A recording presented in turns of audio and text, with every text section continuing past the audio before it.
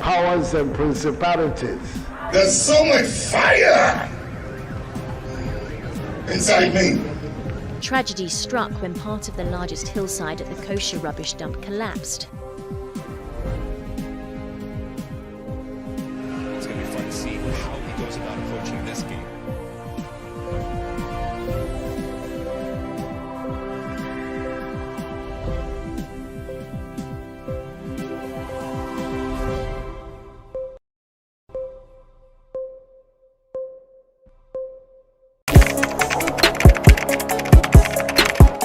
We table issues relating to the arts and entertainment for a riveting discussion, of course, without fear nor favor. The question the presenter asked them was a dumb question. You need to speak the fact and move. Varied views. We agree to disagree. So I would disagree with everything you said. I think that he's a smart guy.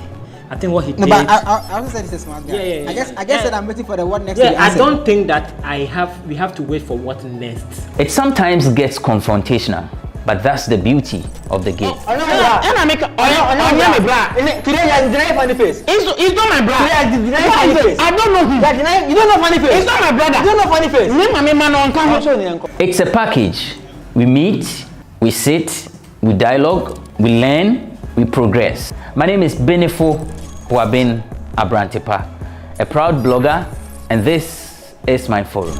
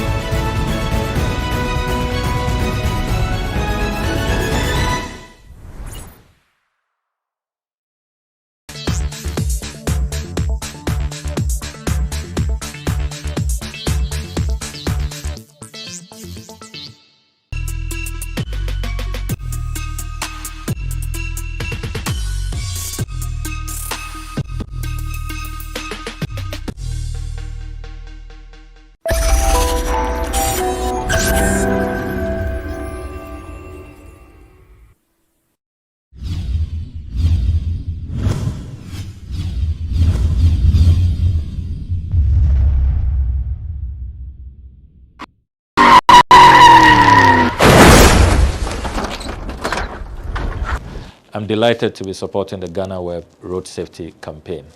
Let's be brutally frank. We are losing too many of our compatriots. The last time I checked the statistics, at the end of April, 1,034 Ghanaians had lost their lives to road crashes. We cannot continue on this trajectory. More people have died on our roads than COVID has killed during this pandemic period. That's really striking. We cannot continue doing the same thing and yet expect different results. Expect that some way, somehow, we'll reverse this deadly trend. We need to end the fatalities. We need to end the road crashes. We all now must take greater responsibility. Make sure our cars are serviced, our brakes are serviced regularly. We must ensure that as car owners, we do not hand over our cars to drivers or to our children who have not been properly licensed to use our vehicles. Just watch the speed and be extra cautious on our roads. Let's obey road traffic regulations and respect the signage on our roads. The carnage, the fatalities cannot continue. We must end the mass murder that is going on in our country due to road traffic accidents. It has to end, beginning from me, beginning from you. So let us do right and let us save lives.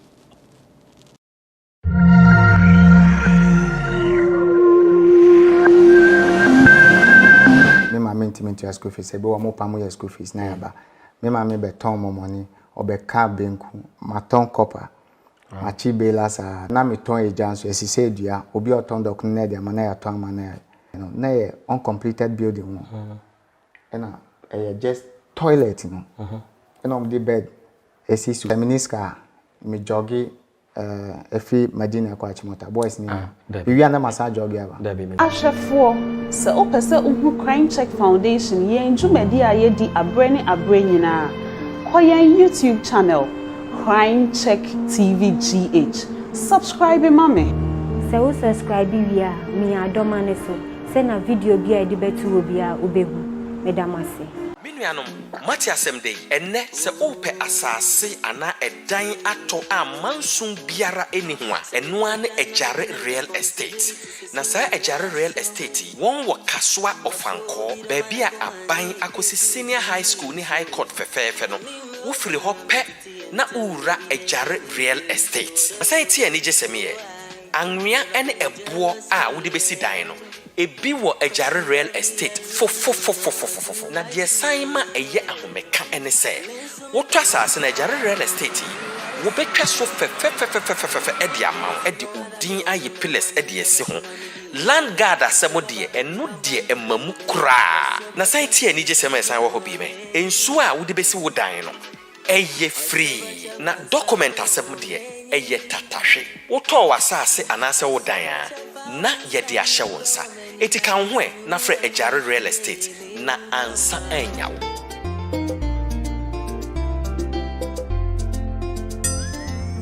You are here for baby I baby P a Christian Achu efi yina ye bo Christian Achu edin o Ghana ha wa woni me no na me gidi sa afi na bia wo hye yafunum afi na ye ba be wo obi a waboa Ghana ye pa ye ka Christian Achu a football ene nipa pi edinim no but me gidi say because of collaboration on a Crime Check Foundation wo adru ewiase afa na nyina no nti ye bo Christian Achu any football nko na ye de enim no nipa pi a mo hwe wo mi omo a ye nwe waso mu omo am gusu hwe wo mi ebi ko university ebi enya adwuma ye ebi wo containers prisoners a mo hu om sesi a omo kasai omo nyina Christian ene yi omo free prison na enipa pi nso enim se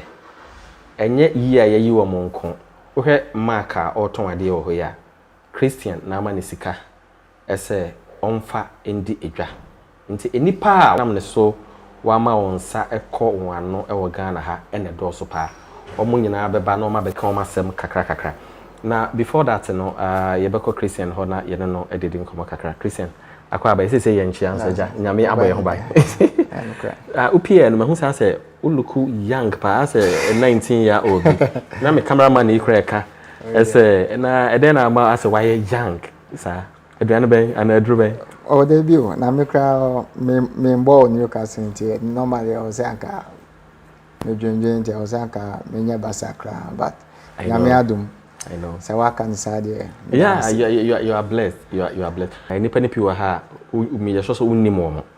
Na se ne wada Roma insha ene adom bia omo nya no na mo so na wo mo enya enti yen sha asem free wo ho.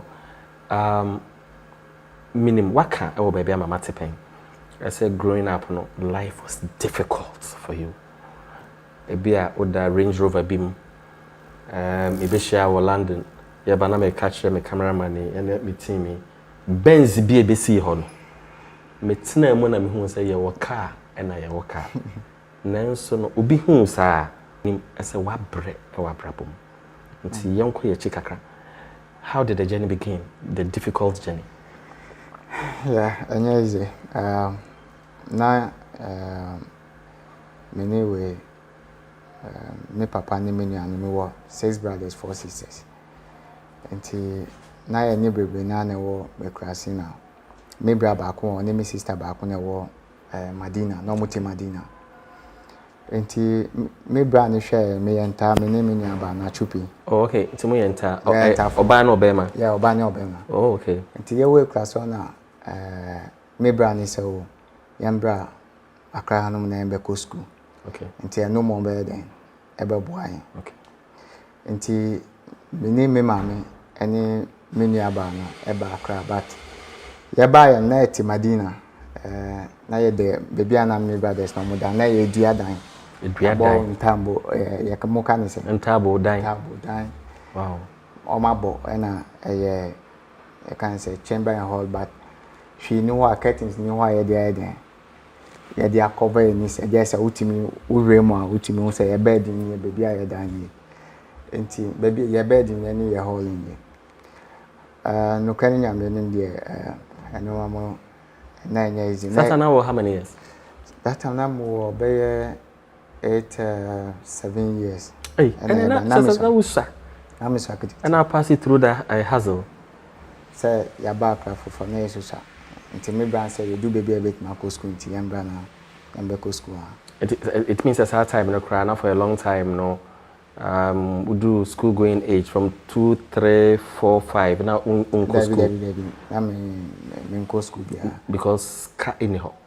Yes, normally you come on school fees are obetu anywhere na a class here no munya organize say city I because we do age bia na wako school. Okay. Na ya fisherman say wa onim. Wow. Nti na mama nso ye fuo. We won ntwe nso. O mama eti for we dey fa ntwam Christian mama nyankopon fa ne kra nsi ade ba kwa me ya se ofiri me na mantimi ankwa ye ne bi eno de ye nka na ahase due na ye nyina ye ndue crime check family ye ma yakọ. Okay, nti 7 years oba ha obeko school.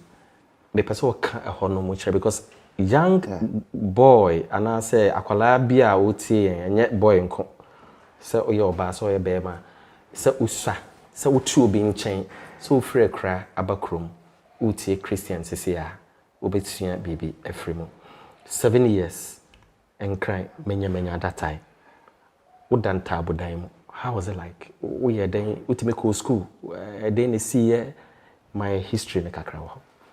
Yeah, nti ya ba na me bra so yen sande ye call eco school primary school ewo Nkwantana DA2 primary school ewo I can say Madina market nechi ho no. Okay.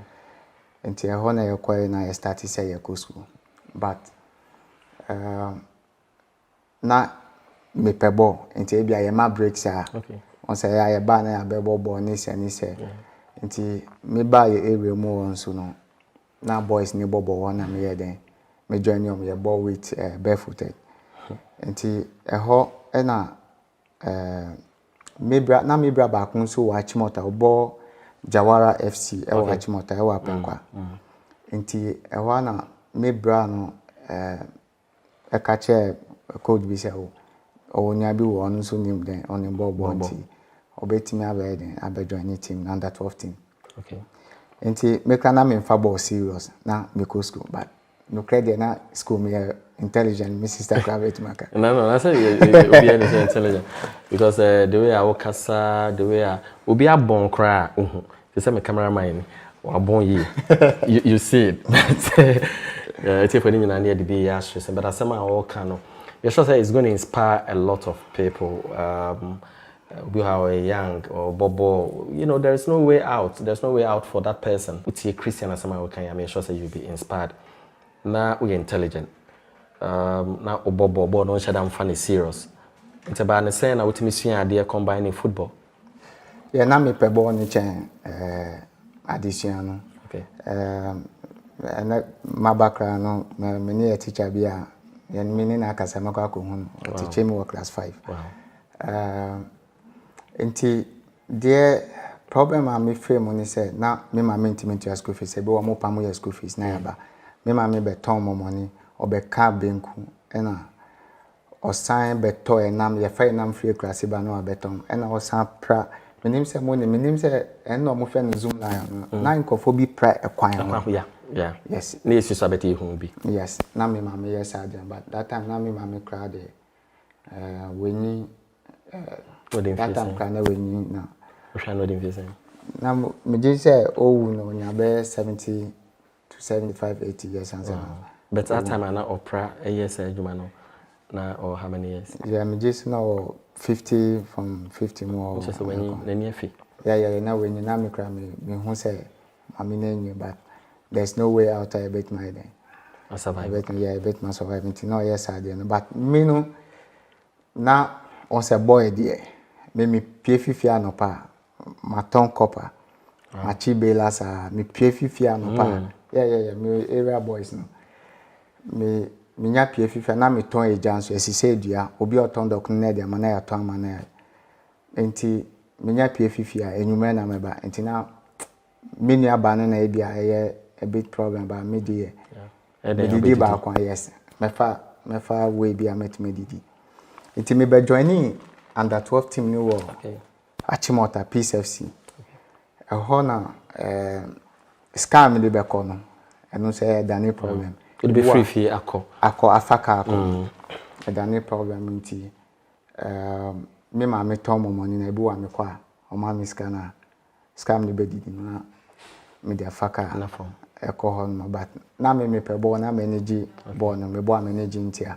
Okay. Nti ebi wo aseminisca me jogi efi Medina kwa Achimota boys ni. Bi wi na masa jogi aba. Da be menti ase. Asema wo kan ye ni Medina na Achimota. Achimota. Wo ye den jogi ekoho. Wo mu ekomo sanado. Wa ball awie wa bre. Cheche mo kakra because obi wa ha oti a on ti aso befo se bi kra grobe na wodi. Yeah, na meniska na me jogi kwa Achimota na makoye training. Me ba me coach na bi wo mamska bi wo mamiska me jogi esamba bio. One day na me jogi na me ko fa Legon inside on na ade asa na papa bi ni van me hu say your company van won. Otimo no hu me na ade asa na no fa me. Na oni ne yeri na ne yeri nenyim. Me sure say so hu video we obekai. Ne yeri nenyim. No family or see any catch me say okay catch me say my mom family because baby I mean there be hu omonim ne pakra me and no family be feel straight e o Medina enti na ya dia otaye metaye and right into uguso ubobo eba ne say na opportunity ne buy wa bre wa jogesa accommodate o ma me ni bi obi e ni bi entire dan just interview me you sure say ka say kan say pia be long wabre in short ana me boa eno dey into eba ne say na one day what na playing yeah na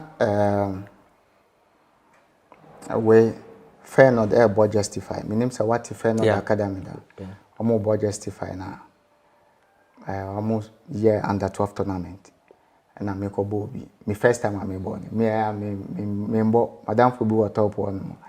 See I will no every time I bought. But one day na me coach ne catch chance on be family to be fie be so me say. And now they make August what top. Maybe my who say Emrante be what. Yeah. O be so me say no. O see coach ne say yam be family be na me ko boy na. Omo family. Wow. It's omo family na me ni age because no football near more and education. Ubenya aduane edi ubeda ho nso go more affected on. Sure. Yeah. Nti ye ko no me hu say me develop it with me talent, me develop it quick. And but na me ko say wa addition. Okay. Because na school ni share that nye any priority be yes, any priority be me na me concentrate on only football ni ko. Nti menya trials be wo Portugal, menya Sporting Lisbon. Okay. And man den man timi anko but cheetah I didn't want to anko. O mama mi anko.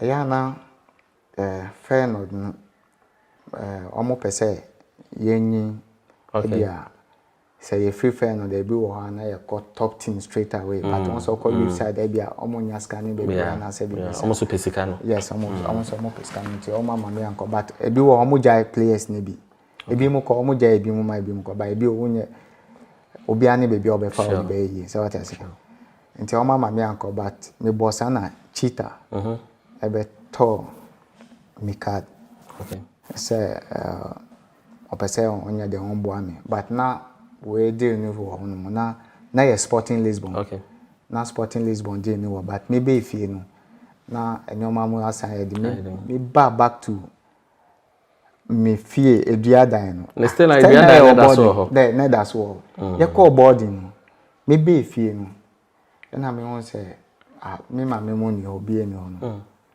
na me fe na mo ka cha me say o ma ba legon hanu o de tie pa o so ma ba legon hanu nti na me say me o mo be che me baby a o ma ba me ba ye no na ye uncompleted building no na just toilet no and the bed esisu ewo mangwasi yawo we bi wo hono restaurant bi wo mangwasi ewo legon haya nti up to na me building no tama me see me down we kra na me home building oh ya odan me catch madam for say omo hwe building me see me down ejala na me see me down answer na uncompleted building no mo complete wow nti na every time inti hona na yeda but me da ho be 2-3 days on say me catch say me boy me e ko ball me ye na me catch me do say no obe to us kwantu so me free her but eba ya me ba be diska inti ya me ba me bra no na ma be diska na makot na achimota abofu okay ya makot na madam for so wo ho ebi wa me da ho no mo ni madam for so shade ni baby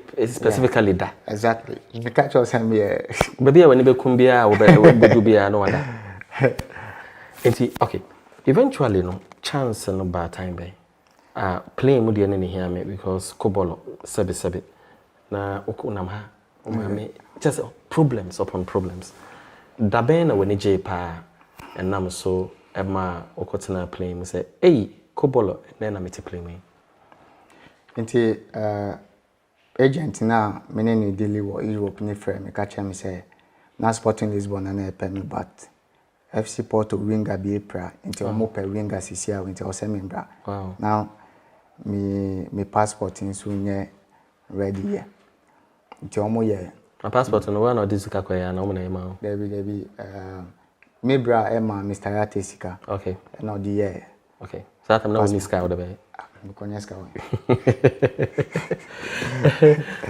it me bra na o ye bibi onu kra o catch him say no ye juma otema but no chalo to high o bra but no catch him na ye juma no ye o catch him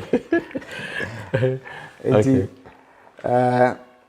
yeah enti ahwana na almost time na eko me passport na MPA e twen passport ni sa na MPA but day na ka 3 days pena o ma close transfer window in January 2010 okay 2010 until afi aka 3 days normal close and my passport ni PA 3 days before the transfer window to close na my passport ni PA and I'm the visa and subo mu they said my passport ebem say na me try me visa no okay the visa ni PA the same day and I'm too kwan da wo too kwan okra ma me David na me mama we class I dey into no ankra me mama ni ha sena ya wo uncompleted because I ntimi community no almost and me mama eno dey me that time na telephone ni ho yeah na me wo phone bi ba na me mama use phone okay na me wo phone na person me keep phone e kai me nyoma bebre back e be yira for me call Portugal na me call yira for ukodu Portugal offer meaning so definitely o ma mete say hey after the one opportunity say na o ma me dey asem no ka share me call you no na we man frɛ maybe at the same day and now because now me I cut 2 days now my year trials it me year trials first day no now me who say my year there but coaches ne catch me say my year there me second day of trials no almost say my year there abambuya yeah my abambuya but now me obi a me ginya me dino even me visa na me gi the same day no now was a there chance I be valid but me see to quite the same day me kwa na ma me bi na wo airport no hwe me na me hu say bibi akọ wrong but na me bon pay o me mo na sa no di o hwe me sa no di passport ni ma me na me fe mu ko enti me kwa 2 days na kai no o se ma nya ade enti na I was say coaches no o mo transfer mo ye be 6-7 o so mo transfer no mo decide so mo pay me na mo pay me enti o mo decide na mo nyina se o mo pay ba ku say me dwane nti no almost try me for 6 months. Wow. Also udwane. Yeah, I say me to make up. Nti almost try me for 6 months. No mo share the year meet nti FC Porto. Yeah, FC Porto. Nti first day I me call Portugal na kasa me kwakoye trials. The same day me ko do ye no. Omo di me call stadium ho. Na me ka chairman no wo ni say. Stadium we me bobo so answer me for big stadium omo Dragon man no e hwan oh yeah manager as I want manage players say players ba oye bro yeah na bivim be na dey na ma ovema obi a onim no nya wadamfo ko ka chense so stadium me bobo yeah na me ngin this ebe yate Mr. Yate yeah me tell flight man na me sending a message say me kwa me baby possible so abredo ka chense possible send me back wow na me GD say na me need doubt wo me mu ti na me GD say me nya da me back o ka che me so o me text message ni ko enti omo accepting me here for 6 months no about 2 matches no mo sign me 1 year hey yes say edipa coaches 5 say dey be omo mpɛ ba ko say yen trial 6 months 2 matches and a signing. And then and then see matches and then I twetwe will be a na say first game me assist and me sambo me there and second game me share 3 goals and almost 3 goals almost sign me 1 year straight. Wow. Scarcity of the months that time na year ben 2011 me fan say 2010 I me call January until 2010 1 year scarcity of the month. Na me give 500 euros. 500 euros. Junior side. Na hona na me. Nti na me give for almost 500 euros a month, but na e does ma me. Na does ma. Na say because no say o da form. O jog ko achimota. Okay, you move on fast because in a person back bekasa. Yeah. From FC Porto Udis how long? Oh. Me bo 6 months one na me sam bo 1 year ma junior. And no me call loan wo. Real Ave. It me bo 1 year or Real Ave now me back to senior side now. It me bo senior side in 1 year now. Chelsea told me. Wow. Chelsea a big club. Bia me kwa me hu that time now training bi minim the other video no beto ho. And but one Chelsea. Is it because of competition for places and that kind of thing? Yeah, no credit obeko na talent wo no but now me every day me can say no matter what no I don't mind say team kese say me kitu akana team kese be family me mani say me ko internet every time bia me nya move bia no o steady a na me ko because me GD say me bibia no metima eden metima bo but Chelsea no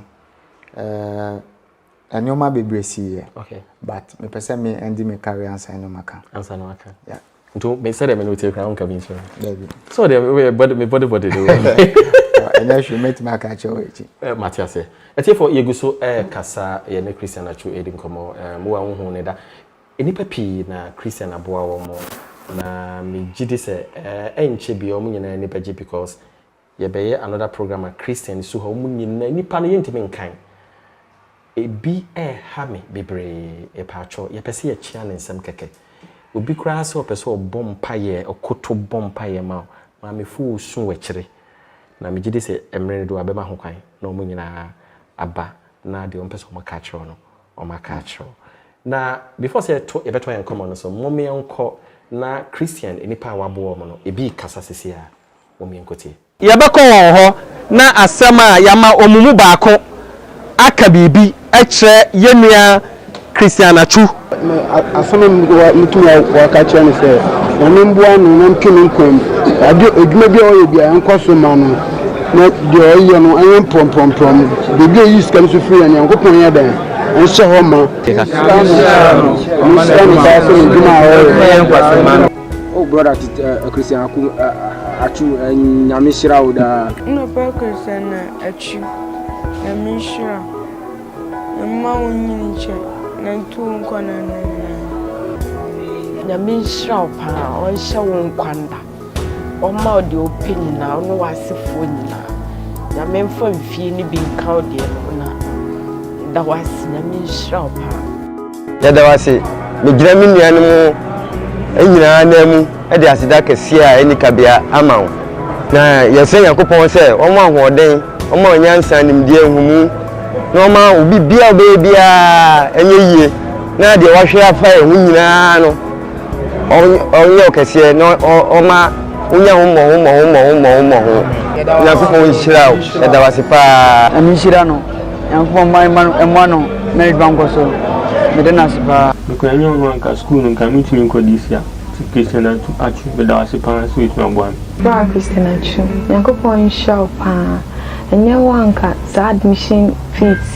Can you know baby and fence and admission a crime for me? Yankopon show pa, and I was soon see. And then Kakoya Petrochemical Engineering University. Yankopon show pa. Says yes, medical castle Christian Achu. At the man say, young fa and more in the Pebia want to see Christian Achu, Yadasi the brave, Yamin Shrow, oh, baby, biara. That's why you're aggressive. Because you're aggressive. Because open or donate you more serious one age. Wow. Yeah. Wow. And you know, from there, no, omo my uncle loan, Chelsea my uncle loan, and that's almost outright. Me call loan was Vitesse. Holland.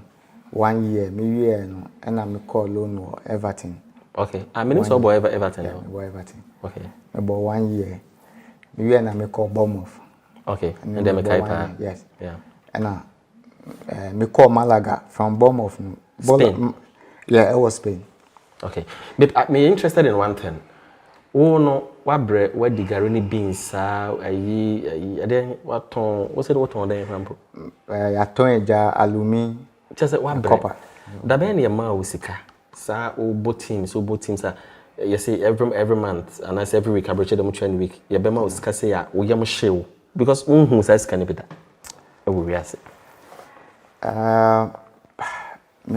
Me nya sure see me who scam me yam ashime da. I didn't say. I didn't say. Now so we nipi. Zika do nipi. Oh baby. Emma, okay. Solving problems baby, you know, our life more, but me who sika say ska we doors na e bia me yam ashime say sika ni ana say we but time me wo we Porto no. Okay. Na Liverpool na e pay me. Me one can no. I was on mini Liverpool agent no Asia ya Portugal na ye din komo ye trans na ye kan na okaska na omo person omo offer me no contract bibia but me hu scanner doesn't see the ameji wo Porto ne kra but me ye mo ahye me I didn't know uncle Liverpool is a we can say big club yeah and no kra but na free me na Porto for na me no more. Okay. Ntoka kakra nti. Oh, okay. Na Liverpool for free Porto on na mo mfa ko no. Oh. It almost say such chance and no block such chance. Nti ho na mo ko fa Sterling a free junior side and no mo ko ye pre-season. Oh. And no be hit here nti wiase no baby say baby baby on so be fa dey sanity. Eventually Newcastle under Benitez, now you were playing regularly. Mechanism, you were making a lot of impact, my assist near the I don't know, Benitez free or no, coach we, my friend saying Crampo. Steve Bruce. Steve Bruce, you know, who say our chances here limited, and then I know all show, and then I know, you know, I know pay. Because Mekaisa Moko Liverpool crowd come assist to be away any other. So what changed? Yeah, no crab Benitez war now. They be a footballer. Me accept every situation. Me working towards it, but Benitez you on the top me. On say coach is normally almost top player now. I was someone proving fans ni say player na me turn. Okay. Or your quality player. Okay. And the only way is a player. Okay. I did that hunting. Benitez ball me no crane so ball me no. Me boat team. Sure. Am I by? It is Steve Bruce by no. Also better on the players. Oh. And there also improve with players. No improve with fans ni say. Okay. The players na me turn ni so no. I'm good. Normal. Sure. And okay, go ahead. Now can say. Yeah, into do baby so me only say na me performances and your top sir. I didn't know Kasa because you've been a top player. Is it because of injury? Is it because of I didn't know say my performances a drop? Yeah, I know na make us me jaibo wa meka wansem. Because we here say because me sports journalist. Me a sports journalist for you. On behalf no, that is not why I'm here. But say one person can I don't want to. This is what for Newcastle. So what next? Me it's a many offers, but wow. Me who say be am free Europe. Oh, open Europe. Yeah. Okay. So na me who but me name there and I say at least so I say offers no we nim. So I say e be so chain bi. So for instance, here China na there who say can so. Yeah. So until and when you be China na woko. Oh, they be news ni they be PAP obi a we hu be. But na say me there. And I never catch him in chambers. I say yeah, we are my catch up we be ameko. Matias.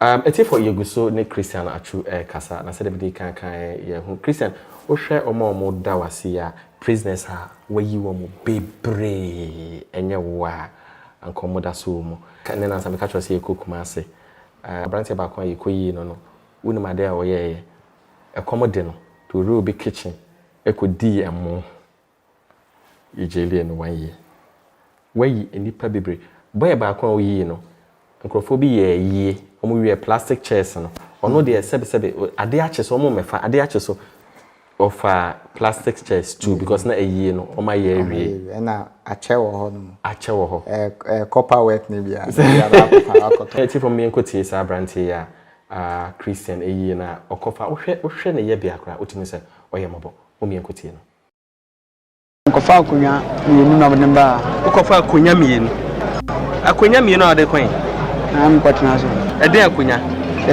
dade katum dade de na ye katum okofa free am ye we from na moye na mpo am koyi amuni mienu besi mbra mba ji efi obako na ma ko so moye de modal ntom da gwen besi am ye de me fa mienu enti ayi ase akunya na okofa na o dem wo ni akunya wo ho ko chere o hwe sa abrantie ya chese eya homete edien wo ye hustler wabre but adentina prisoners eni papi bi same adentina wo mo na wayi bebre wa ma pin so adwuma ahoye me one day be me ye margin sem pese na me ye charity one day me ye margin say okay mama nko visit we prisoners no more in Sawam. Okay. Anyway, me fa onkrama omo em so mu picture bi na boots from bebre. Omo say men kan show so omo twen. Anyway, so asem so boot me dia mandi dainti omo be fako. Omo be fako. Yeah. And omo show say here and dey asem na catch you. Next time me ba. But sure. Adentina prisoners now so call visit in Sawam. Yes, my nyame asem nso kire say enko prison enko visit am for ni wenti. Me so me ya Kristo ni we are be wa me try say me di asem ni so no. Nti ya ko prison ho no me na me ko hu de we hot here. Na me hu say enko for mo hian boa. Nti na me ya ma adwin say me di many bed ebe call business. Nti one day me buy na me call organize games e wo ho na ye boy even for me pese me nya bi answer mako. But obi ka chem say me nko hwe mba ne die. Okay. Na say metima e bibi nso a me mantimi anko ho na one day bi na me free ho na me call back to Newcastle. Na me ka che madam for be so onko no hwe no ko hu situation I want to catch him say no. Yeah. Christian is too bad. And I mean na intina me pe kwan bi so a metimi proper way a metimi there then. Abo but na me hu proper way nti. The way I me dey e bia me bi kakra ko na ma organize we na me ko hu page ni wo online. Yeah, into all your donations na me hu na me follow program na me ko research about the na mo ye no. Normally sana ya me ru area bibi mu a me investigation about it. Me share the reality. Ti me hu na mo say no mo be ya genuine way nti ma me na me share the am na they abedu ha. Ete for me yanko ensa female prison. Ma me bi nankopon onfa ne kra ensi say we free mu Christian so no mu a na nso de nyame pe na oye ne ho ka okoda hospital just mwa no de edoso no kwarinyi na ye ho chiri ye kwalebu sika sese ye di tondro na din na nyame na dom football e bia wo friend Christian Achu enam crime check so ma waye Mami Teresa amankwa adoye bebre ne ka wo nyina kwalebufu sika wo hwe duru na azi nyina ono na odi sika no odi ba ya ye de hwe no Christian utie enasia aye president panifo de mawe maame no nyame afre ne de eden na woka efa ho maame wotie se we free mu no krade am ya sabi en wo so ono na ne yem no me hu se aye kese na ne wo no na be wo awu normal but say we be coping musa solution e wo wiasim na obi wo bit ma solve problem no but bibi enti member no eya na eya but anka solution ni all the eya meti ase ma many bresa o ka se ne yema ni asa non-custodial sentencing bill.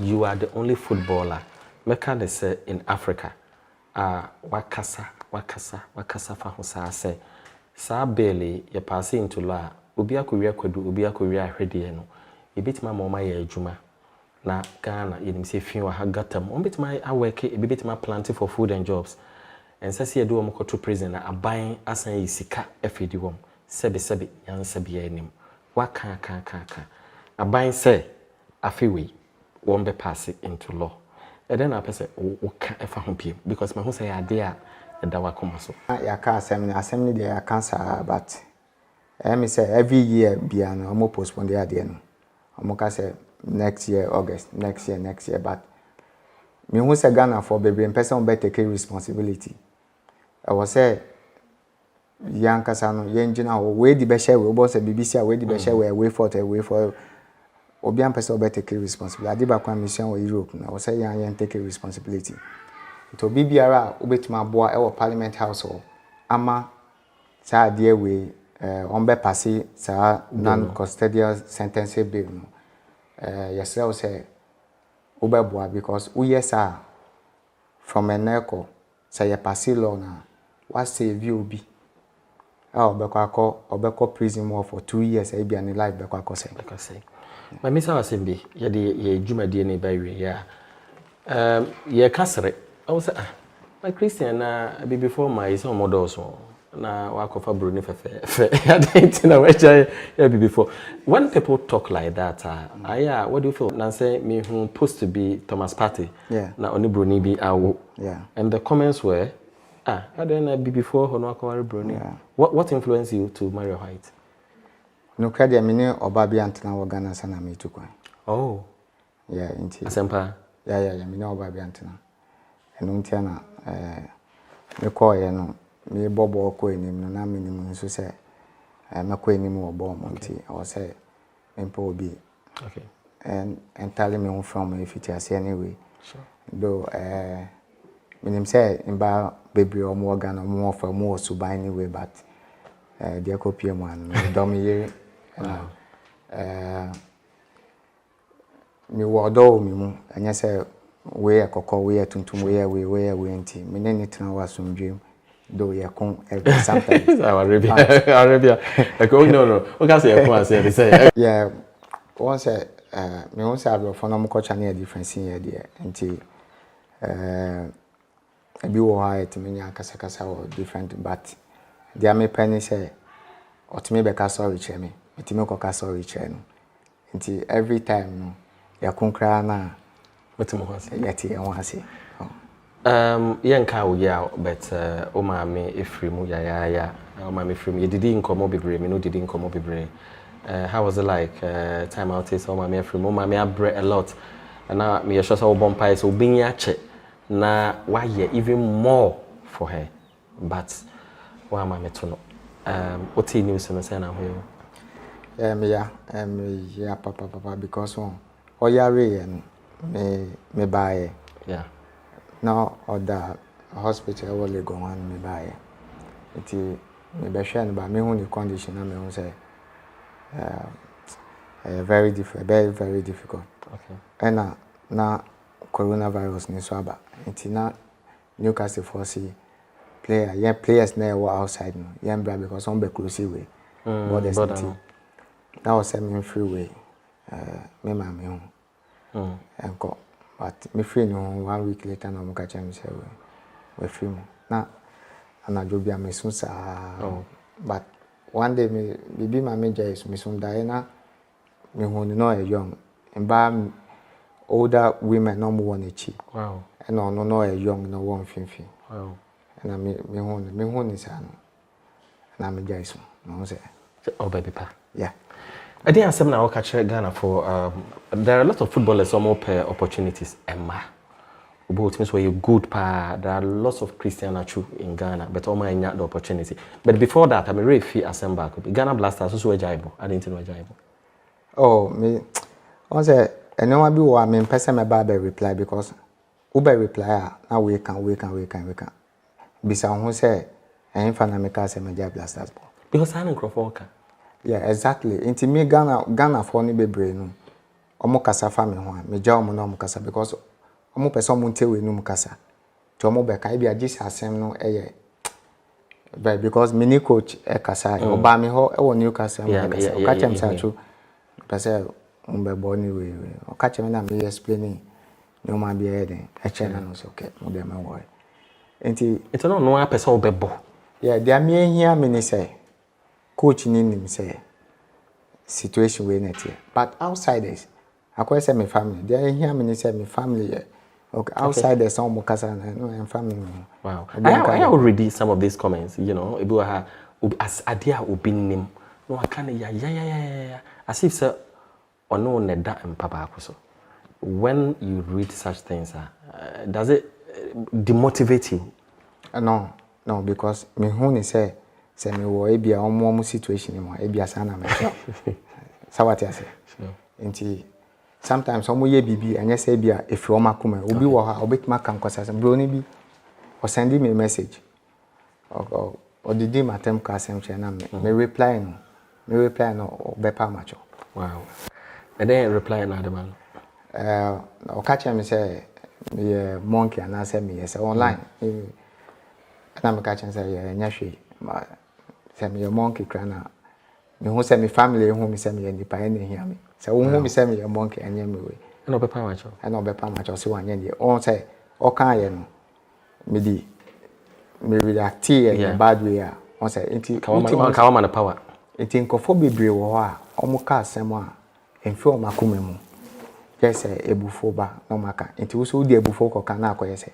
Enti ya na ma stay away na ma. Sure. In Pepe looking for opportunities, there are lots of Christian achus in Ghana, bebre, but acquire them be. It my jogo channel. Said I'll jogo from Medina to him. Yeah, Medina to Achimota. Achimota. It been more jogo channel. But acquiring be Emma Homo. Omo teal, omo show. And your Ghana uncle, Ibo baby brave. Maybe shall Newcastle. Actually, will be frame or say me no Casaman, we no Casa, acquiring me first when your chance. Acquiring be it's just not opening. Advice Ben Adbemo. Yeah, life nenya easy. Me hone so bia wo de bia me kan over one chance. Ewo ewi asim do. Esun de wi a wo ho no. Na me name say e bia na me kwakọ bobo wa broche but na me dream say me bobo wa broche but me name say dream ni bet maba. True. But obi biara wo ho a also o fight say o ye hu say atwat me do level where bet me do amana apa. Wow. So I take for aha na ye dey yon commodity no AC ye nyina yeti Christian wa kan sempi wa motivate wo a wo hwe yen afei so wa boa eni papi ye nyina yate wo yasum wo a won aba beda na se medical hyebo ese mene na kasa wagye atum se one day wo nyina obepese hia no mo a mo pese mo nene kasa mo a mo pese mo hira de mo hira ne dada na de yen so ye ka twam ne se ye footballers so no ye nim se obia e won vision in life but ye best stress e mo so no munya bia mon kai ye nuanam a won ebre eno ene nhira wo eno na nyankopon enso ehwe so edibie ekwan ye beda mo nyina ase eti dasene se nyankopon e ma hokwan a ye besan aba mo chembe Christian ye dase amisha so okay thank you oh brother Christian achu nyamishira oda no pa Christian achu nyamishira mama wonyi nche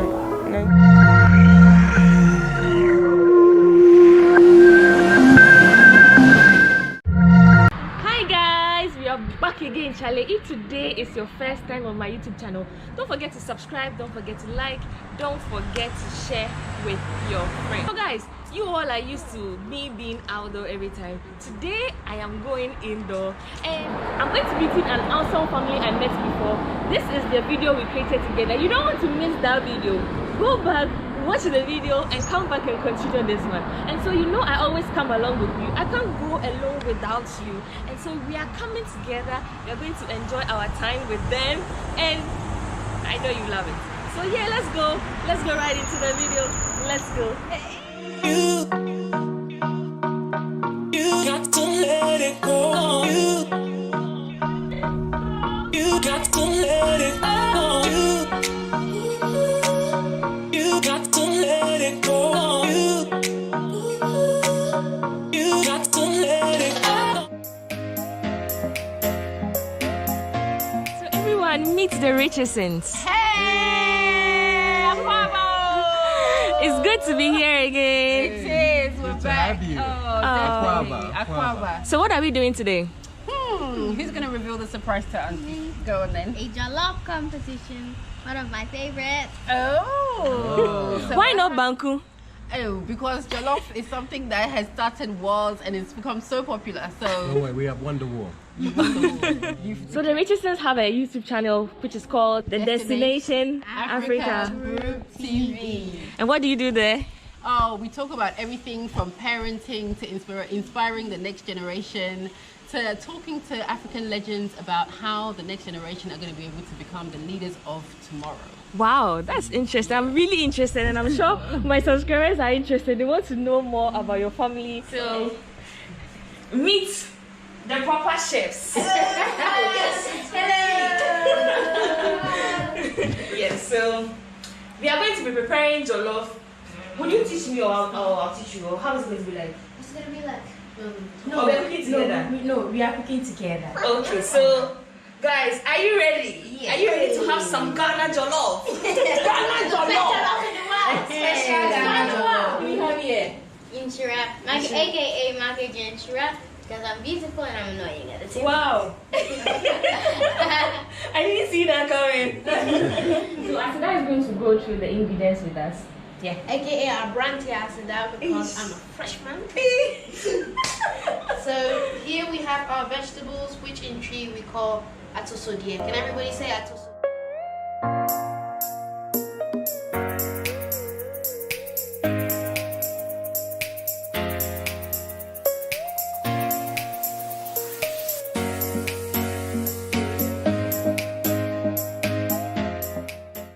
Spices we will be using to make this jollof delicious and beat the Nigerians. They will come at you.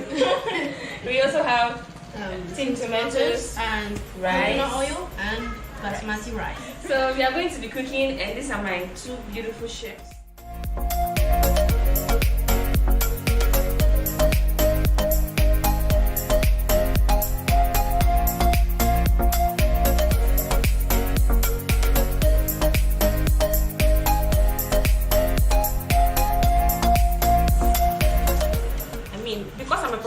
That's why I'm cutting without. But if you're doing it with children, chopping board. Chopping board, yes. No, I do this all the time. You sure? I do it with plantain. Okay.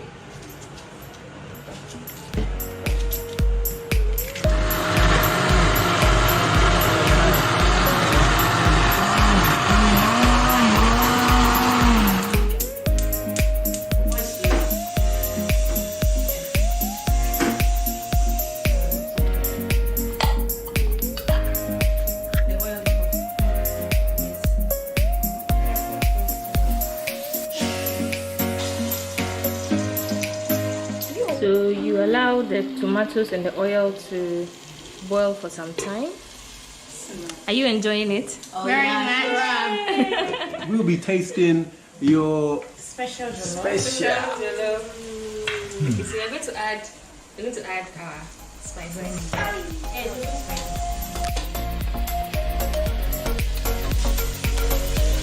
The next thing going in is our spices.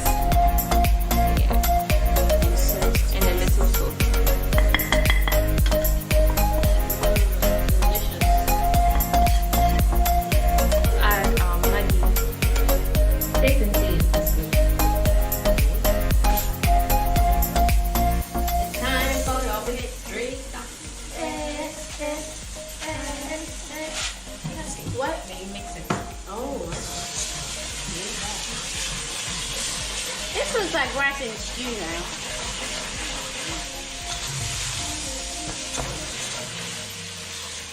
So I know some people would add the water before the rice. Yeah, that's what we normally do.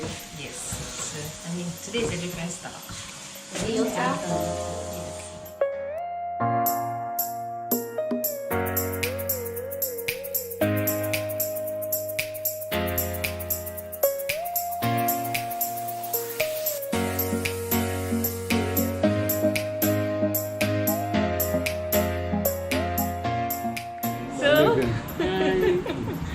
Everyone, say hello to the Richardsons.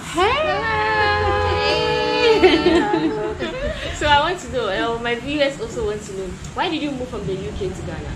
Oh, that's a good question. Yeah. Okay, so I'll answer it from mommy's perspective. So Michael always wanted to move from the UK because it was home for him. We lived here for a few years when we were growing up, born in the UK, but lived here for a few years growing up. And then we went back. And as the years went by, we had children and realized there were so many things people were complaining about, like, you know, things we had to settle for, our children being second-class citizens, things not being fairly done, and always having to really fight the struggle to navigate your way through it. And we just wanted that peace of mind, and our children recognizing that they came from somewhere, they have a heritage that they should inherit, they have family traditions. And so we thought, you know, this is the best time to come home. And we've been making the moves, planning for a while, and now we're here. How long have you been here? We've been here coming up to 2 years, so it's about 16 months. Yeah. And how has the experience been so far? Like we hear a lot of people say they are coming home, but what is about Ghana? Why did you even decide to choose Ghana? I mean, they have a lot of African countries. Why did you choose Ghana? For us, Ghana was always home. I mean, it's where both of our parents are from. It's where their grandparents are from and a heritage. So we were intentional about raising the children and making sure they could speak Twi from birth. It was the main language at home. They could read it, they could write it. We were always telling them about Ghana until we finally came on holidays. So it was just a case of now they were seeing all that they were told about and what they've seen on TV. And it just was a natural thing for them to come home and for us all to come to Ghana. Okay. Since I came, I realized everyone is speaking Twi. Oh, that's amazing. Did you start learning Twi there, or when you came here you had to adapt to learning speaking Twi?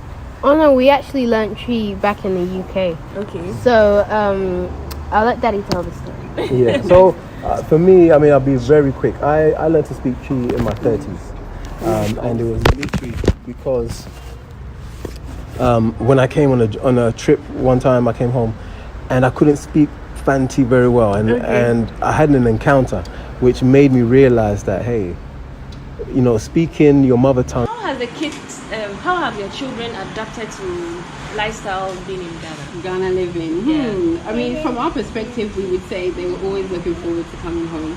So the anxiety, the excitement, the enthusiasm, it was all there. We finally come home, and I'll let them be the ones to tell you how it's been since we have been. Yeah. How has it been? Okay, yeah, so it's been amazing. We came here, it just felt like home. It felt like another normal day because this is home. Ghana is home for us.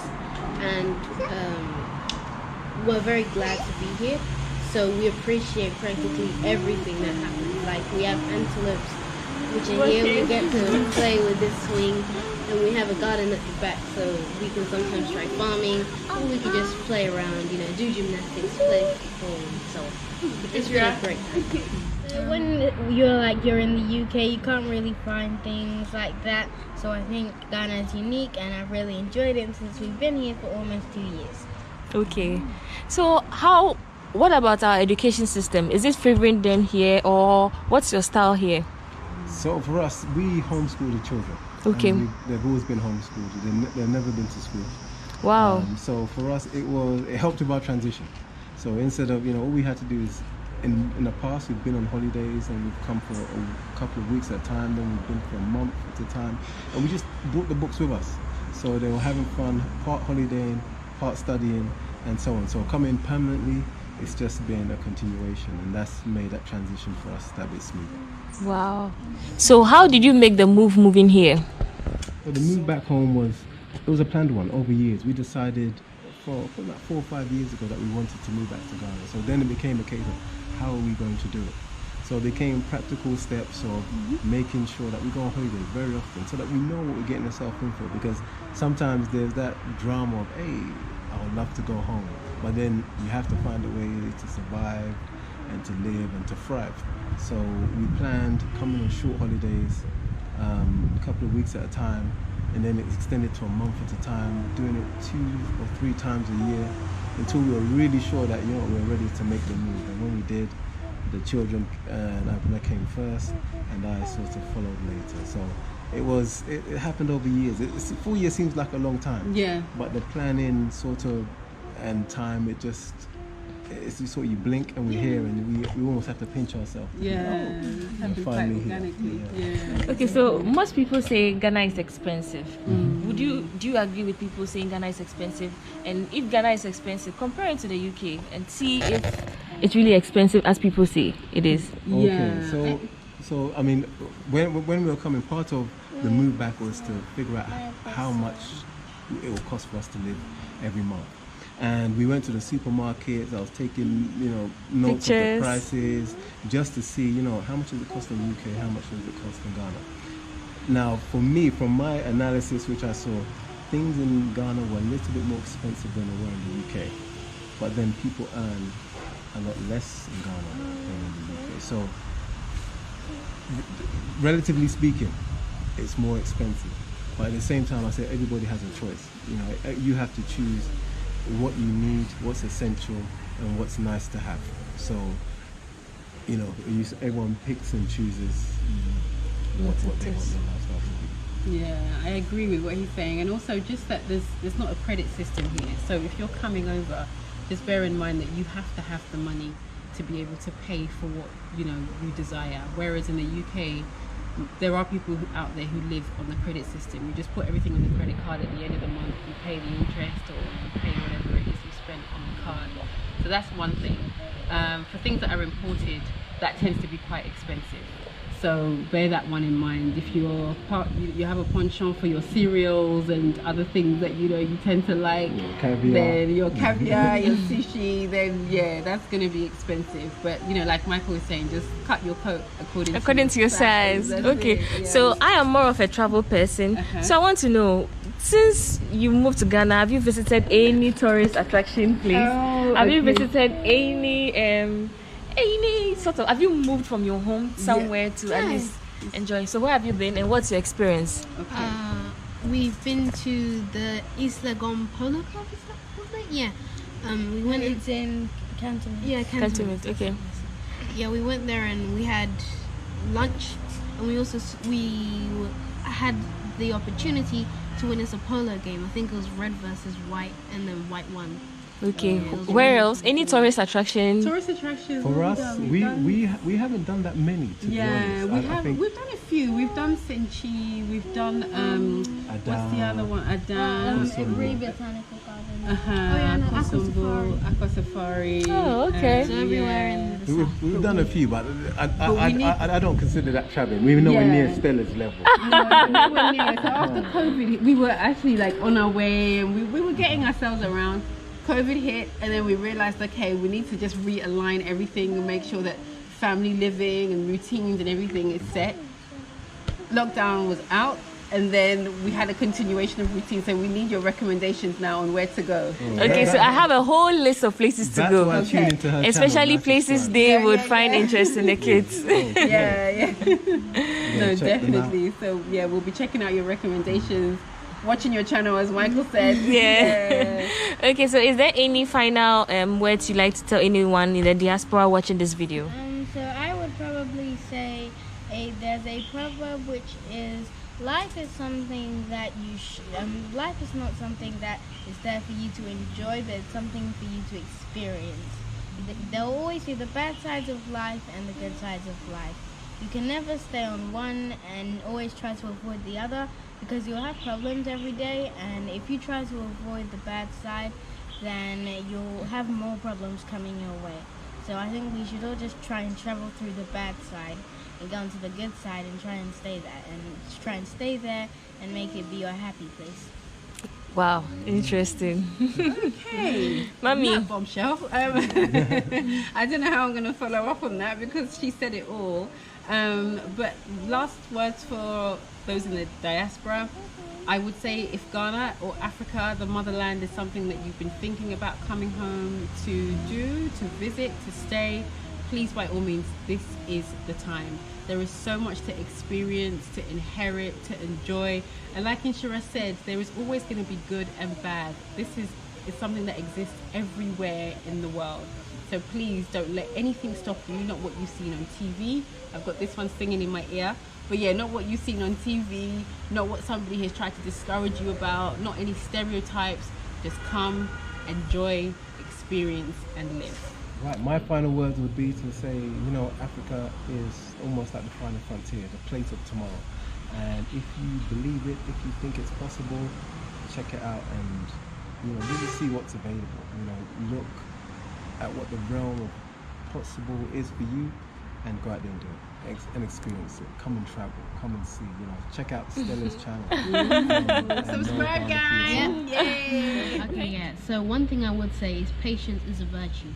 If you've been trying to come to Africa and you may have not gone as planned, do wait. Do not give up, because this place is literally heaven.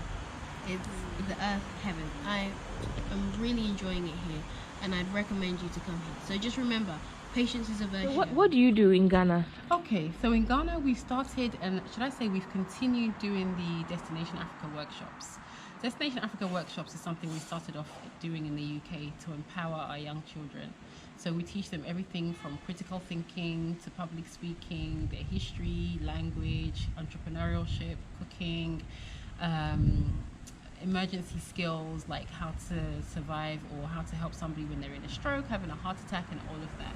So since we've been to Ghana, we've actually taken it online and it's gone global and it's doing extremely well. So our next set of workshops are coming up in September and registration forms will be available all online. So how can one join your program? So all they have to do is register their child. We have 3 sessions on a Saturday, 2 for 4 to 12-year-olds, and then from 12 to 17 we have a new youth program because it's highly in demand. So the parents have been asking for it. So in that we'll be teaching children about things like mortgages, financial literacy, coming of age, manhood, womanhood, having really high-end debates and about current affairs and all sorts that affect them because of course they're going to be the leaders of tomorrow. So primarily this is why we do it, and we would highly encourage your children to come and experience these workshops because we teach them everything they don't teach them in school. Yeah, so and a way to do it is sign up thedestinationafrica.com. So it's an online form, fill it out, register your interest, and yeah, they can join And that's next it. time. Yeah, and leave it in the comment section as well. Yeah. Okay, so yeah, it will be in the comment section. Okay, so if you have any questions on what they do, please leave it in the comment sections. They will get back to you. Also do well to subscribe to their YouTube channel. Guys, you can't be watching this and not subscribe. Like, what are you doing? What are you waiting for? It will just take 1 second. Go to their YouTube channel, subscribe to their family, join their family, and they are doing amazing. You can trust me on that. Subscribe to the button.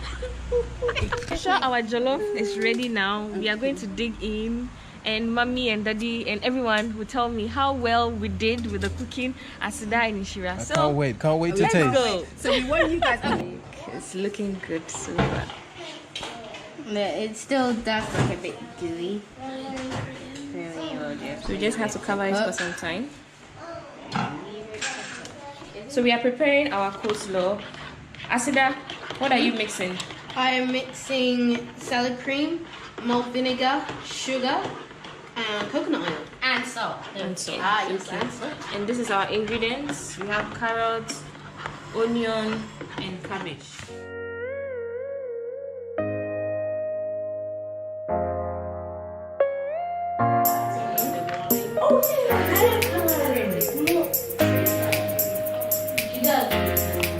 Our jollof is ready.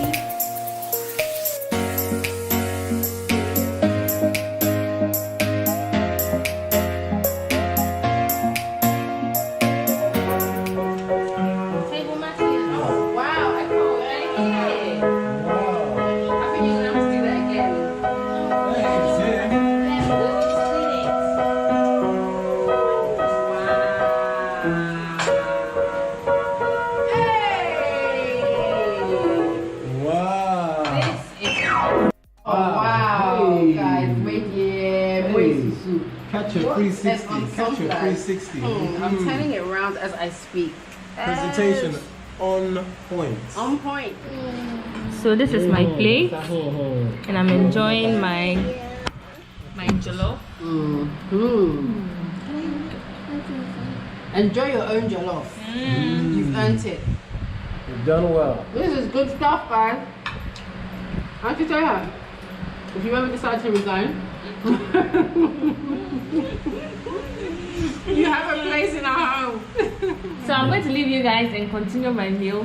This brings us to the end of this video. I hope you enjoyed this video as much as I enjoyed documenting my entire experience and my entire talk with the beautiful Richardsons. And so, guys, do well to subscribe to their family.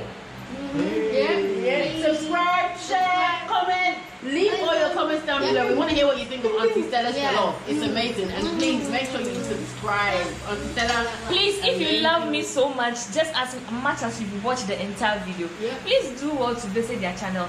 Tell them Stella Chanelli sent you here. We love you.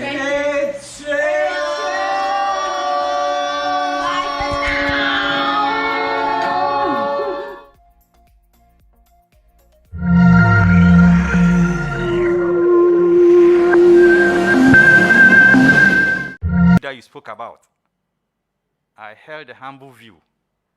If you talk about offense, it relates to criminal offenses. If you talk about offense, it's about a police having arrested someone, preferred charge against that accused person, brought him before a court of law for him to be tried. Contempt, I concede, is a quasi-criminal matter. But if you go to court, you are not charged with a specific offense. But you have the criminal contempt. So I went to court for the court to interpret what's meant by offense in Article 72. And the idea behind this challenge at the Supreme Court was the court to settle once and for all whether a president can at any point in time pardon someone convicted for contempt. Now, if you take the Prison Service Act, when it comes to remission, there is an exemption that remission does not extend to those punished for contempt. So I was arguing that having that Prison Service Act, and also having in mind the fact that contempt is not a criminal matter, then upon a careful reading of Article 72, the offense there should exclude contempt. But the judges in their wisdom, by 5-2, disagreed with me. I went to court. This house has the power to punish for contempt. So question, if someone comes here, engages in an act that's so bad, and this house decides to punish the person for contempt, should the president have the power to say he's pardoning such a person? That's a key question.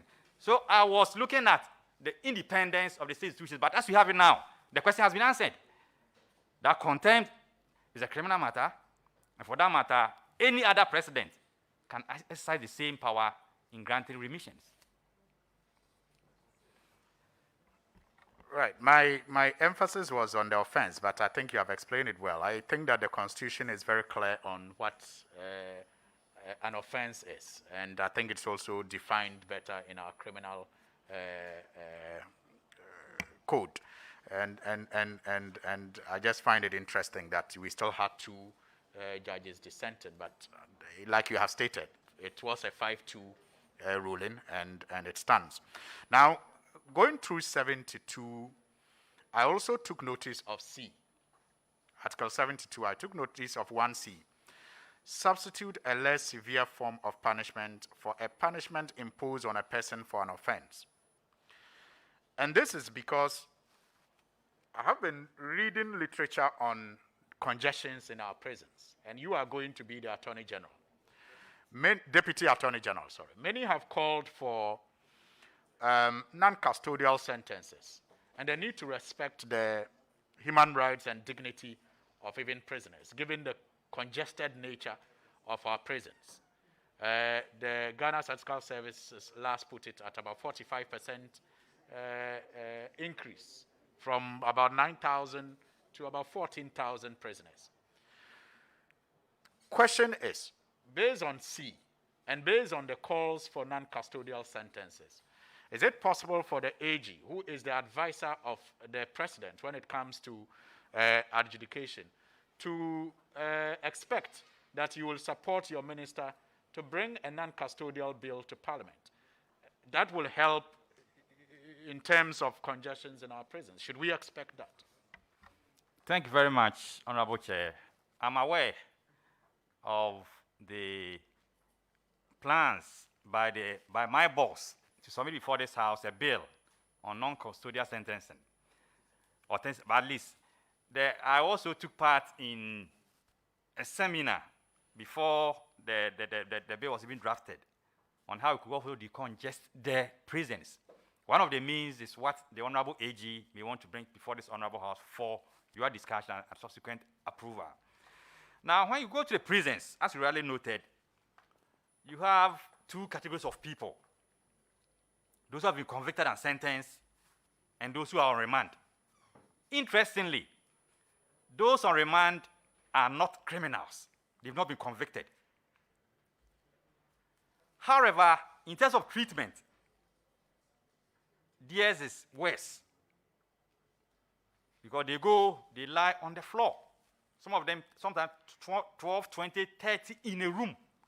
While those who are criminals, who have been convicted and sentenced, sleep sometimes on mattresses and beds.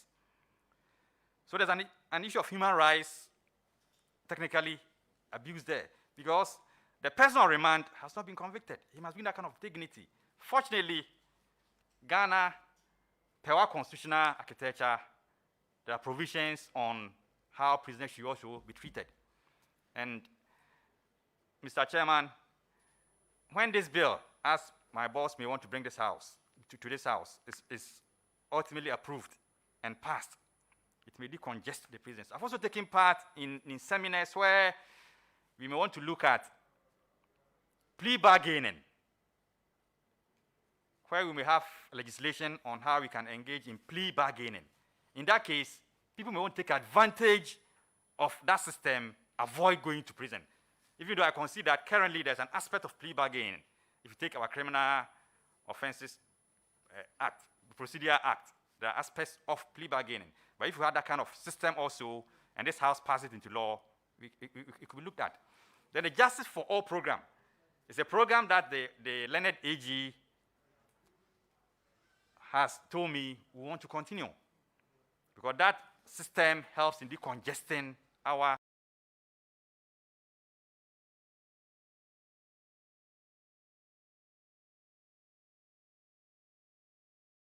licenses for lawyers. So when a lawyer is going to renew the license, or also to be used for determining lawyers in good standard, how many pro bono cases, for example, have been done in a year, should be a reason for one's license to be renewed or for one to be considered in good standard. What do you think about that? Mr. Chairman, thank you very much. I know there are some learned colleagues here. Yes, in terms of procuring our practicing license, that every lawyer may want to have his license without any restrictions. But there are some discussions elsewhere that I think we have to also engage in as to whether pro bono legal services or legal aid cases should be a condition precedent. Now, if we were to undertake the exercise where pro bono cases should be a condition precedent, I would even suggest that we don't go to lawyers alone, or everybody. Every service provider must also provide some pro bono services. That's it. Honorable Chair, even if a lawyer may want to join the bench as a judge, we may want to look at that. If a lawyer may want to enter parliament, we want to look at his pro bono legal services. Even president. But it's a conversation we can engage in. Please leave it there. The Bar Association will make regulations, but very well. All right.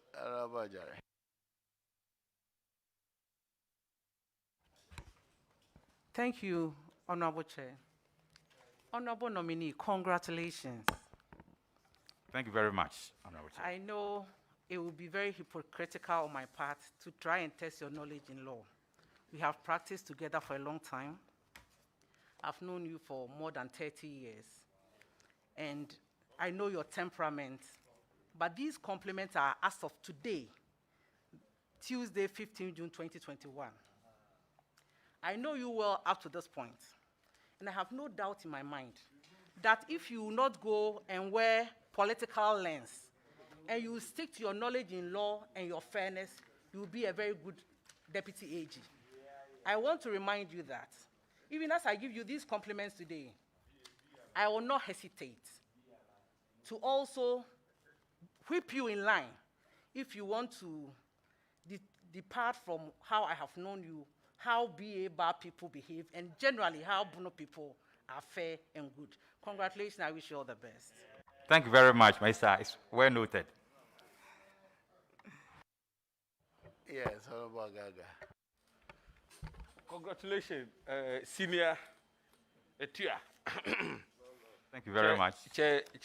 He was one of those who inspired me greatly when I was a student at the law faculty. So I would ask a few questions. Yes, Senior. I'd like to find out from you what your position is on the argument which has been going on for quite some time. It engaged the attention of the Constitutional Review Commission, and it's about Article 88, which makes the Attorney General a Minister of State.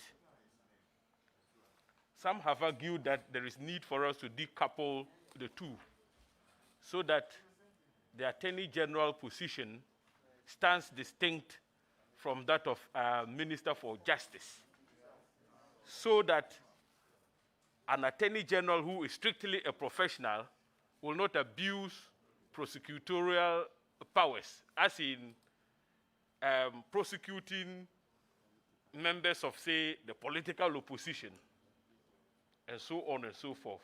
Senior, what is your view on this? Thank you very much. I think it's a conversation that was started long ago. And currently, I think people are still discussing it. I think the conversation must go on. But you must also have in mind the OSP, its effect on that conversation. Whether we may still want the AG decoupled from the minister. I don't have a position now because I need to take part in the conversation. And where the majority goes, perhaps I may go there or I may depart from the majority. Thank you. All right. If you look at Article 21, Article 21 clearly makes the right to assemble and to demonstrate a fundamental right. See, in recent times, the courts have had occasion to give conflicting rulings relative to what the appropriate procedure is in the application of the Public Order Act. The police have oftentimes headed to the courts ex parte to seek injunction orders against would-be demonstrators. Some courts hold a different view. I had occasion to ask the Attorney General himself this question when he appeared before us for vetting. Now, when you're giving the nod, would you consider an amendment to the Public Order Act to resolve that problem once and for all so that we have a clear-cut procedure spelled out in legislation with regards to how the court's jurisdiction can be invoked in dealing with matters of public order? Thank you very much. I've also followed that debate. Now, it is not settled because all the decisions that have come out are from the High Court. And as you all know, High Court A may allow ex parte, High Court B may say go on notice. But under our laws, there are instances where an application may be accepted by the courts ex parte. I think that we can still maintain it, especially because under the Public Order Act, some people may apply to the police for whatever they may want to do. The police may write back to them. We are not going to afford the opportunity. If we were to use the application where you have to go on notice, they may even go into hiding. You go on notice, you cannot even get them to serve so that you can even go to court to stop them. That's the very reason why under emergency cases, expert applications are allowed. So the two systems must operate until and unless a superior court, like Court of Appeal, Supreme Court, comes out with a determination that every application, when it comes to restriction on movement, should be on notice. I think we must still follow what we have now. In response to an earlier question on the chieftaincy courts created under the Chieftaincy Act. You identified some of the challenges, which includes the same lawyer having to sometimes write majority decisions and write dissenting views at the same time, etc. Now, in view of those challenges, would you support, say, an amendment to the Chieftaincy Act which would scrap the chieftaincy courts as they are constituted now and create, say, some specialized court, create a division of the High Court with a specialization in, say, chieftaincy matters alone to deal with the numerous problems that we have recorded over the period in relation to the judicial committees of the houses of chiefs. I've had very terrible experiences. You attend court and today one panel member is sick. I mean, he doesn't turn up because, I mean, he's taking sides. And these are chiefs, essentially. The chiefs are friends amongst chiefs. So when two chiefs are locked up in litigation, all manner of things do happen. Having practiced the chieftaincy courts, would you support such an amendment? Honorable Chair, I think this question is an important one, but it's also a contentious one. If we're dealing with chieftaincy, you need to engage the chiefs. Now they have the system where they sit on the case to determine outcomes. And the thinking is that they have such a deep knowledge in custom that when they sit as a committee to arrive at conclusion based on custom. But now, let's take it. Judges also sit in court. They also make determinations on customary law. So it will not be wrong for a suggestion to be made that we look at the constitution of the panel when it comes to chieftaincy matters. As you really suggested, it's possible that after engaging our eminent chiefs, they may agree that a high court judge sits with two of them so that they will support him, the judge, in arriving at the conclusion. It is true that when it comes to chieftaincy matters, most of them delay because Chief A will be in today, the next time Chief B is not in. But if we were to have a sitting permanent court, a chieftaincy tribunal, presided over by a judge with other chiefs assisting him, it's a way, as I said, it's a contentious one. We need to engage Nananum to know their opinion on it so that a decision could be made. Sidi, I wish you the best of luck. Thank you. Very well. Leaders, who else? Very well. You're acting leader now. Congratulations, nominee, for your nomination to the prestigious Deputy Attorney General and Minister for Justice post. My focus is on administration of justice, prosecution, and how to enhance the resources available.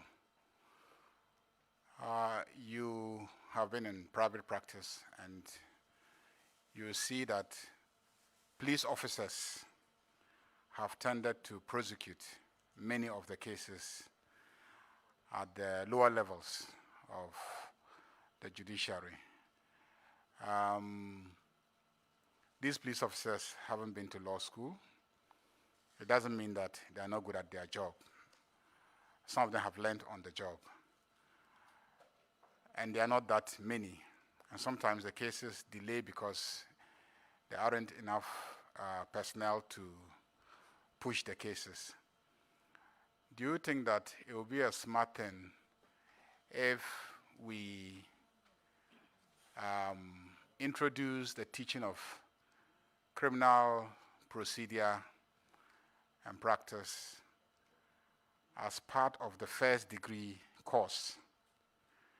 And then we will allow the Attorney General's office to engage the products who can then be used for such basic level prosecutorial assignments instead of using police officers for the prosecutions.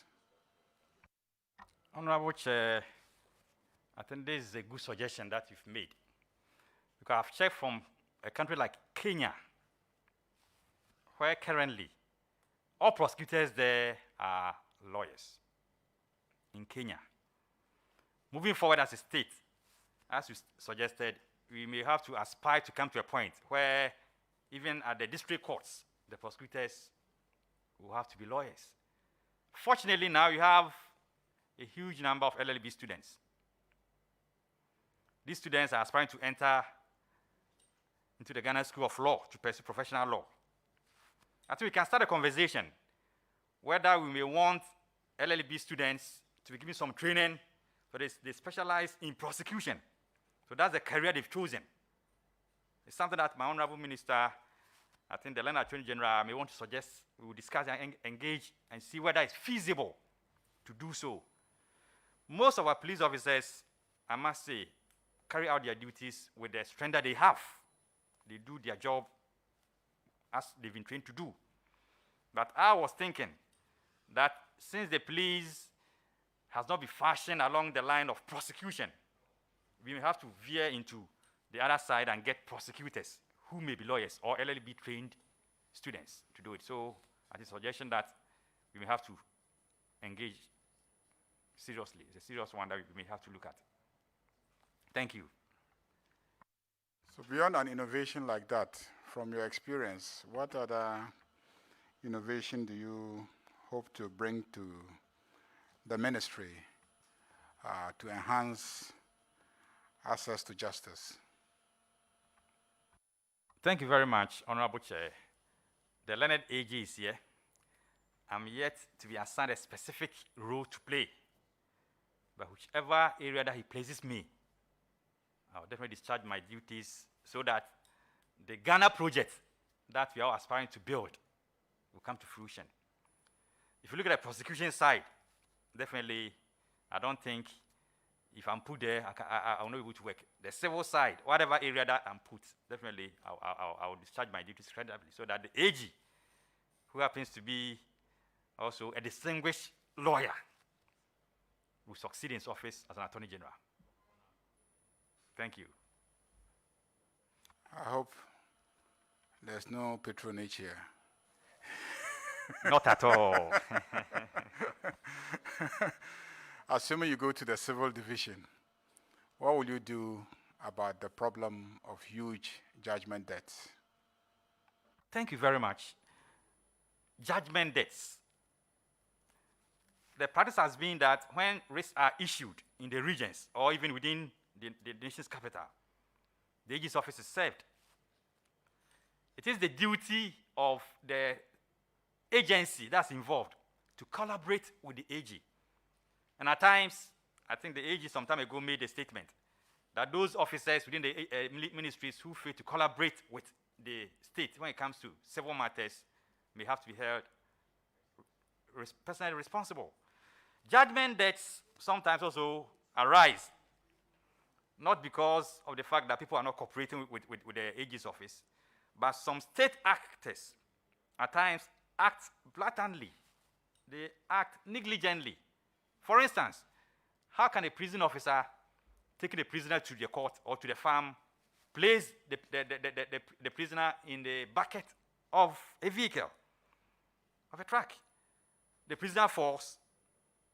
Later, his lawyer goes to court to sue. They have a huge judgment against the state. The state will have to pay. What happens to the officer who did that act? That we need to also look at that. So in terms of civil suits, if I'm taking these are the areas that I may want to look at based on instructions of the Learned Attorney General to ensure that at least we bring to the barest minimum judgment debts. Thank you, Mr. Chair. Now, do you think that given the problem that we have in relation to judgment debts, that we can shift responsibility from the state to the individual actors acting on behalf of the state, so that in a case where it is the negligent or reckless conduct of an individual that results in a breach that occasions a death, that it becomes the responsibility of that individual and not the state by a legislation that puts the contracting party aware, like buyer beware. Is that okay? That if you enter into a contract with this agency without a clear okay from the Attorney General's office, if ultimately there is civil liability resulting from some breach of the contract, that you can only sue against the individual officers who negotiated and signed the contract and not the state of the Republic of Ghana. Do you think we can shift that? Because sometimes it also looks like there's some collaboration in generating the judgment debts. Honorable Chair, I think that suggestion is a well-founded one, but Article 293 of the Constitution will have to be looked at if we may want to bring on board the suggestion that you've offered. If we're able to go through that one, then perhaps prospective individuals or entities that may want to contract with Ghana will be put on notice. But so far as we have Article 293, that the state is responsible for all acts of its officers. An officer will do it and the state will be held liable. But that's why I was giving suggestion, as the AG also said some time ago, that we must move further. We talk about indemnity at some stage. So, Honorable Chair, I think it's a good suggestion, but we have to look at Article 293. 293 says claims against government. We define what is a claim against government. So if we decide that a transaction like that does not constitute a claim against government, what is wrong with that? So I said we need to look at it again. It's a conversation we have to look at. It's a conversation we have to engage in to see how best we can go through these processes and then come out with, if any, legislation.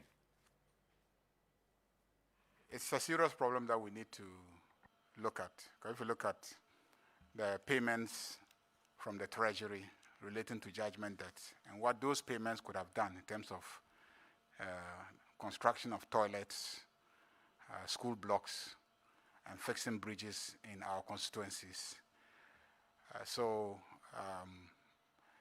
Think about it when you get to the Attorney General's office under the guidance of your boss, assuming you head the civil division. Thank you very much. Thank you, Honorable Chair. Yes.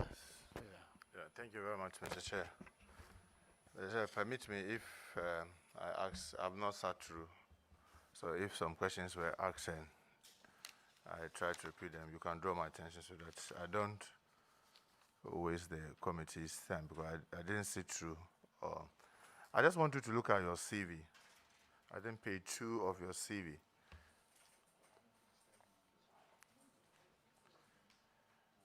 You will see that between Sunyani Senior Secondary School, where you had your A-level, and the University of Ghana, 1995 to 1997, there's this gap. You didn't explain. I haven't seen any explanation in your CV that covers that period.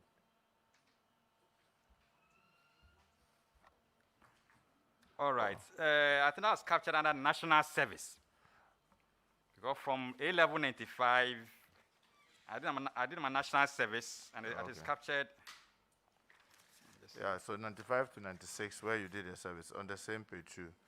And then you said people's teacher. Yes. St. James Preparatory School, Drobo. Yes. 96 to 97. Yes. Why you didn't go to, you didn't proceed straight from secondary school after the service to University of Ghana? Because of the strike. We had to stay home for 1 year. There was a 1 year strike. Yes. Mr. Chairman, I want you to look at Article 103. I don't know if you have your constitution with you.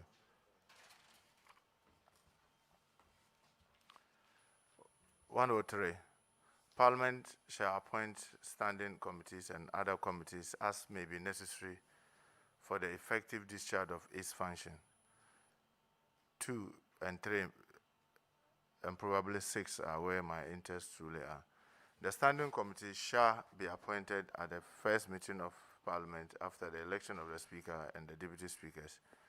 3, the committees of Parliament shall be charged with such functions, including the investigation and inquiry into activities and administration of ministries and departments as Parliament may determine, and such investigations and inquiries may extend to proposal for legislation. Do you think there can be any act passed by Parliament that could waive any institution from Parliament's ability to investigate any matter under it?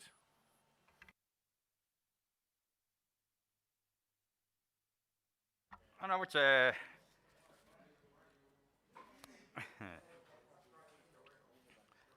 now Parliament has the power to investigate into matters. That's the first thing. But as to which matters Parliament may want to go into may be subject to other factors.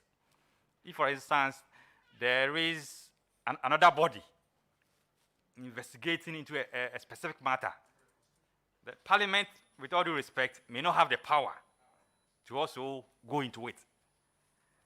So Parliament may want to activate Article 103, but having in mind the functions of the other state institutions, whether they've also activated similar activities that Parliament may want to investigate. By this your explanation, are you in any way trying to suggest that the portion that says, as Parliament may determine, if Parliament determines that it needed to investigate or to inquire about anything, there could be limitations? Is that what you are suggesting? Thank you, Mr. Chairman. The use of the as may determine, meaning it's a discretion. But inside that discretion, you look at the other factors. So there is, in a way, some form of limitation inherent in it. That's why Parliament is given the power to determine, as Parliament may determine. That's how I see it, Mr. Chairman. Mr. Chairman, then I want to find out, from your practice, I can see that from 2003 to date, you've just been practicing. Tell me an example or any situation that may arise that you think Parliament may have to investigate that an institution has already not been tasked to handle. Because everything that you want to do, Parliament might have passed some act or there's some existing legislation or some regulation or some decree that is already there. So can you imagine that there's some areas that you think there's no any regulation there, therefore Parliament can then step in because in those areas there's no any institution, there's no any regulation, there's no any existing law, and that's where you think may be the only place that Parliament can investigate. If you could give me an example or a situation that in your long practice that you think may be easier for Parliament to investigate. Honorable Chair, I don't have a specific example to give, but I think if Parliament decides to investigate into any other matter or to go into any other matter, it will be the duty of the person being investigated, group being investigated, to raise issues as to whether they think that that matter is pending before another body. And it will be the duty of Parliament to determine. Because it's a discretion. Parliament may want to investigate. The person being investigated may want to raise issues. But decision as to whether Parliament may want to go on or stop it rests with Parliament. Yeah, so if you look at 6, where the powers of Parliament for enforcing attendance of witness and examining them on oath, like you yourself have been invited here. If Parliament compels anybody to appear, you think that that person, there's any reason why any other person may refuse to appear before Parliament or a committee of Parliament to answer questions? Thank you very much, Mr. Chairman. Compelling someone is a kind of constitutional power given to Parliament. So Parliament may compel you to appear, but as to what you say is another matter. Parliament has the power to compel you to appear. You may appear, but as to what you say is another matter that the individual may decide. So I have no doubt in my mind that if Parliament summons you, you have no option than to appear. Mr. Chairman, earlier when he was answering a question about police acting also as prosecutors, and even much earlier he was talking about we trying to get lawyers who even want to come to Parliament or go to be judges. We need to find out. Without, I'm just paraphrasing, not just quoting you.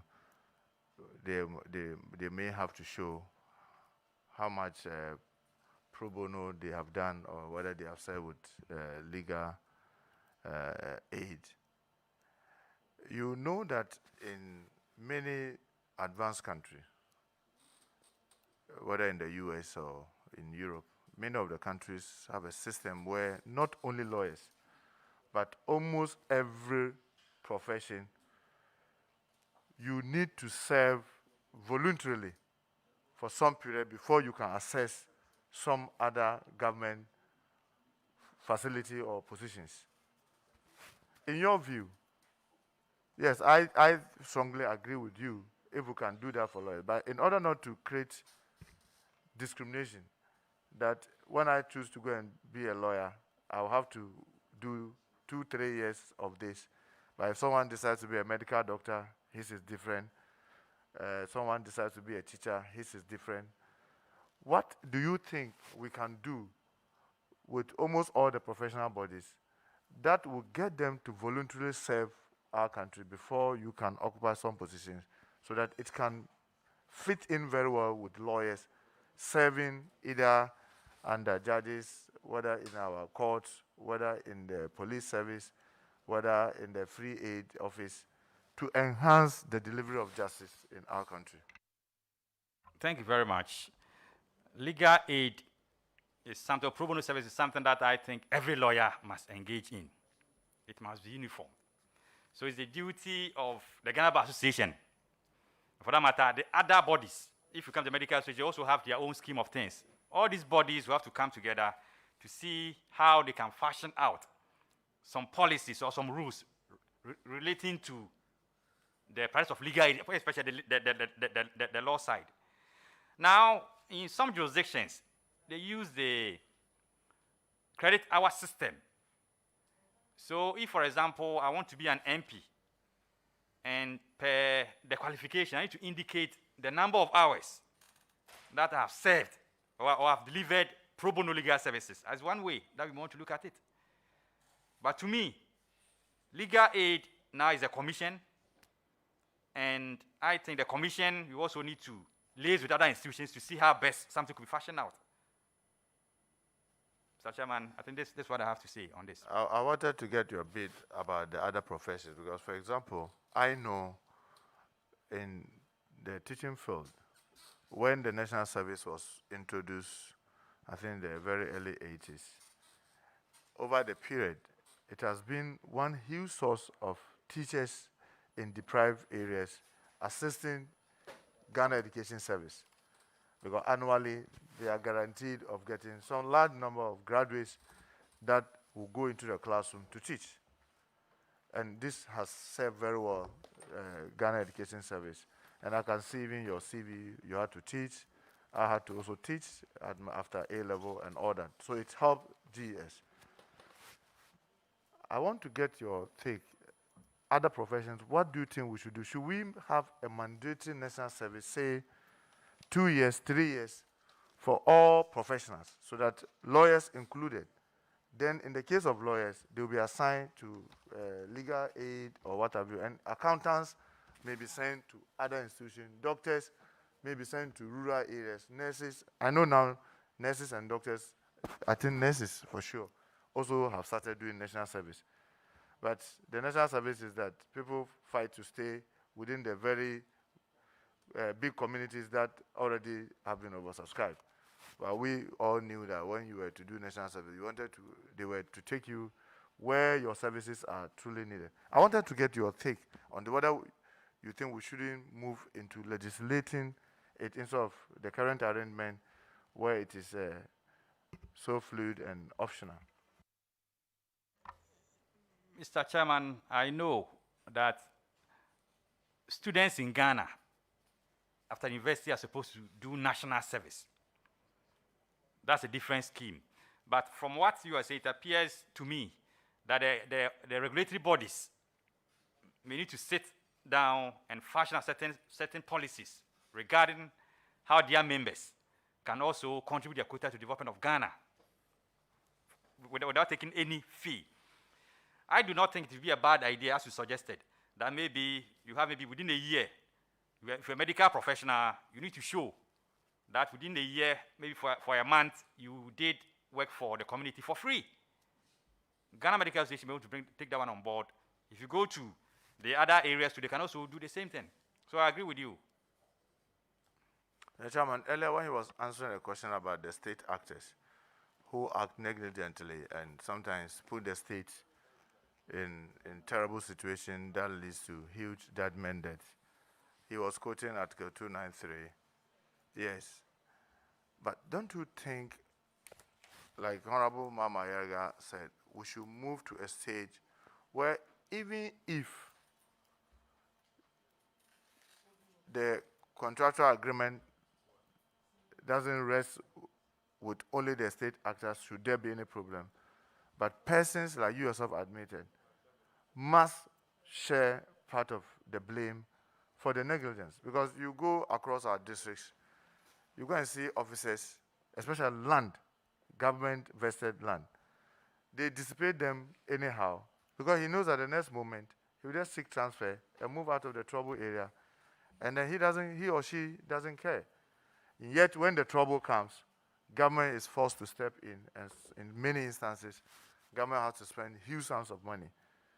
Will you, as part of your advice to the minister, maybe advise that we legislate this so that it becomes mandatory, so it doesn't become something that one government may do, another government may not do, or one attorney general may want to prosecute and add the state actors, another may not want to add? Thank you, Honorable Chair. As I earlier on indicated, if you want to legislate, you have to look at 293 again, so that we don't have any situation whereby there's a piece of legislation, then there's an issue about its constitutionality. You can look at the two and then perhaps come out with something that will benefit the entire country.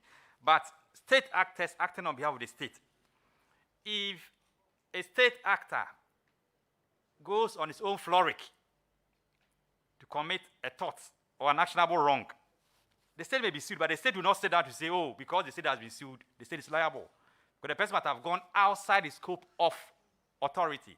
So all these things are there that are definitely, all actions against the state will be defended by the AG's office to the best of our ability. Chairman, lastly, I know this area may be a bit controversial for you, but I just want to get your thought. In the case of the Achimota and the Rastafarian students, we noticed that the Attorney General was in court and defending the school instead of the students. What is your take on that? I just want to get your personal view on this. The Attorney General was sued in the first place because if you are going under human rights, then per rules of court, Attorney General is a necessary party. If the AG is sued, then you have to defend the matter. So that's the reason why when AG was sued by the students, AG had to defend the matter. Well, sorry about that. I think I got it wrong. I didn't know they added the Attorney General. But after the judgment, I heard the Attorney General. Obviously, it's not on the seats, but this is just to get your take on that. I heard the Attorney General saying that this is a matter he will pursue, even getting to the Supreme Court, because we need to have uniformity. Growing up, in every class that I were, I was a very fair in complexion. others and tall, others were short, others were dark. Why do we want to use conformity to affect innocent students' pursuit for education and not concentrate on the education, but concentrating on other externalities? I want to know your take as a practicing lawyer and knowing that you are practicing from the Bono region, where you have a lot of mixed communities. What is your take on this? Honorable Chair, I'm not oblivious of the fact that this matter is pending on appeal. But maybe if I may add this, if you look at Article 14(1)(e), that is key. Article 14(1)(e) is so paramount that if you are determining the right of a child when it comes to education vis-a-vis religion, that article will have to be unlocked. That's the comment that I can pass. I'll be happy if you read the 14(e). If I may read, every person shall be entitled to his personal liberty, and no person shall be deprived of his personal liberty except in the following cases, and in accordance with procedure permitted by law. Then E, for the purpose of the education or welfare of a person who has not attained the age of 18 years. So here, there's paternalism. The state is not determining the rights that a child should enjoy when it comes to education. That's why it's key. Your understanding of that liberty is to say that you cannot wear a long hair, or you cannot wear a veil, or you cannot be allowed within the school, or you'll be compelled in the school to worship in a faith that you don't believe in. And you think that that is your understanding of this Article 14(e)? Is that what you're saying? That is not my understanding. It is the duty of the state to come out with policies, for example, schools, because the Ghana Education Service is there to regulate schools. Looking at 14(1)(e), the GES may have to come out with guidelines as to how students should behave in schools. So if the state, when it comes to this one, that's what I was talking about, paternalism. The state determines it because the child is below 18. If the state says that you should sleep at 8, you have no right to sleep at 9. The state says that you must wear khaki trousers up to your knee level, khaki shorts. You cannot say you're going to wear a trouser. Because here, it is the state that is determining what the child should enjoy in school. Well, if that's the explanation that GES needed to give, I perfectly agree with that. And where you have GES, who owns the schools, who runs the schools, tell these authorities, do A, and they say, we won't do A, we'll do B because we have our rules here. You think that is right? The GES has the ultimate responsibility when it comes to that one. The schools cannot dictate to GES. And then when you read Article 14, I hope in quoting 14, you always do well to also read it together with 21, where 21 is talking about all persons shall have the right to A, freedom of speech and expression, which shall include freedom of the press and other media, the freedom of thought, conscience, and belief, which shall include academic freedom. C, freedom to practice any religion and to manifest such practice. Freedom of assembly, including freedom to take part in possession and demonstration. And the rest. I hope that each time you want to talk about this 14(e), you'll be reading them together with 21. Thank you, Honorable Chair. 21 is subject to 14(e), as well as 12(2), because rights are not absolute. You have every right, but look at 12(2), which happens to be the main restriction. Then you come to 14(1)(e) when it comes to the education of children. Mr. Chairman, it was just an interesting conversation having with him. I wish him well. Very much, Honorable Chair. Yes, ranking member. Chairman, mine will just be, as I indicated, I know the Honorable colleague of mine, I graduated from law school same day with him, sat in the same class with him, and some accounting, as I said. May I take you to Article 15 of the Constitution? So, Chairman, just a few related issues. It is not necessarily your domain, but something that the state, I see you are espousing the state, and in responding to the Honorable Whip, you want him to appreciate that there are times that the state will play the role even of a parent and play the role in upholding and ensuring that those rights are enjoyed by them.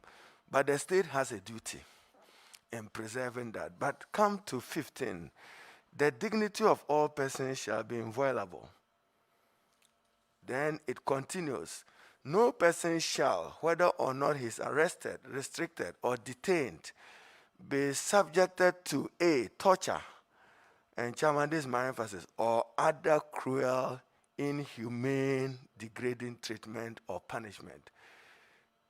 On the street, you see police slap taxi driver, trotro driver. Punishment.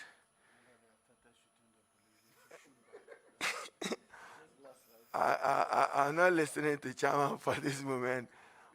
Honorable Yebua, so look at it. The dignity of all persons shall be inviolable. The dignity of man. Respect him because he is man, son of Adam. Don't you consider the police interaction with innocent persons excessive, and that we need to do something about it? Where do you stand on this? Relative to the right guaranteed in 15 of the Constitution, Article 15. Thank you, Chair. Thank you very much, Honorable Chair. Article 15(2)(a) is a replica of the provisions under Convention Against Torture. It has been reproduced here. That convention, Ghana is a state party. And per that convention, Ghana is supposed to file yearly reports on how it has actually upheld the provisions. It is true that you may have some officers who may want to abuse the rights of other citizens, but in whatever that we do as a state, if you are a police officer, you should have in mind that the person that you are arresting also has rights. His dignity is inviolable. And for that matter, I will advise that the police service to take a step to reorient some of its members who may not want to fall in line. So, Chairman, I leave it there. So, you will advise. I want you to go beyond advice.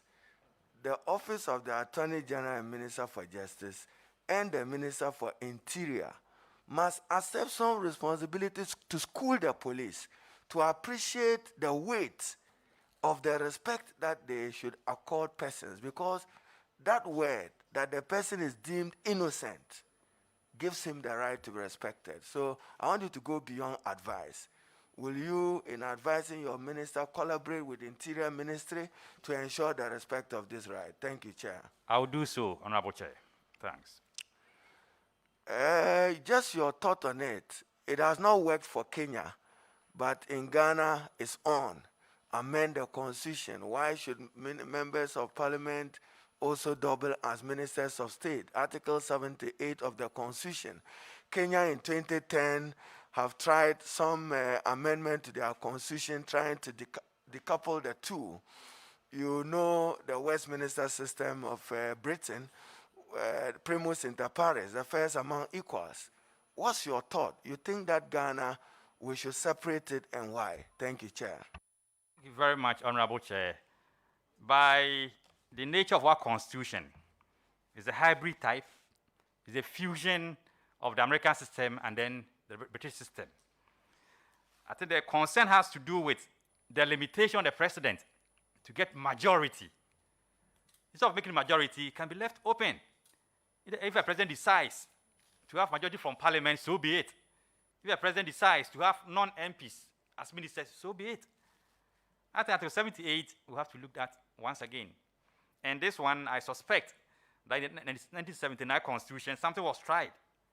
And having learned from that lesson, this article was fashioned this way. Thank you very much, Honorable Chair. Chairman, I'm done with my very last for my colleague. Emergency powers, may you refer to Article 31 of the Constitution. And Chairman, if you permitted the nominee to read 31.1, 2, in particular 31.3, Chairman will permit you to read it well. You saw when COVID happened, we saw President Akufo-Addo come to Parliament seeking to exercise this power, which in my view is vested only in Parliament, Article 31.3. So Parliament decided to cede that authority to the President. If Parliament did, that's Parliament's problem. But your reading of it, and Chairman, I just emphasize 31.3. Parliament shall, within 72 hours after being so notified, decide whether the proclamation should remain in force or should be revoked. And the President shall act in accordance with the decision of Parliament. But where Parliament then transfers this power to the Executive, where do you stand with your appreciation of the reading of Article 31.3? You saw the Emergency Powers Act, which was passed for purposes of COVID. You will be Deputy Attorney General, Principal Legal Advisor to government. I want you to demonstrate knowledge on this subject matter, including your view whether what Parliament did was right or wrong. Chairman won't hold you for contempt for this purpose. Thank you very much, Honorable Chair. I know that this Honorable House passed the Restriction Act. It's an act of Parliament. Restrictions. So Parliament has passed a piece of legislation restricting the movement of people. So that Parliament has done so. I don't think there's anything wrong with it. If it had been done outside Parliament, then perhaps an issue could be made out of it. Then, if you even look at... Chairman, hold it there. Sorry. So, you'll be Attorney General. Come to Article 11 again. I'm not satisfied with your answer yet, but convince me, because it's an act of Parliament, you see nothing wrong with it as you are arguing. Come to Article 11.1. The laws of Ghana shall comprise A, this Constitution, B, enactments as you have referred to. So there is what we call the hierarchy of the laws, which is superior. If you answer, then I'm done. Thank you, Chair. Obviously, the Constitution is superior. So why were you emphasizing Act of Parliament? But because Parliament passed it, Article 31 is a constitutional provision. So yes, respond to that. Thank you, Chair. I think the Restrictions Act was passed having in mind Article 31. That is it. It was passed having in mind Article 31. And this August House, in its wisdom, decided to pass that act, acting on Article 31. Thank you. I find your argument of you and your classmates interesting. It reminds me of something on your CV, that you were legal advisor to SRC. Were you a lawyer? Mr. Honorable Chair, you know student politics. There will be instances where impeachment proceedings were initiated. I remember Honorable Agaga leading impeachment proceedings against the president those times at Legon campus. So we were just quack lawyers then.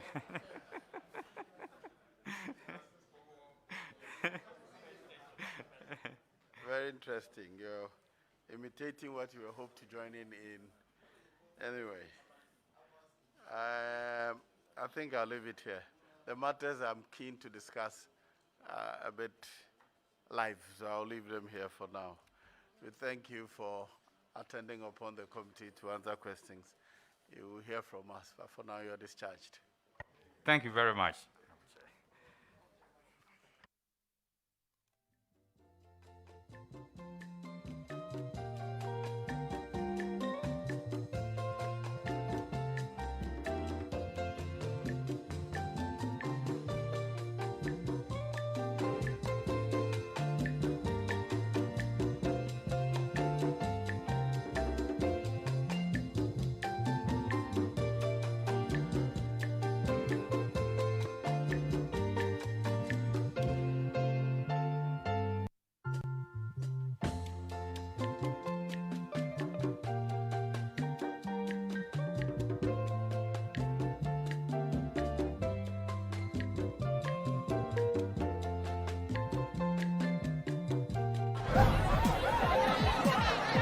powers and principalities. There's so much fire inside me. Tragedy struck when part of the largest hillside at the kosher rubbish dump collapsed. It's going to be fun to see how he goes about approaching this game.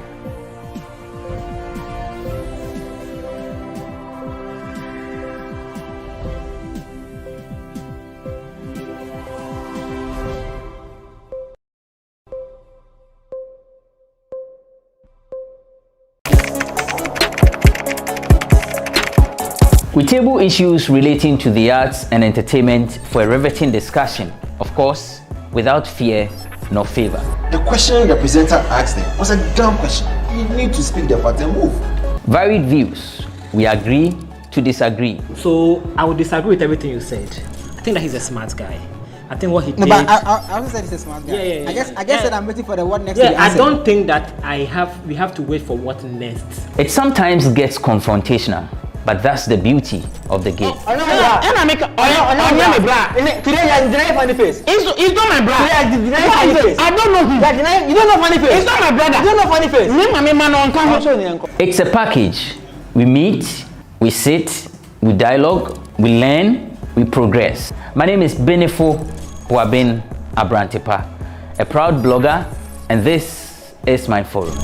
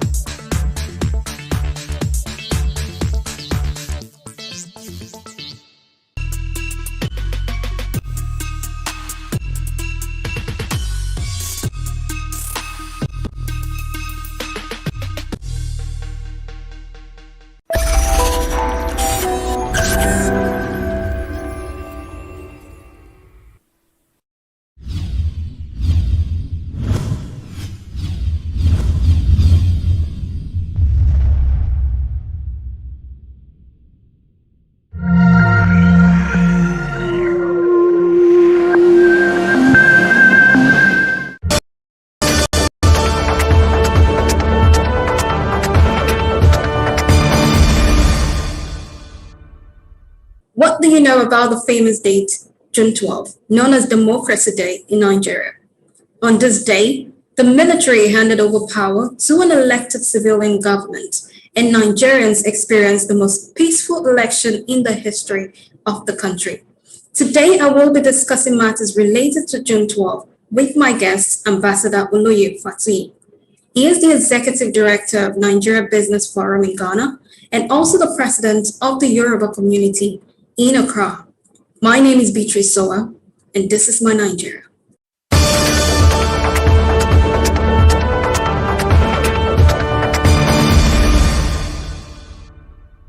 Welcome to my Nigeria, Ambassador Fatuyi.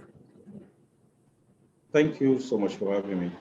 I'd like you to take us through what was your experience like during that period, the June 12 election day. Take us through that. Oh, thank you so much. June 12 was a special day in the history of Nigeria, if I should use was, because it was a day or the season we're expecting a new beginning, a new and reformed society where we will leave the military era back to democracy in Nigeria.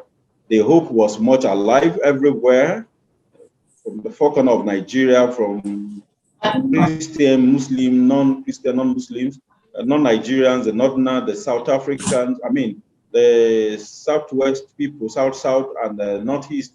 Everybody, hope was alive. Hope was great. We're expecting new beginning in Nigeria until those people in charge truncated our hope and make it become a crisis day for us. So to many Nigerians, June 12 symbolized a crisis to us. When you mention June 12, the first thing that goes through your mind is Chief MK Abiola, how the military turned our joy to sadness. So June 12 is a day we'll never forget in the history of Nigeria so far. Okay, thank you very much for that. I would like you to also tell us what caused the call for a civilian rule. Yes, I think as of 1993, most of the African country or everywhere in the world, everybody were changing from the military rules to civilian rule, where we call it government of our own, where you can always, your opinion can always count, your view can always be welcomed by the people in government. Unlike the military rules by the barrel of gun and by the decree, the military law. So we got to a stage in Nigeria history, we're not seeing the positive, the importance of the military to be in charge of the affairs of Nigeria. And I want to be like every other country around us. We want to celebrate, we want to have our own freedom, we want to have say in government, we want to be a part of our government, we want to be a part of history to build our nation, because we believe a good democracy citizen, you develop a nation, and that give you room for our growth. So that was why we were yearning, earnestly yearning for a civilian government in Nigeria as of 1993. I'd like you to take us back a little bit.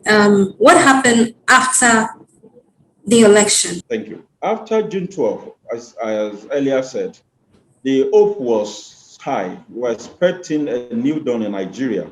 So after the election, we're expecting the empire, the INEC, to come up with the mandate, because with the result, because we know what was happening, and we heard from every other part of Nigeria the result, provisional result. We're just expecting the INEC, the government endorsed spokesperson, to explain to us or to just announce the winner. So the expectation was high until we heard that the military has annulled the election, canceled the election. Then, our hope turned to something else. Our hope was dashed. Our day turned to night over day, during the day. Then there was uprising, there was unrest, attacks everywhere. Military was on the street trying to, suppress people. Their symbols or their trademark is suffering, blood and confusion. They were on the street to suppress the will of the people, which, Nigerian, for who we are, we hardly, allow anybody to truncate on our rights or our privilege. So we're on the street protesting. I remember I was somewhere in Agege, 1993. We were on the street. The police and the military were on the street with the tear gas, rubber bullet, chasing people around. But thank God we're alive. Some of us, we are still alive, but June 12 was a bad time in the history of Nigeria. June 12, 1993. Okay, that must be a very interesting experience.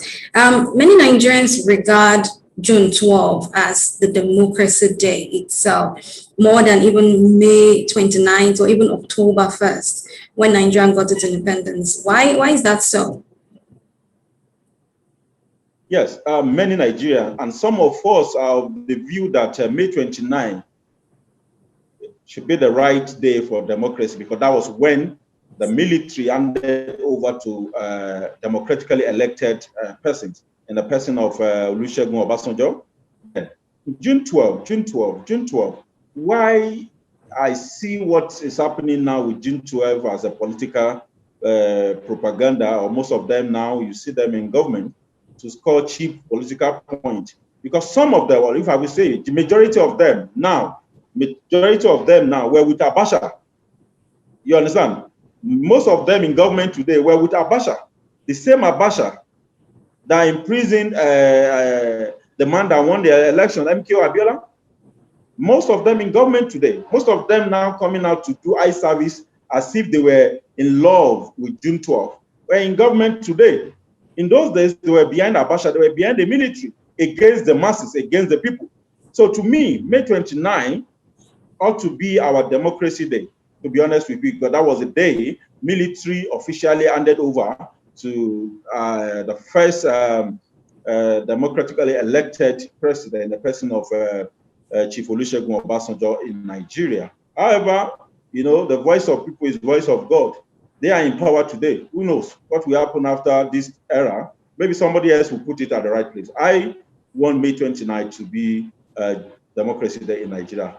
And on October 1st is our Independence Day. Independence Day, it wasn't a Democracy Day because it was just official handing over of affairs of Nigerians to Nigerians. Yeah. So it has nothing to do with democracy because, I mean, so I prefer May 29 as a person. But the government of the day, for the best known, I mean, interest best known to them, they want people, especially we from Southwest, we the Yorubas that owns the man that was killed, MKO Abiola, the man that won the election in 1993. They just want to use that one to appease us, to make us look as if they are listening to us or they are with us. But we know, some of us are we are smart, we know it's game, it's a political game. May 29 should be a democracy day in Nigeria. Okay, Ambassador Fati, you made mention of June 12 being used as a propaganda, or should I say a political propaganda. Why is that so? Thank you. It's a propaganda because General Buhari, our president today, was a chairman of a commission under General Abacha. So Buhari, our president, our sitting president, was in government of General Abacha. They have nothing to do. They have nothing good to say about June 12. You understand? If I happen to be General Buhari then, if truly I love democracy, he should have resigned. He headed the PTF, Petroleum Trust Fund, under General Abacha for many years. And even General Buhari, our president, sitting president, once in his, some years back, defended Abacha. Even in that, Abacha was not wrong, Abacha was right. You know, even if Abacha never looked Nigeria, Abacha was sent. Abacha was saving for Nigeria.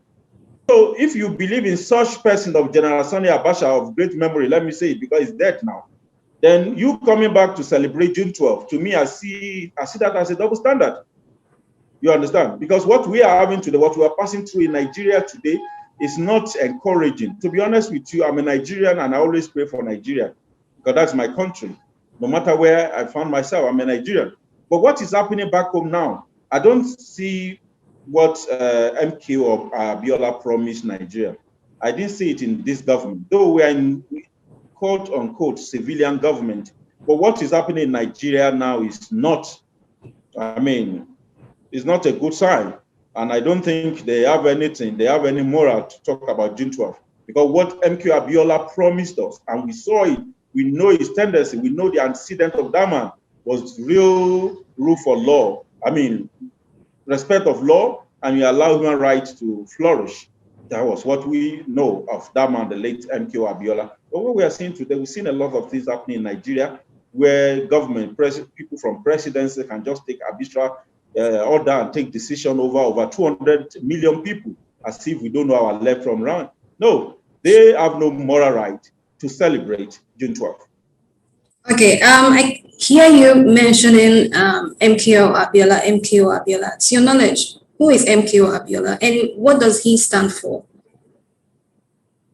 MKO Abiola, of great memory, MKO Abiola was a great Nigerian, a patriot, a very wealthy man that will not come to government and steal your money.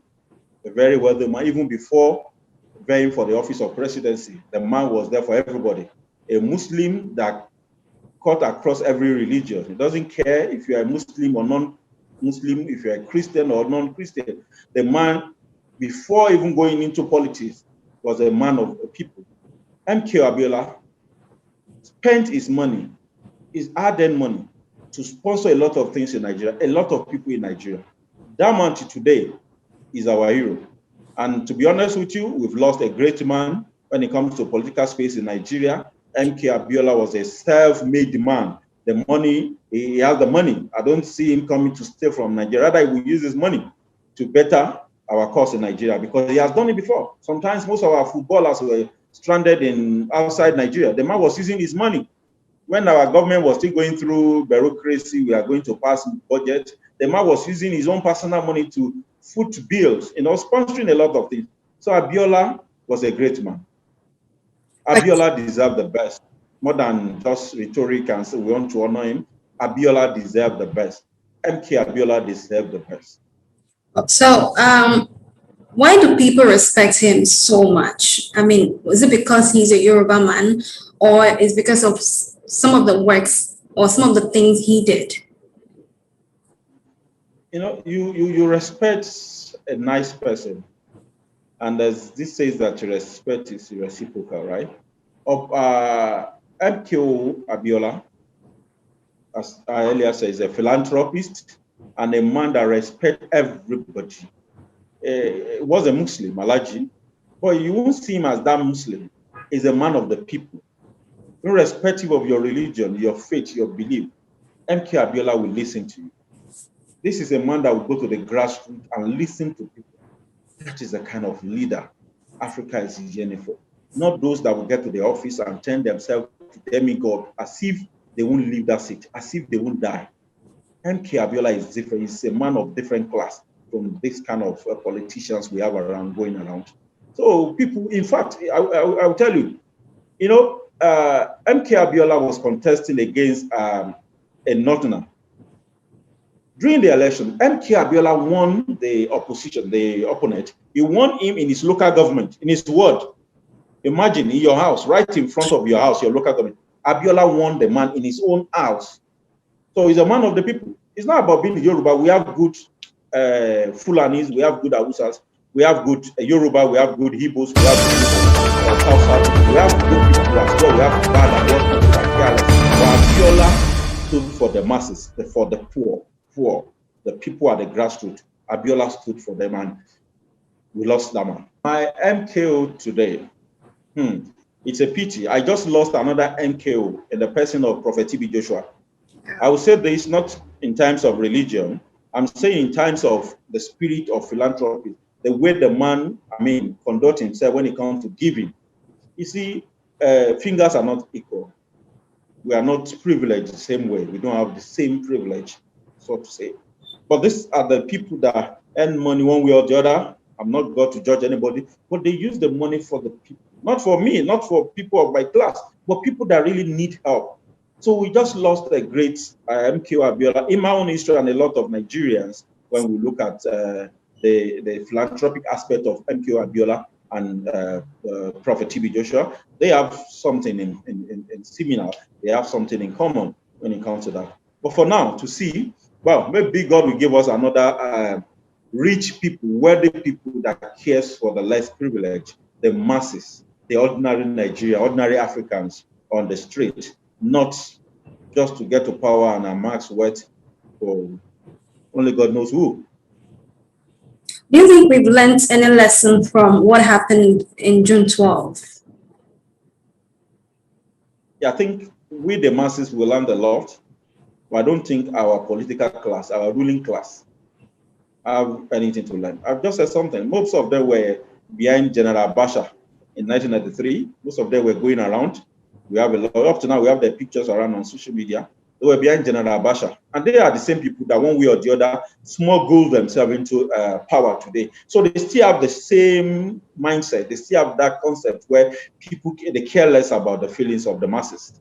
All they want is power. We are in power. We are in charge. We are going to on 30-30 or 40-40, 50-50, I don't know.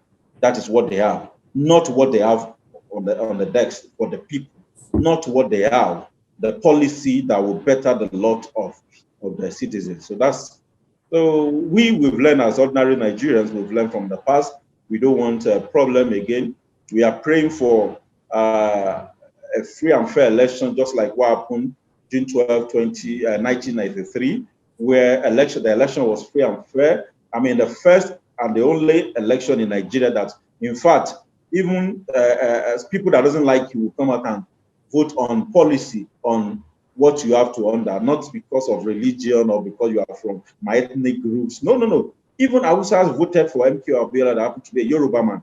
So that is what we are talking about. We're not talking about. So we've learned a lot, but our political class, I don't think they are learning at all. They are not learning. I hope God will see us through one day, and I hope we youth will come up one day with that determination. Because when you prepare to die for a good cause, then that is when you have life. It is high time the youth should take the baton and move out. I know these big men, these old men, the politicians will not give you place at the top easily, but you have to fight there. Fight as in positive fight. You have to move there. You have to buy the heart of people. Start from your community. You can start social services, rendering services to people, and let them know you from there. You are going up, and you have the determination. You'll get there with the will of people and the will of God. Okay, talking about free and fair election, do you recall any other election being held in Nigeria that actually, was also free and fair, just like June 12th? I think June 12th, if I have to rate June 12th election was perfect. I will tell you it was perfect. No mass killing, no killing anywhere. No ballot boxes snatching. There was no military on the street, even though military was those people that conducted the election. There was no much military on the street. Unlike now that we call ourselves, we are in democratic dispensation. When you have soldiers everywhere, you have them with AK-47 at the polling stations. So I'm telling you, it's hard to say. MKO Abiola election, June 12, 1993 election was the only election I'm telling you that is free and fair, and they represent the will of the people, the will and the wish of the masses. So since then, nothing else. What we see today is just soldier go, soldier come arrangement where you are going to be the next president, by all means, whether they like it or not, kind of imposing themselves. Recently, 2-3 weeks ago, there was a local government election. Within a party, within the same party, not opposition party, there was rigging within the same party. A lady that was the will of the people. I saw it. I'm in Ghana. I saw it. I followed up with the activities of this woman from day one. The campaign was so fantastic. The message was very great. Suddenly, after the election, the man that I know him, I know his parents, I know his father's antecedent. Fine, they are great, wonderful people as well. But when it comes to political space, we saw it, the difference is clear. The guy never came out. I didn't even see him once campaigning anywhere, but he's the one they announced as the winner just 3 weeks ago. And the people have been petitioning, grumbling. So that is the system we are running in Nigeria or Africa, where when people don't want you, but you want to force yourself there because you have some the military might, you have access to the state apparatus, the weapons, and you can do what you like. So that is where we are today. That is how we are not moving anywhere. We're not moving. We go forward 1 step and you go backward 7 steps. That's the problem we're facing in Nigeria and most African countries. So for me, June 12, 1993 was the best election and the only free and fair election I can vouch for and I'll tell you about. But do you think that Nigeria will ever experience that fairness again? Yes, there's hope. And to be honest with you, there's hope in Nigeria. Nigeria is a country with many wonderful people, to be honest with you. Is that the problem we have is, when the political scene is dirty, a lot of people want to stay back. Nobody wants to soil their names or be killed or from nowhere somebody will just come off and tell you, oh, this person has done this some years back with me, someone has harassed me. Even you don't even know the person because somebody, your opponent is rich, they are there, they don't want to leave power, they are ready to pay anybody to tarnish you and to pull you down. And every decent human being, people that doesn't have that lion's heart, they don't want to, mingle with such. But I know with the way things are going in Nigeria now, I have seen it. I've seen the sign coming. Before things will be good, it will go bad, very bad. The state of Nigeria today, I know the way it is. There's hope for us tomorrow. Yes, I know tomorrow is better, and we have a bright future when it comes to Nigeria election and institution in Nigeria. Okay, the people of today, what would you want them to remember about June 12th?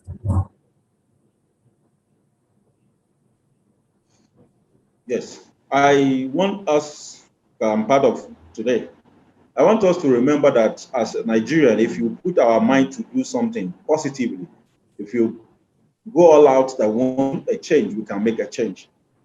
Though with the things, with the look of things, serious agitation, everybody wants to go Yoruba, to do a nation is planning to go. The Igbos are, I agree with the Igbos, to be honest with you, because I will be honest with you, we, the Yorubas, are even part of this system. We've been part of any system in Nigeria. But the Igbos are marginalized. I will say it, and I say it now, and I will say it anyway. The punishment, the oppression for the Igbos, the people from the East, is so bad. So bad. And I'm telling you today, if we have Igbo candidates as a president in Nigeria to vie for the office of the president, myself and my household will vote for an Igbo president because let's see what they can do. I know them. They are smart people. They have brain there. They are industrious people. They don't believe in no. They believe they have the spirit. Though in Yoruba, we have our spirit, but to be fair to myself and to my generation, my children, and unborn one, and to the glory of God, I want the Igbo president in Nigeria, and I know we can do it. From June 12th, Nigerians should just go back, get our PVC. I know nowadays your election doesn't count anywhere in Africa. I will tell you for a fact. People will decide. They are always in the INEC office. People that decide who becomes a president. But we should not give up. We should always go there. One day will be a day where the victory will be for the masses and not to the politician. So I believe we have learned from June 12 that we can do it and we can do better. Let's all go out and vote peacefully for a great candidate with policies that will better our lot. Human capital development policy that will build our life. It's not this political propaganda, I'm doing this, I'm buying this, I'm building fast train anywhere. No, we want people that will touch people directly. We want government that will come up with tax mentality whereby I give you, you give back to the society. It's not about you taxing people abnormally and people are not receiving. Look at the COVID season. For over a year, a lot of companies have shut down, a lot of people are home. Now you see government in Africa increasing taxes, creating more avenue to destroy people. Bro, this is not system. We are praying for a day that God will answer our prayer and we ourselves will take our rightful place and be at the top. All right, thank you very much. I would like to ask one last question. What conclusion can you actually draw from June 12? Yes, June 12, I believe and I hope our leaders, all of us, can sit down and have reflection on it. What really happened there? It's an act of dishonesty from some section of the elite that doesn't want this man, because if this man comes to the power, he might change the system because they know him, they know what he's capable of doing, but they underrated him. They never knew he was going to win election. That was MK Abiola. You see, now, sincerity of purpose. We should, we have this says in Yoruba language that where you eat is where you work is where you eat. Yes, give to the people, serve the people. You can better your life. I don't have problem with that. But let the people feel the reason why God created them to be part of that geographical land, Nigeria. That is my word. June 12, I believe and I pray if we have good government or when God touch their heart to listen to the cry and the sorrow of the masses, we can do better. Our election can be as good as that one that happened in June 12, 1993. Okay, thank you very much, Ambassador Fatu. It's been a pleasure having you once again on My Nigeria. Thank you very much. Thank you so much for having me. Thank you for having time for Nigeria. God bless you, and God bless Ghana. God bless Africa. You heard Ambassador Fatu take us down memory lane on what happened on June 12th and the aftermath. June 12th will always be remembered as a historical day in Nigeria. Until next time, my name is Beatrice Soa, and you're watching My Nigeria TV. To be fruitful, I think that a lot more work needs to be done in terms of attracting private sector investment, deepening the enabling environment to ensure that you're able to attract private sector investment. And while you're doing so, making sure that the regulatory, institutional, legal, financial components are all structured well enough for investors to feel comfortable to come into that sector. Thank you very much, Mr. Chairman. All right, Agaga.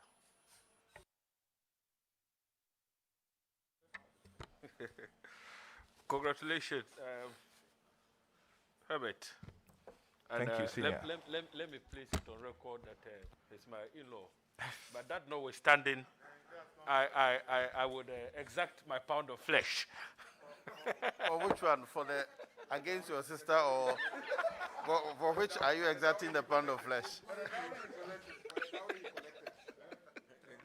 Anyway, so Herbert, congratulations. Thank you, Senior. Thank you very much.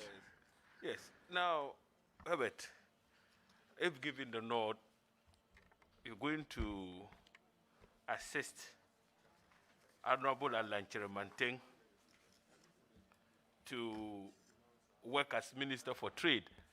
But in recent times, there has been so much talk about African Continental Free Trade Area.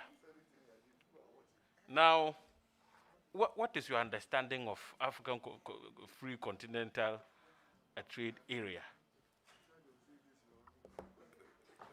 Thank you, Mr. Chairman. Mr. Chairman, the Continental Free Trade Area is a single duty-free, quota-free market to boost intra-African trade between a population of 1.2 billion people with a GDP of $3.4 trillion. That is expected to hit about $6.7 trillion by 2030. So this agreement is the platform for boosting intra-African trade amongst the 54 signatory African countries. It has protocols on goods in trading goods, trading services, dispute resolution, intellectual property, investment, as well as intellectual property. Yes, Mr. Chairman. It is to promote trade amongst African countries. It is arguably the biggest thing to happen since the formation of the OAU in 1963. And it is Africa's current flagship program under its Agenda 2063. Thank you very much, Mr. Chairman. Yes, good. Now, Herbert, we've walked this path before when ECOWAS was first launched in 1975. I mean, one of the, if you like, things ECOWAS was meant to promote was the creation of a free trade area. After so many years of ECOWAS existence, that never materialized. Today we're talking about the African Continental Free Trade Area, and we're all excited about it. I mean, what assurance do we have that the African Continental Free Trade Area would not just remain, I mean, on our books and not materialize, I mean, just like we saw in the case of ECOWAS? Thank you very much, Mr. Chairman. Mr. Chairman, I believe that the Africa Continental Free Trade Area, one of the best things about it is the fact that it takes lessons from the various other blocks that we have on the continent. And indeed, it is those lessons that contributed to what we now know as the 7 clusters of the BIAT. Trade facilitation, trade finance, trade-related infrastructure, factor market integration, trade information, boosting productive capacity, enhancing productive capacity. These are the clusters around which the continental free trade area is intended to operate. The idea is that once the various countries fashion their trade policies around these clusters and their national implementation plan is in respect of these clusters, we should be able to achieve what the free trade area is intended for. Thank you very much, Mr. Chairman. Okay. Now, the Secretariat of the African Continental Free Trade Area is hosted by Ghana. And once again, I think at some point the matter was politicized, and I wasn't too happy about it. I mean, matters that have to do with the collective shouldn't be politicized. I mean, we're all happy that at least an African Union initiative has been brought to Ghana as a result of the pioneering work of our first president. So Ghana, I mean, occupies a very special and unique place so far as the AU is concerned. But, I mean, having said that, we are the host country, the Secretariat is in Accra. How advantageous is it for us as Ghanaians to have the Secretariat located right here in our capital? Thank you very much, Mr. Chairman. Mr. Chairman, I believe that it has benefits to the people of Ghana. First of all, the whole industry of tourism and hospitality should be able to receive a boost from us hosting the Secretariat here. I believe also that it gives us an advantage if we are strategic enough to be able to make Ghana the commercial capital of Africa. If we are able to attract the big firms to site their headquarters here in Accra, and we are beginning to see that already. I believe that that's an advantage that we can also, if we are strategic, benefit from. Of course, it's the job creation. Of course, it's the enhancing the skills capacity of our young people. These are all advantages, Mr. Chairman, that I believe we gain from hosting the Secretariat here. Thank you very much, Mr. Chairman. The very last question. So, if you're giving the nod, how would you assist, how do you intend to assist the sector minister, the Honorable Alain Chiramanteng, to take full advantage of the African Continental Free Trade Area, because this is a matter that affects trade. So how do you intend to position our country to take full advantage of the initiative? Oh, thank you very much, Mr. Chairman. Mr. Chairman, a lot has been done. So much has been done in terms of positioning Ghana to take advantage of the free trade area.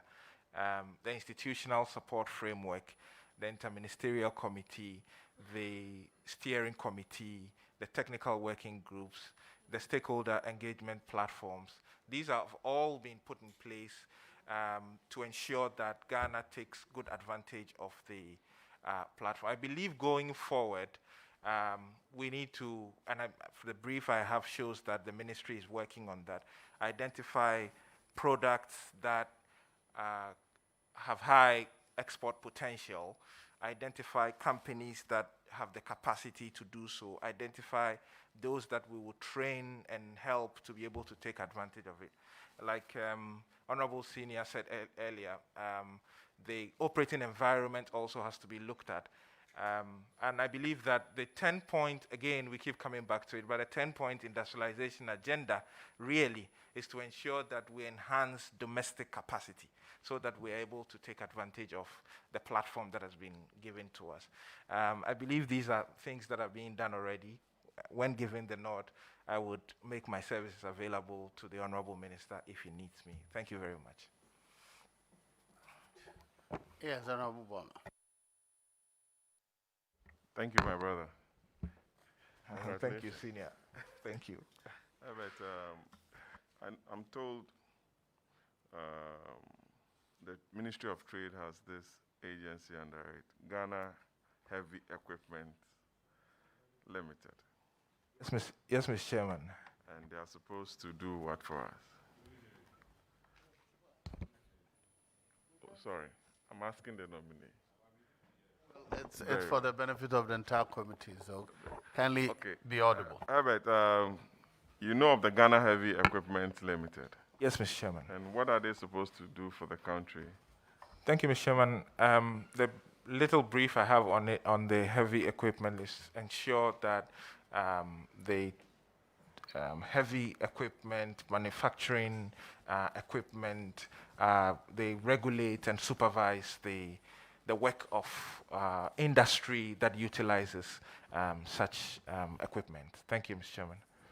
I'm told they are not doing well from the information they just sent to me, that coming to the ministry, they will want some attention on that sector because they are supposed to produce a lot of equipment for the farming industry, and they think Ministry of Trade must do more. My second question is on what do you think are some of the strategic trade poles that this country hasn't taken advantage of that you think you would assist your minister to look at? Thank you, Mr. Chairman. Mr. Chairman, the trade poles that are being identified under the strategic anchor industries are supposed to diversify the attention that we have given to the traditional trade sector or industry. We're talking about the areas of bauxite, for instance. We haven't paid much attention in terms of value addition. We have really been in the sector of exporting our bauxite. Iron and steel, the components of the industrialization agenda and the strategic anchor industries, pharmaceuticals. How are we able to ensure that we are adding more production lines, adhering to standards, and ensuring that we are generating new poles of industrialization? I believe that is what forms the strategic anchor industries plan of the ministry, and I believe that when given the nod, I would assist my honorable minister in that regard. Chairman, the last one is on ICOMS. Yes, Mr. Chairman. I think your ministry is in charge of that. Partly, Mr. Chairman. And are you happy with their performance so far? Yes, Mr. Chairman. I believe that the performance of the Integrated Customs Management System, ICOMS, is something that we should herald. The data shows that within 6 months, the first 6 months of its implementation, 1.6 billion Ghana cedis has been saved for the country in terms of domestic revenue. I believe that such an integrated system, which the data shows is producing phenomenal results for the country, is something that we should all be proud of. Thank you, Mr. Chairman. Congratulations, my brother. Thank you, sir. Yes, and I was also.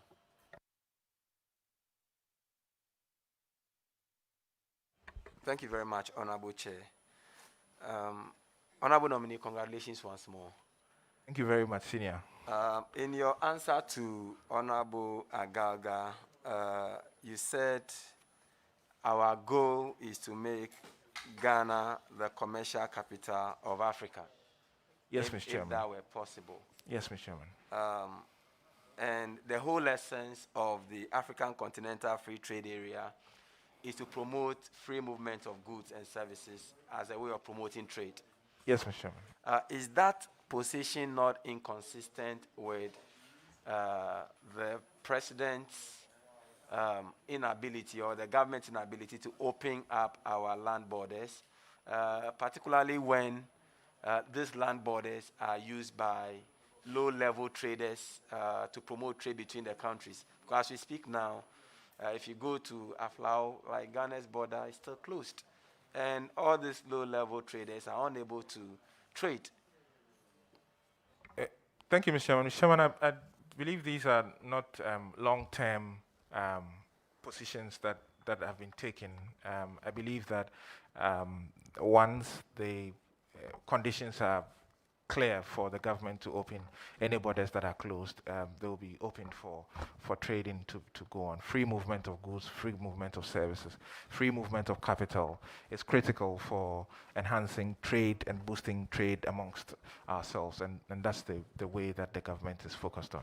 Thank you, Mr. Chairman. As a follow-up, what conditions are we talking about? Because the airspace have been opened. People are traveling by. I feel that position is discriminatory to very poor people and low-level traders. And I don't know what conditions we are looking at.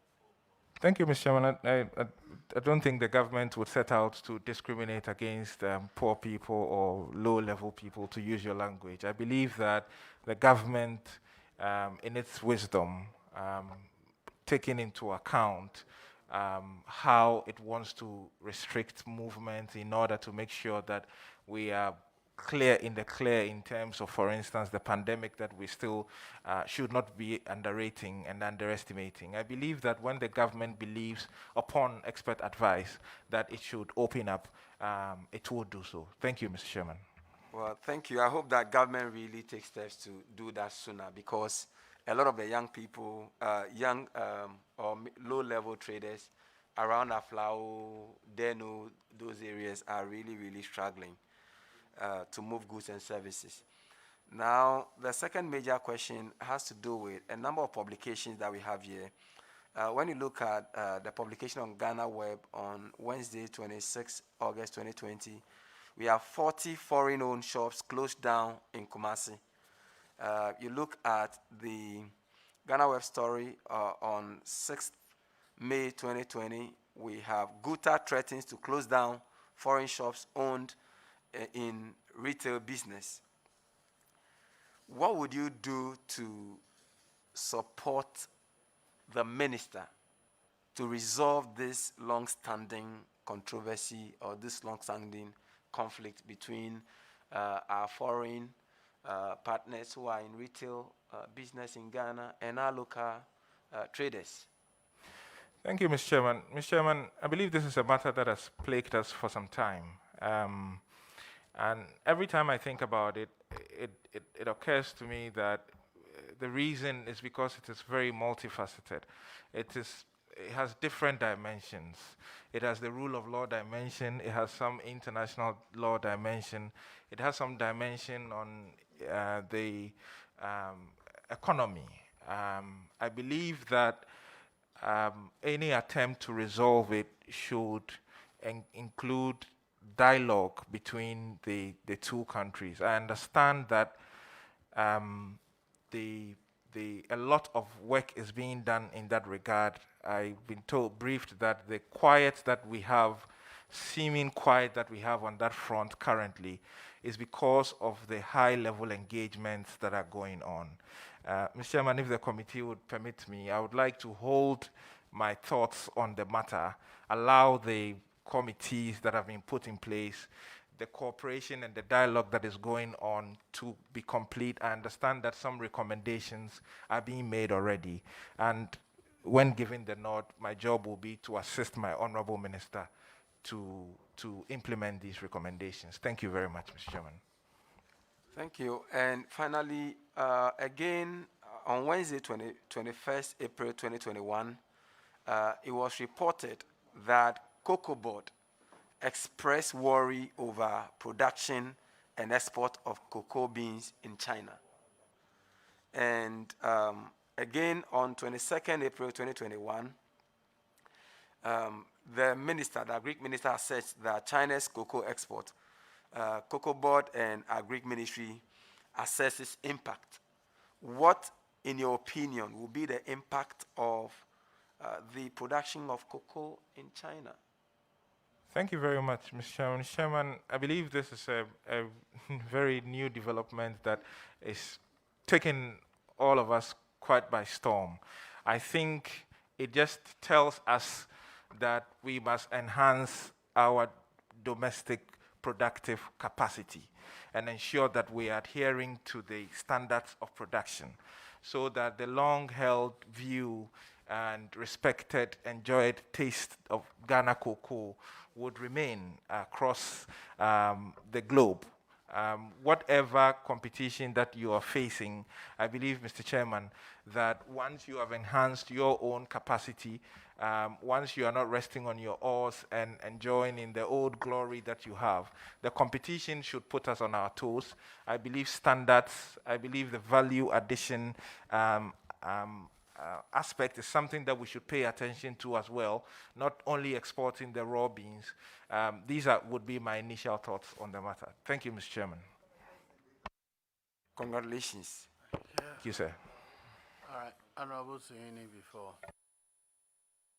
All right, thank you very much, Honorable Chair. Sorry? Congratulations, Honorable Nominee. Thank you, sir. First of all, a few issues on your CV. Region, Volta region, hometown, Botoku. Is Botoku in the Volta region? Yes, Mr. Chairman, it is. And that's your hometown? Yes, please, Mr. I thought you were from the Oti region. My mother is from Oti region. My father is from Botoku. Okay. I think the Honorable Minority Leader already addressed the issue of the if any. Page 2, primary school education, and then you put into bracket BECE. Shouldn't it be basic school education instead of primary school education? Yes, Mr. Chairman, it should be. I'll take a cue and make the correction. Thank you, Mr. Chairman. And then maybe finally, your hobbies.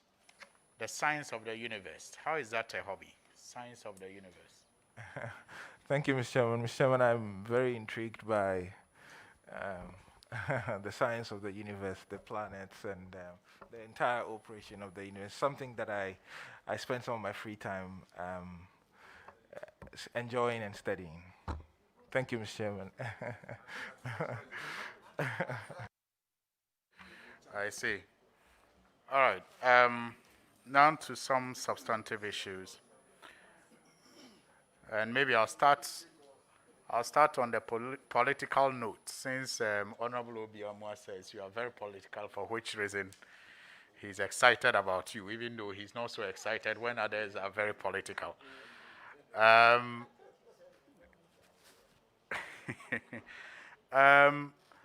His Excellency the President, when he was campaigning to be president, made a number of promises. One was to change the face of the country in 18 months. I think his running mate was more specific. He said with the 1 district, 1 factory, and 1 million per constituency, in 2 years, no village or community in Ghana will have any problem with water and all of that. One thing the president also spoke of was the nature of our economy, being a Goggisbeck economy, and how perhaps he was going to transform that. As we speak, we still have a we still have economy that is backed by resource-backed loans. We still have a situation where we are taxing less than we are spending. We still have the rigidities in the budgets and all of that. What will you say has been the achievement of the president in terms of keeping this promise of turning our economy from a Goggisbeck economy to a modern economy? What exactly can you point to say that this is actually on the path for which you will support your minister at the Ministry of Trade to improve upon? Thank you very much, Mr. Chairman. Mr. Chairman, I believe that a lot is being done in that regard by the government of His Excellency the President, Nana Addo Dankwa Akufo-Addo. The industrialization vision is supposed to come together over a period of time.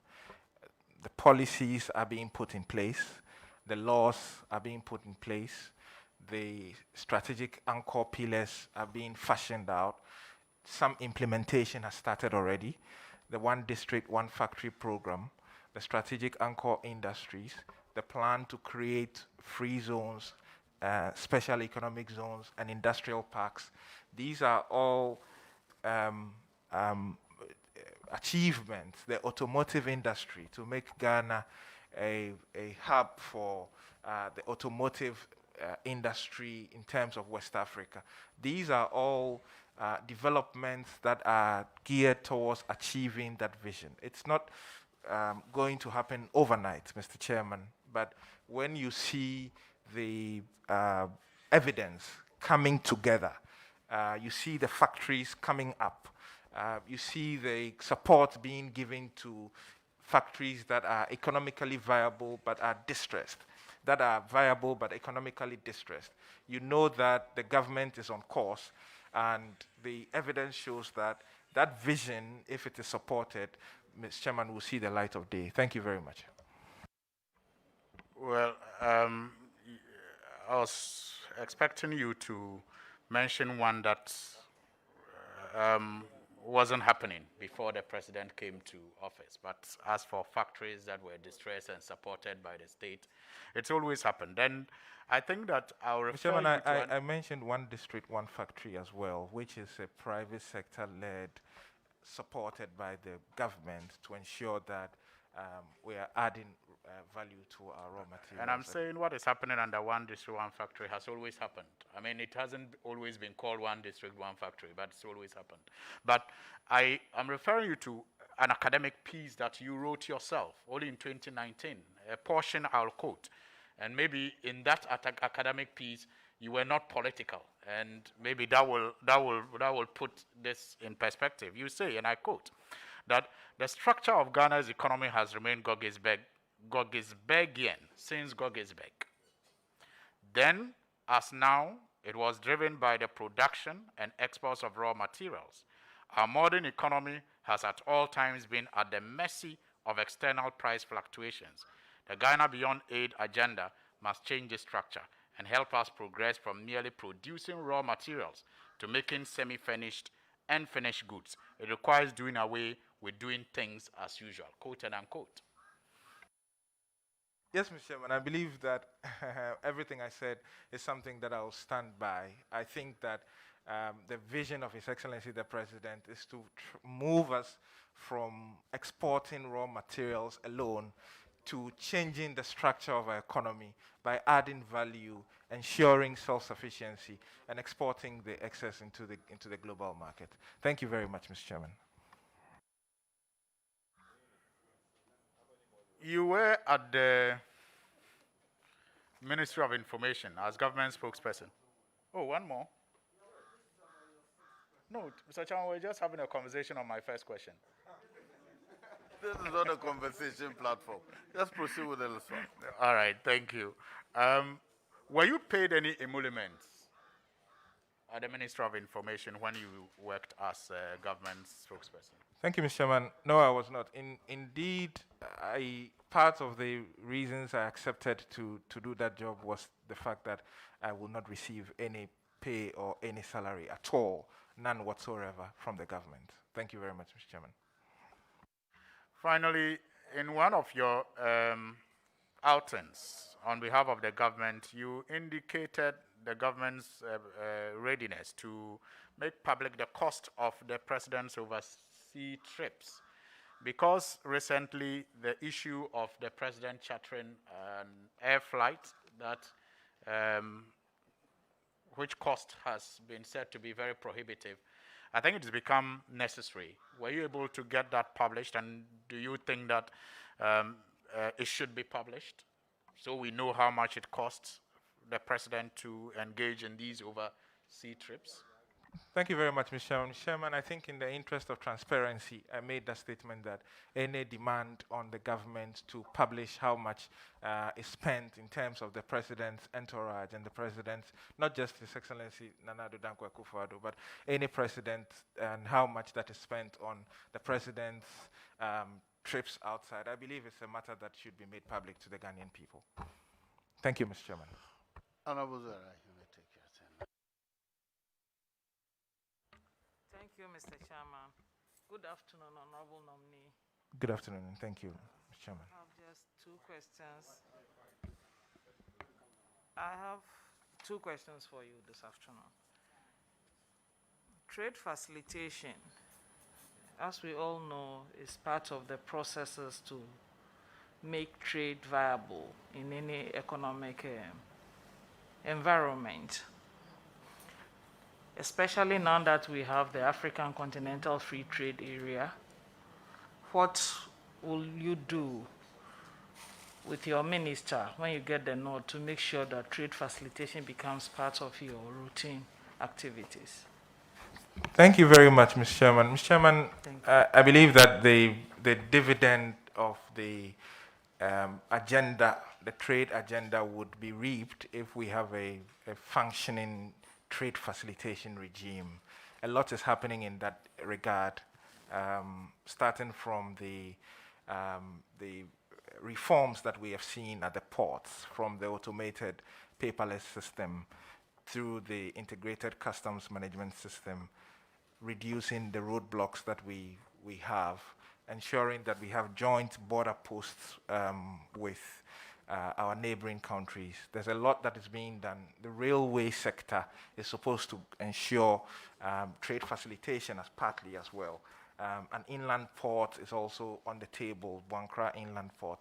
I believe these are all geared towards ensuring that trade facilitation is promoted and enhanced. And when given the nod, I'd make myself available to the Honorable Minister to support this agenda. Thank you very much, Mr. Chairman.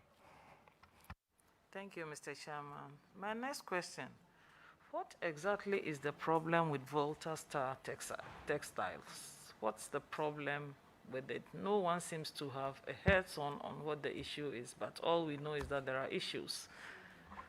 Thank you, Mr. Chairman. Thank you, Mr. Chairman. I believe Volta Star is not alone. There are quite a number of institutions that find themselves in such a distressed position. The brief I have from the ministry is that the ministry is coming out with a plan to put all of them together and ensure that they are giving the necessary support by way of private sector recapitalization so that they can get back on track. Thank you very much, Mr. Chairman. Would we have any timelines to this so we can go back and check? Mr. Chairman, unfortunately, I'm unable to speak to that. Not the one doing that, the ministry. Thank you. Thank you, Mr. Chairman. Yes. Thank you, Honorable Chair. Congratulations, Honorable Nominee. Thank you, Senior. This is a small follow-up from your answer to the minority leader's question on Article 18. He asked you about the right to own a property per Article 18, and you said yes, if you are using that property for lawful business. So then it goes without saying that if it's unlawful, then something has to happen. But as a lawyer, you know that the thing that has to happen does not include burning of excavator. In the face of Article 19, which says that even if you are charged with a criminal offense, you are supposed to be given fair hearing. How do you juxtapose that with the burning of excavator? Please. How do you juxtapose that with the excavation, the burn of excavator without giving the owners any fair hearing? Thank you, Mr. Chairman. Mr. Chairman, the right to a fair hearing is guaranteed by the Constitution. If the owner of a property that is being used for unlawful means shows up and would be given a hearing, that's guaranteed by the Constitution. But if the property is found without any human beings manning them, because the state law enforcement agencies are on their heels and then they have absconded. I believe that there's no hearing available, and the president and the government has taken a position that these excavators that are being used for purposes of destroying our environment, the environment that we all owe an obligation to protect. I believe that that protection is what is the paramount interest of the president and the government. Thank you very much, Mr. Chairman. Just because you said people are entitled to fair hearing, I'll let it go. But you know that if you meet an excavator at a site in the night and you are burning it, you have not even looked for the owner, but I'll let that pass. Thank you very much, Mr. Chairman. Okay. So I'll give you a few statistics. You have really shown knowledge on the AFCT, FTA, but yes, after. You've shown knowledge. But let me give you a few statistics.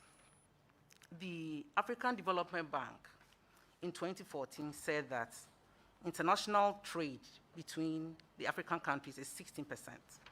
And then the United Nations Conference on Trade and Development also in 2017 said it was 16.6, compared to 68.1 in Europe, 59.4 in Asia, 55% in America. Now, the AU is estimating that with AFTA, the trade between African countries will move to 60% by 2022. Is this feasible? Mr. Chairman, I believe in setting ambitious targets and equipping yourself to be able to meet those targets.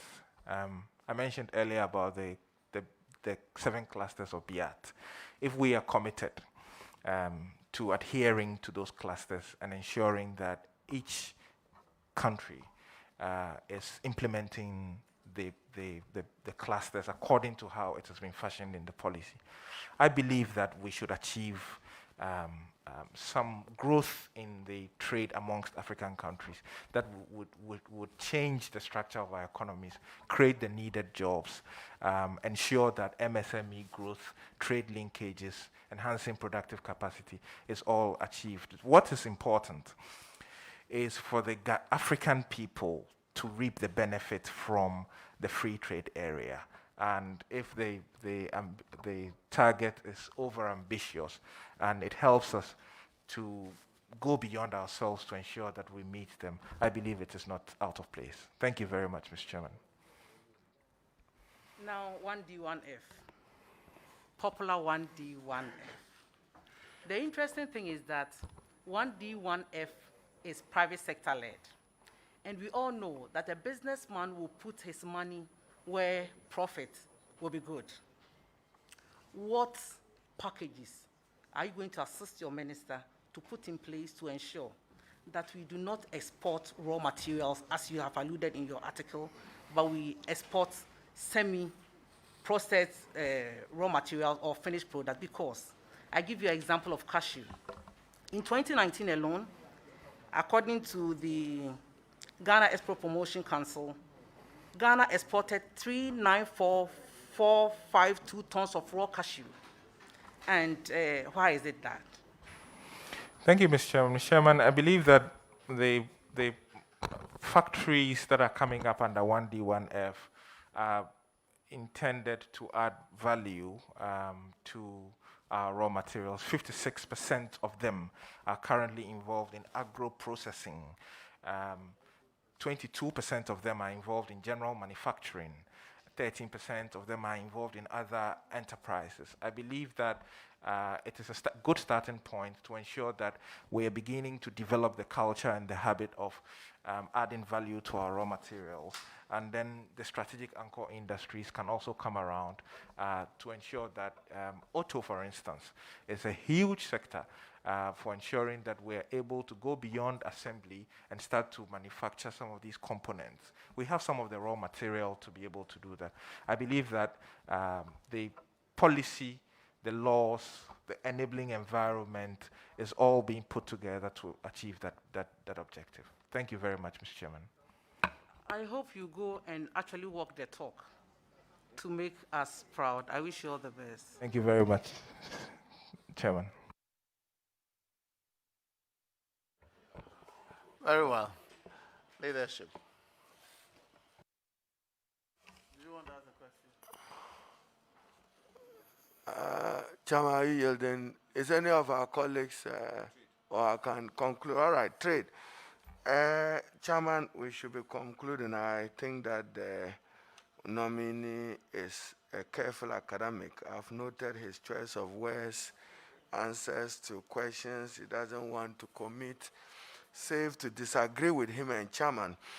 When Chairman, in his initial remarks, drew your attention, and I agree with him on the principle, government as an enabler and facilitator of 1D, 1F. He was speaking, appreciating policy, but you know, as spokesperson for government, that you have gone beyond what Chairman thought was the concept. Because I'll share facts with you. 1D, 1F, Ghana Exim Bank have disbursed huge sums of money directly to persons who are involved in it. The government stimulus package, and I even have a problem with you, but that's not your sin, where you double count. Same company takes money from Ghana Exim, and the same company benefits from stimulus package. So what Chairman is suggesting to you, that's the only part I agree with him, is that when you go, again, are you even sure you are to assist your minister? Because the president initially, instead of placing 1D, 1F under the Ministry of Trade and Industry, created another bureaucracy. So that is why you didn't have harmony in terms of appreciating who did what. But like I said, it's not your sin. But I just thought that Chairman should know that beyond enabler, you use the word tax exemption, tax incentive, we've gone beyond that. And you know that for a fact. If you challenge me, I'll give you data now of 2021 comments on it. Now, to the Honorable Sosu, to the Honorable, as for Honorable Agaga, you are in law subject to good behavior, so I won't go to his, I won't go to his matter. To the Honorable Sosu, you were careful with dimensions, and then the storm, and to respond to him again, Chairman, I'm just helping the nominee. I'm encouraged by his temperament and as young person wanting to perform. Now, again, to what the Honorable Sosu sought to do, and I'm just helping you. When you go, you help your minister. The problem with foreigners in Ghana, what you and your ministry and government should do is to review the GIPC Act. Chairman, I had the privilege to shepherd the legislation in Parliament, passed by Parliament. What we did then, I believe with my deputy then, the Honorable Nilante, was to give a certain minimum capital requirement for foreigners operating in Ghana at 1 million Ghana cedis. That is where the difficulty is. So if you want to revise the law, do so.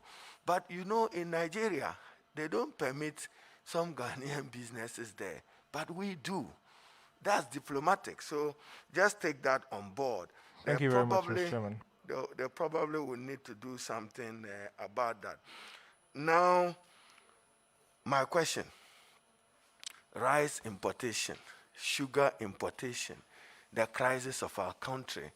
We are spending over $400 million importing sugar. We are spending close to $1 billion importing rice. And that is why our foreign exchange regime keeps suffering. And my view is that not until we expand exports, forget it, the epileptic fall of the city will continue. What's your take on that? Thank you, Chair. Thank you very much, Mr. Chairman. Mr. Chairman, promoting import substitution is very high on the agenda of the government. Mr. Chairman, in terms of rice, the government is collaborating with the Planting for Food and Jobs program to ensure that subsidized seeds and fertilizers are made available. Rice millers have been distributed across the country. There's a facility from the Agri Development Bank to aggregators to purchase the paddy rice from the farmers. Mr. Chairman, a lot is being done in terms of import substitution. I believe in terms of sugar, a national sugar policy has been approved. A bill, I understand, is being worked on to ensure that we have an integrated sugar manufacturing of sugar production industry to enhance domestic capacity and promote import substitution. And I believe Chairman, sugar policy, sugar bill. I should pay respect to the memory of the late J.B. Dankwa. When I was Minister for Trade, our colleague MP led the Guatemala group to come and explore, together with the group from Japan, Marubeni were interested in it. And I recall the Honorable J.B. Dankwa argued very strongly that we needed a sugar policy and a sugar legislation because the sugar cartel will not even allow a country like Ghana to be on its own in terms of manufacturing of sugar locally. I'm simply asking, what will you do to assist your minister to reduce the sugar rice import bill of Ghana? Thank you, Chair. Thank you very much, Mr. Chairman. I would avail myself to the Honorable Minister to help him implement the various policies that are being put in place to reduce the excessive importation of sugar and rice into this country. Thank you very much, Mr. Chairman. Will you describe your government a success in reducing the import bill of sugar and rice as government spokesperson? How will you mark? Mr. Chairman, don't attempt it, but for me, I've asked a question. What's your marking? Mr. Chairman, I believe a lot is being done and a lot more will be done. Has a lot been achieved is my question. What has been achieved? Mr. Chairman, once what the policies and the programs that have been put in place. What has been achieved?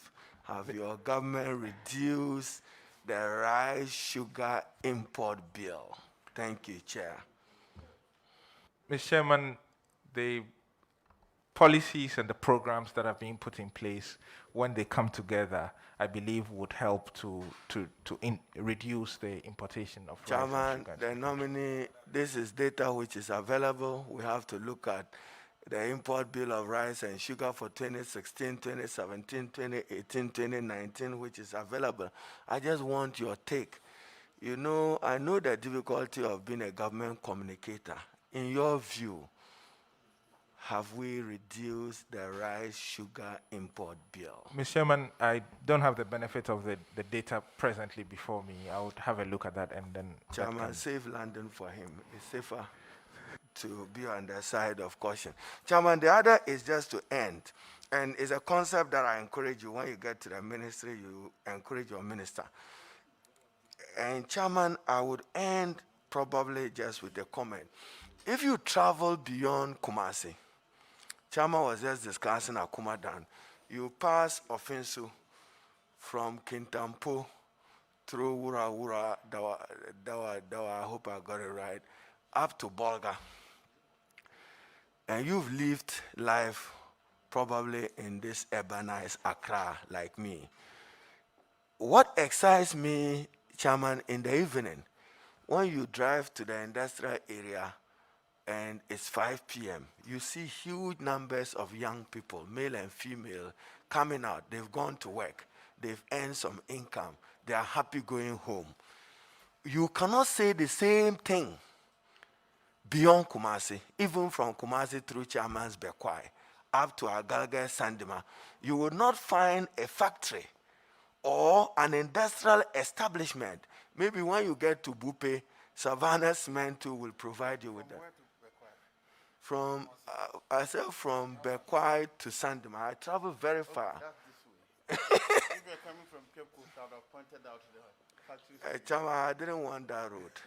So, you see, I'm just saying, you don't have establishment. You take the whole of Bono region. Show me an industrial establishment that employs 100 people. So, as a country, we should be conceptualizing, as the Chinese have done, the light manufacturing industry. What do you have to say to this? Thank you, Chair. Thank you, Mr. Chairman. Mr. Chairman, the policy of the government to promote industrial parks, at least one in each region, special economic zones, ensure that we have factories in each district of our country. I believe these are policies that, if and when implemented, would help to decentralize and to move industrialization into the various parts of our country, like you've alluded to, Mr. Chairman. And I believe that when given the nod, I would assist my honorable minister in this regard. Thank you very much, Mr. Chairman. Chairman, as I indicated, you are a government communicator. You know, there are times that you must just eat your humble pie. Your government, led by your candidate, President Nana Addo Dankwa, promised $1 million per constituency. So take your calculator, $1 million per constituency. How much is that in cedis for a year? That probably, if I change it at your own exchange rate, will give me 5.7 million. Is that right? Mr. Chairman, I don't have the benefit of my calculator, but I'll take your figure for it. Use your phone and go to Bloomberg on the foreign exchange regime for today. So you even use the Dr. Baumia exchange rate, 4.2%. So 4 million, Vice President, 4 million per constituency. Have your government delivered that? Thank you, Mr. Chairman. Mr. Chairman, I believe that was the vision of the special initiatives. It wasn't about providing physical $1 million to the constituencies it was in so the physical, what is in Tamalesa for Mbekwa or in a Buri constituency, you have it? Mr. Chairman, I don't have the benefit of the achievement of the special. There is no 4 million times 4 spent in any constituency. Are you aware? Is that correct? Mr. Chairman, I'm unable to speak to the information that is being given to me, so but I know that. So when it is failure, you are not able to talk. And when it is, Mr. Chairman, I know that the 1 million. Okay, and the failures have no friends. Don't worry. I'm just saying authoritatively that the $1 million per. The MPs are here. Those of you who are repeating, if toilets are worth $1 million, who ended the chairman, I think that the nominee has encouraged me with his attitude to our questions, very careful in his choice of words as an academic. My final will be to end with the African Continental Trade Agreement. I just think that we need to be very cautious because it can be another overambitious dream. We do have an opportunity as it was commissioned in Ghana, but probably if we don't get it right. I heard you in an answer to the Honorable Sosu talk about lessons from other blocks. And Chairman, I just end on that note. The European Union remains a symbol of continental unification and what that does to a common market. Even look at Britain and the strides it went through exiting from that market and the challenges it poses today. I pray that you and your minister and the president and other African heads of state will be sincere to your word in giving meaning to this. Chairman, on that note, I congratulate and wish the nominee well. Thank you. Thank you very much, Mr. Chairman. Herbert, Mr. Chairman. I have no question for you. Just that I'll make this observation about AFCTA. You said what, 7 cluster areas that so far all the discussions are between governments and government officials on the African continent. We speak and exchange beautiful English language and French language, sometimes involving some Arabic language. The real traders, they don't speak good English, they don't speak Arabic, they don't speak French. What we should do, and it's an advice and a suggestion to you, that we should make sure we sell what it means, what the AFCTA means to the real traders in the languages they understand, if we are going to be able to take advantage of them. Trust them. If you teach them in the language they understand, they will master it. If we keep talking the big English we are used to, in the end, it will remain with the public officials, not the real traders. On that note, we thank you for attending upon the House to answer questions. You will hear from us later, but for now, you're discharged. Thank you very much, Mr. Chairman, and thank you very much to the committee for having me. Thank you.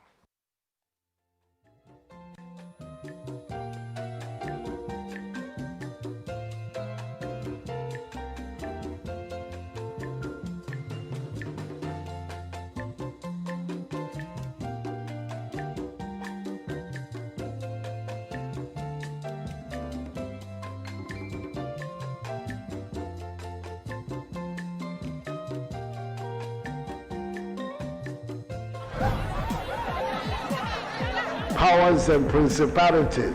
There's so much fire inside me. Tragedy struck when part of the largest hillside at the kosher rubbish dump collapsed. It's going to be fun to see how he goes about approaching this game.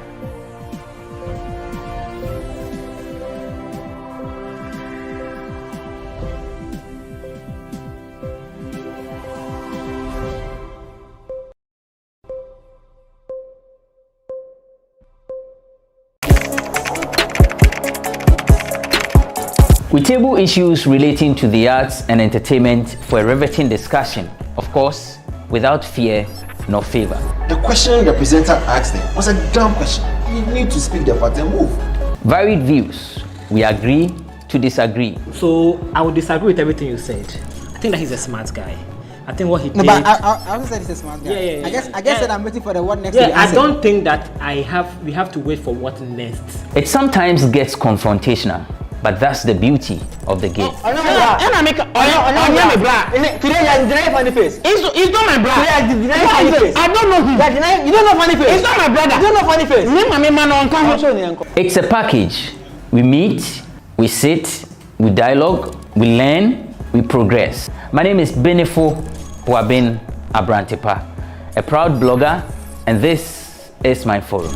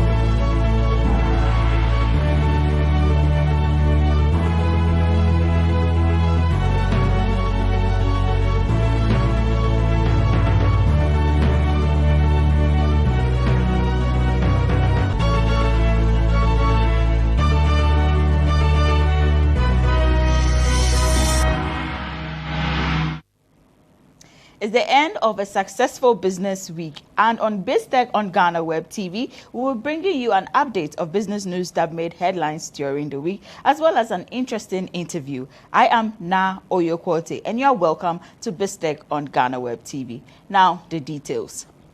There's tension brewing at Abosokai, Ghana's spare parts hub, over relocation plans. Now, this was revealed by the leadership of the association, who has hinted that there's going to be a spare parts village in the coming 5 years. But members of the association are not pleased with the move.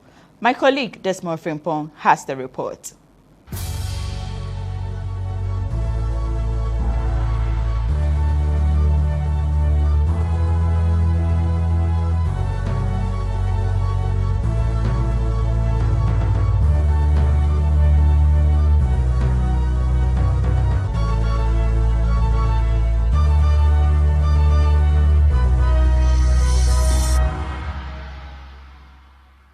Mr. Siampedu is the co-chair of the Abosokai Spare Parts Dealers Association, and today he's going to let us in on the relocation story that has been greeted with mixed reactions. Some of the spare part dealers are in for it, others are not so happy about it. And he is the co-chair of the association, and today he's going to let us in on the story. Welcome to GhanaWeb BizTech. Thank you very much. How's business going? Normal. We can't complain, normal.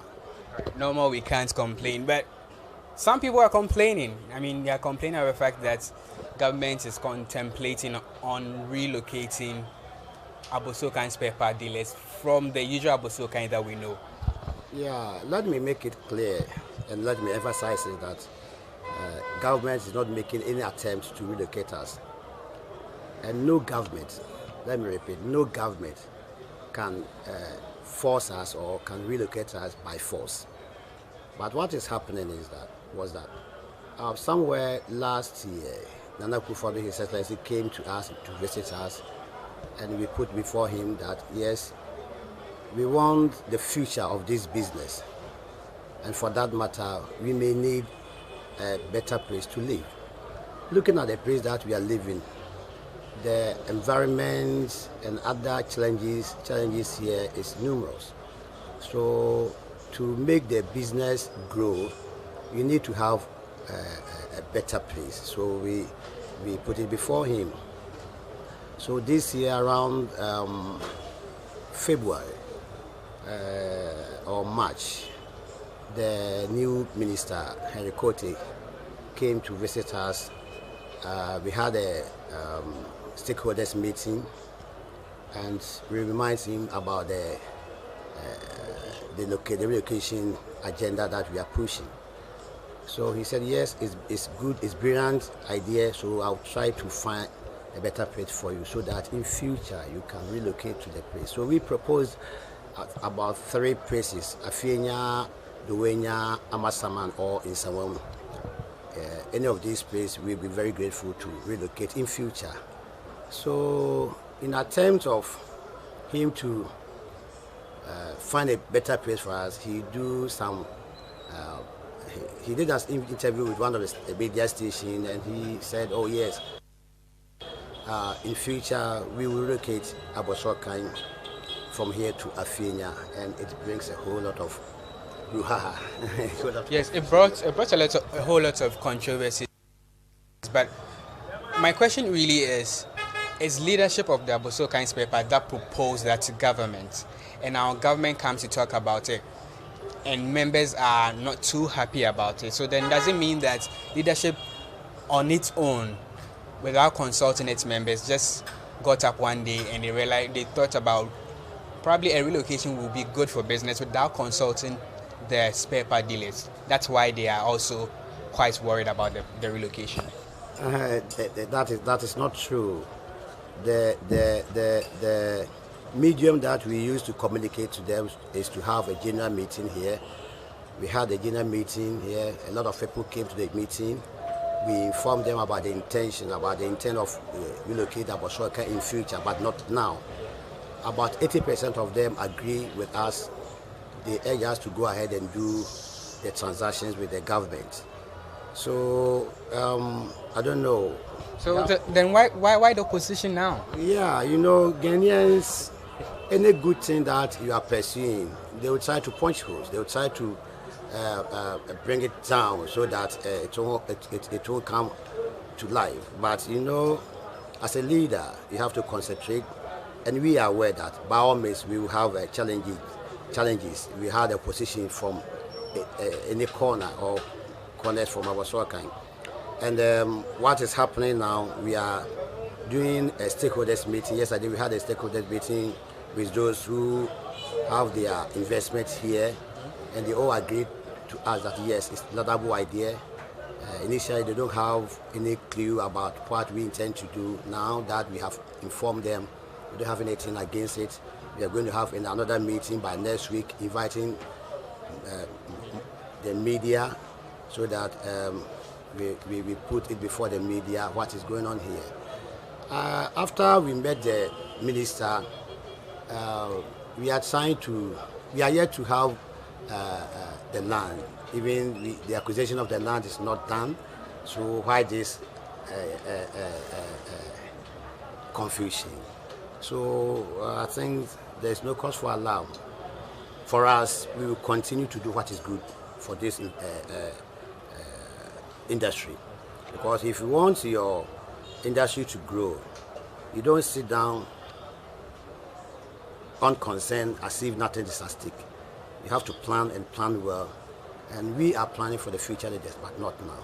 As some people say, they've rented their space for probably sometimes 10 years, 20 years, and now that you are talking about relocating them, what becomes of the investment that they've committed to rent? That's the behavior of Ghanaians. There's history here. We migrated from Accra Central to Abosoakan somewhere in 1977, 78. It's 44, 43 years now. These are some of the challenges they had at that time. Most of them saying, how can I go to, they call here about how can I go to Akanesi? At that time, the whole place is waterlogged. There's no building here. We have some few buildings here. From Accra Central to Malam Junction is just one lane without any asphalt on it. But the leaders decide to come here. And they try to invest here 44 years down the line. Looking at the situation that we are in now, if we want this industry to grow, we have to plan. We have to plan. So always I've been telling them that, yes, my entire has its system there. We don't like it. We have to plan for future because the industry, the future of this industry is very bright.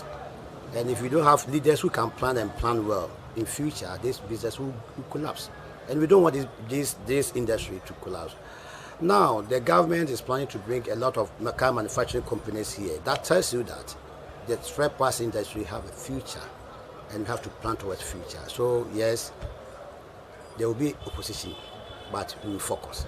One other concern is the fact that people who do business here, they have their customers, they have their clients, knowing that, oh, I mean, I'm able to find spare parts dealer A here, easy identification. And now they are going to be moved to another place, and it's a whole lot of deal for them. Why do you even want to move from here?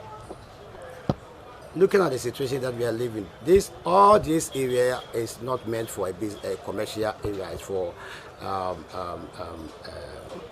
residential area, and we managed to bring in this business here. So if you want your business to grow, why don't you find a better place? The environment, the sanitation, everything is poor here. Even you can go around and have a look. None of the shops have even a toilet facility, and it's not good for us to live here. The country is growing, and we have to move from one strength to another. And if you want your business to grow, you have to plan. Yes, it's difficult to move people from here to another place, but we will pursue it. Not now. Not now. In future, they'll get to know that, yes, this plan is very well and it's going to help us. Look, Cocoa people acquired their land 40 years ago. they failed to move to the new site. Now, the leaders who took that initiative, they all gone, died and gone. But now, the executive, now they are enjoying the praise. And they had a whole lot of opposition. You won't go from here to, Antioch, or from here to Iron City, Amanfrom is far away from Accra, so we won't go. 40 years down the line, now they are enjoying the praise. They have a lot of enough space to trade with. So I think it's better you plan than not to do anything at all, and you sit down unconcerned for something to happen to your business before you take action, or you consider to bring in another idea. You have to plan from today, so that in future you have any challenges or you have any problem. My concern, and my prayer is that in future this industry will grow and grow bigger, and we are praying for it. It will come to pass. By 10-20 years to come, spare parts in Ghana will be the hub of Africa. And all in any of the African countries, if they want to buy spare parts, they will come to Ghana. But we have to start planning from now. And this is the time. So then you keep telling me that even though there's a relocation along the line, it is not now. Are you able to tell me, give me the time frame? We are planning that from now to 5 years, within 5 years, we will relocate from Abosokai. And we want a better place. We are not thinking of Abosokai or the spare parts alone. We are thinking of the mechanics, those who sell cars, a place that we can have a hospital, a stadium. We want to build a village by itself, you know. Looking at the situation here, no investor will come to our aid, because the whole place is very porous. The whole place is not good. Even though we are enjoying what they're doing here now. But if you have this vision, you have to plan so that the future generation will come and take over from you. We cannot sit down here for this business to collapse. And we thank God that after yesterday's meeting, all our stakeholders, most especially those who have their investments here, have agreed to us that yes, it's a very good plan, valuable plan, just that they haven't been informed before we took the decision. And we told them no. We know that the easier medium that we communicate to you people is to have a general meeting, and you fail to come. And if you fail to come to the meeting, what do you want us to do? Do you want us to go shop by shop, and inform all of you people before we take a decision? No. So we've done our part. Now that you are in, we have informed you. If you have anything against it, let us know, so that we straight the line and move forward. What are some things that you are ruling as an associate? You are ruling down for your members to have quite a soft landing when you are moving to the proposed destinations? I've told you we cannot force them to leave the place. If we are able to secure the land, and if we are able to have an investor to build a modern shop for us, they will come by themselves. As what's happened in the last 44 years, they are trading at Tudu, and they decided to come to Abosokai. And that time, those over there are agitating that we cannot go. 5 years after they packed their tools and came here, they came here in their numbers. Kokompe is there before we came. The Kokompe people are telling us, oh, Abosokai cannot survive, Abosokai cannot survive. 10 years later, all the Kokompe members, those who are very big, huge at Kokompe, they decide to come to Abosokai. And I know it's going to continue. The history is going to repeat itself. If you are here, we cannot force you, but you will come by yourself, because the incentives that we are going to have over there. Here, you know, if you want to rent a shop, maybe you pay 10 cedis for 5 years. Another 5 years, you come and pay 10 cedis. After the 10 cedis, you pay extra rent every month. And if government is going to give us such facility, and we are going to pay 110 premium, even if it's 10 cedis or 20 cedis, you pay it once, you won't pay any money again. Which one do you prefer? You decide to come over there. So we are going to put measures in place after acquiring the land and the completion of the shops to make sure that people will be interested to come to the place. And you know, the city is growing, and we have to expand it by way of taking away some companies and industries from the city center to the outskirts. This is how we plan. We all cannot stay here. It's not fair. It's not fair. So we are planning to go the outskirts of Accra and to help. And to help bring business to those over there. Either we are going to have a Fienya or any of the places, we will go. You know, whenever you're doing a business, location is key to whatever business that you do. Why considering these places that you've mentioned, Afienya, I think Pokwas is part? Afienya, Dowenya, Amasama, okay, okay, so these places that you mentioned, what are the pull factors? Why are you considering these places? We are asking land from a government. We know these are the areas that government can have a land for us. All these areas are full. But when you go to those places, there's a lot of land over there. So we want the government to lead us to get a better place. So that's the reason why we put it before them. We want these locations. We can get it for us. Yesterday, some of our stakeholders, those who are investors, they told us, no, even if we can get Suhum, it's good, because now that we know that the idea is good, we are all going to support. If government can acquire land at Suhum, you know, you see, so I think it's miscommunication. That's the reason why people are not happy about it. I say people are agitating, talking here and there. But with time, they will get to understand us. Thank you so much. So we're going to go for a quick break, and when we're back, we interacted some of the members of the association to also have their take on the relocation.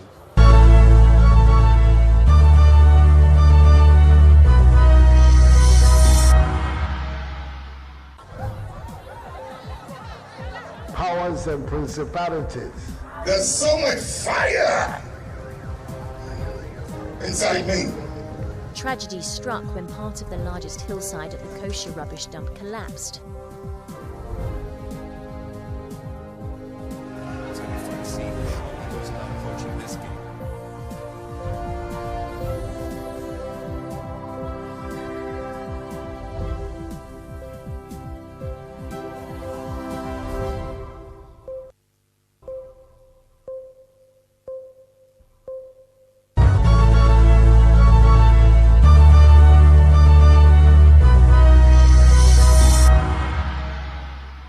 This planning should be long-term planning, not immediately.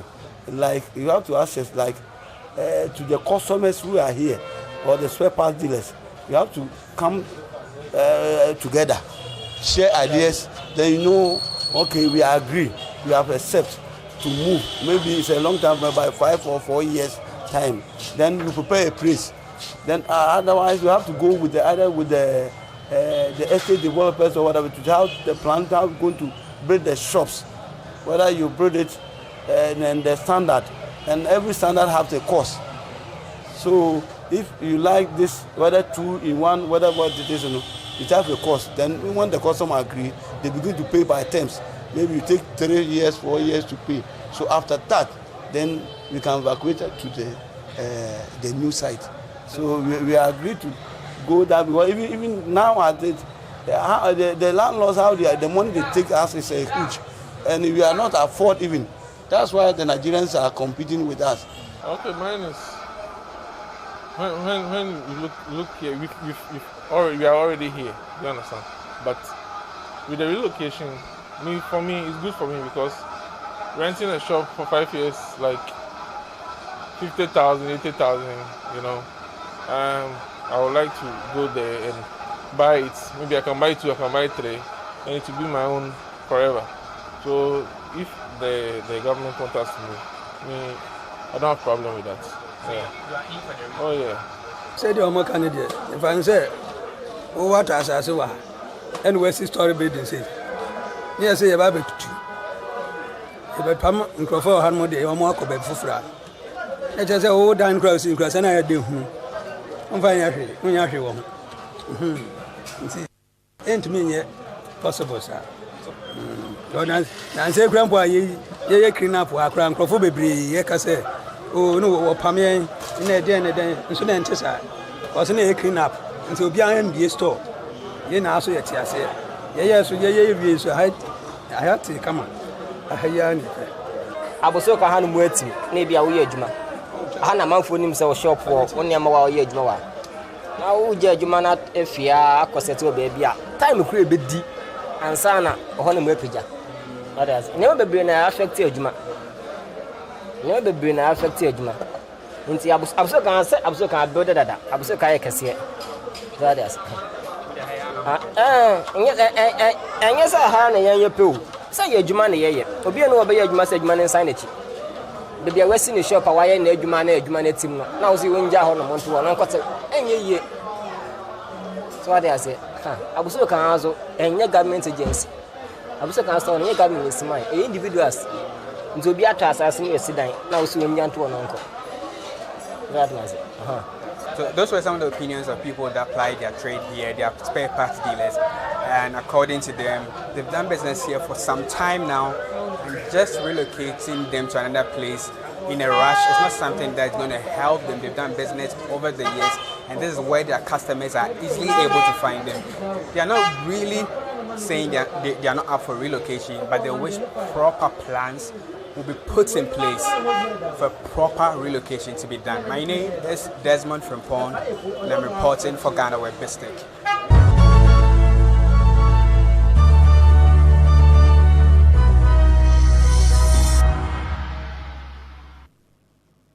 That was a great interview with my colleague Desmond Frimpong. But we move straight to Winston Amwabe to help us with some helpful internet tools.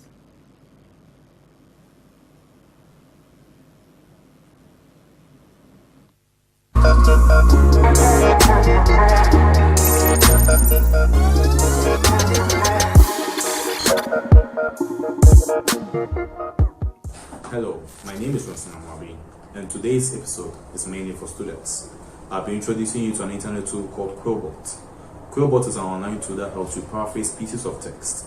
If you do a lot of work involving words or creative writing, Quillbot can help you paraphrase your words in different ways. Let's go to the computer and I'll show you how it works. Okay, so here on the PC we have google.com, and in the search box we type Quillbot. Press enter and it takes us to the searches. We click on the first link and it takes us to the internet tool. We can see quillbot.com, and then we have a few modes. We have the standard mode, the fluency, creative, and creative plus modes. For the other modes you need to pay, so it's a premium feature, but we have access to the standard mode. So I have some text that I copied. I'm going to paste it here and we see how it works. So with the standard mode we have access to only about 400 characters, but then you can log in using your Google account to further increase the limit to 700 characters. So then I click on the paraphrase button over here and we see how it works. It will take a while depending on the speed of your internet.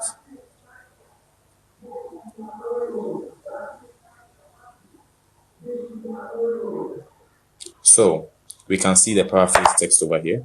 We can see the words that were changed. They are highlighted in orange color.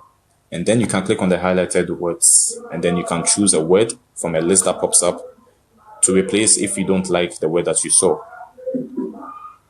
So that's how Quillbot works. Stay blessed, and I'll see you next week.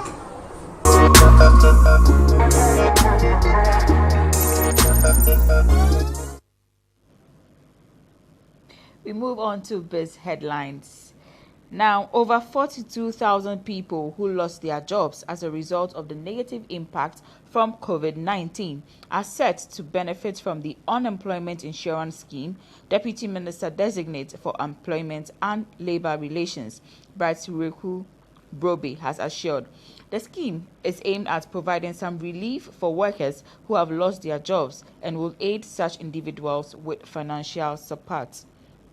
Appearing before Parliament's Appointment Committee on Tuesday, June 8, 2021, Mr. Weku Brobe, who is also the Member of Parliament for Himang Lower Dentra constituency in the Central Region, said the scheme is currently in its final stages. He disclosed that a consultant who was contracted to ascertain the impact of job losses in 2020 has presented a report which showed that over 42,000 people were laid off as a result of COVID-19.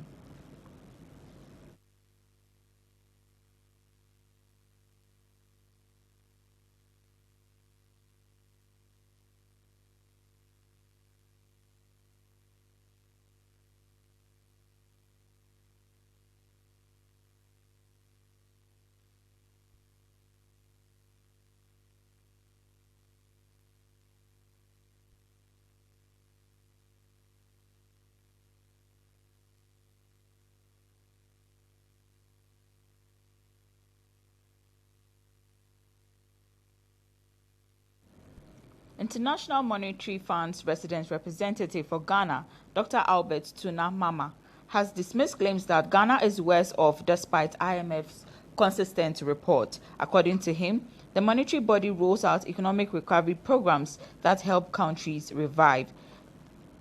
Dr. Tuna Mama said the IMF is not to be blamed for countries' instability or otherwise. I'm not sure that this country has stagnated for 16 years. I'm not necessarily arguing that the fund is the reason for the growth, but it didn't harm that growth either.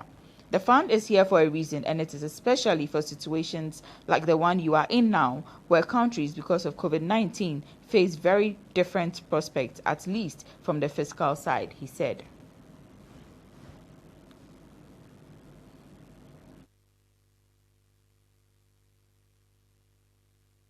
Again on Bright, Weku Brobe, the Deputy Minister Designate for Employment and Labour Relations, has stated that the Nana Addo Dankwa Akufo-Addo-led administration has created over 3.8 million jobs since assuming office in 2017. He said both private and public sector jobs have been created by the government with the mindset of integrating the public and private sectors to revamp the dwindling economy. Appearing before the Appointments Committee of Parliament on June 8, 2021, Mr. Weku Brobe said the jobs created by the government were a result of the implementation of flagship initiatives such as the Planting for Foods and Jobs, NAPCO, and others that were rolled out by the Akufo-Addo-led administration.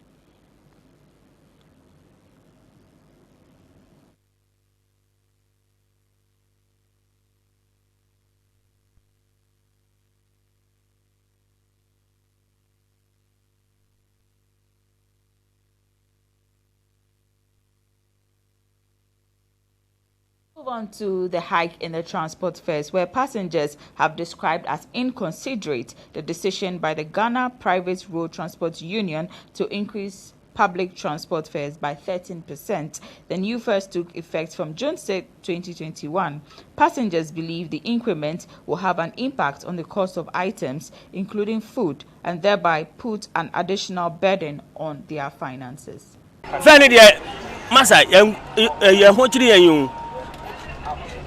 Too much. They say na station here so no omo de obi ape na oje. Everybody is talking about it, you know. Myself, you know, if like you are using 20 cedis in and out to your destination, right now you have to add more than half to it. So it's a challenge, but we will go through it. It hasn't been so fair because from my place, like Pantan Village to Oyarefa, it's been 50 pesos in addition, which is not so fine. So to me, I wasn't expecting it this much. So it's a challenge.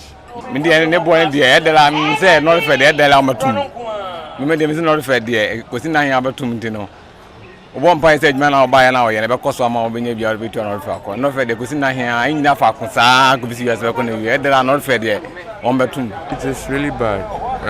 Yesterday when I went to school, then I realized there was some increments in the lorry fares. I mean, you are constrained with the limited budget you have, and then they increase it. I mean, not for only me, but for others who are kind of not really that kind of wealthy and they have just little amounts on themselves. And they realize that they have increased the amount to some huge something they can't even afford it.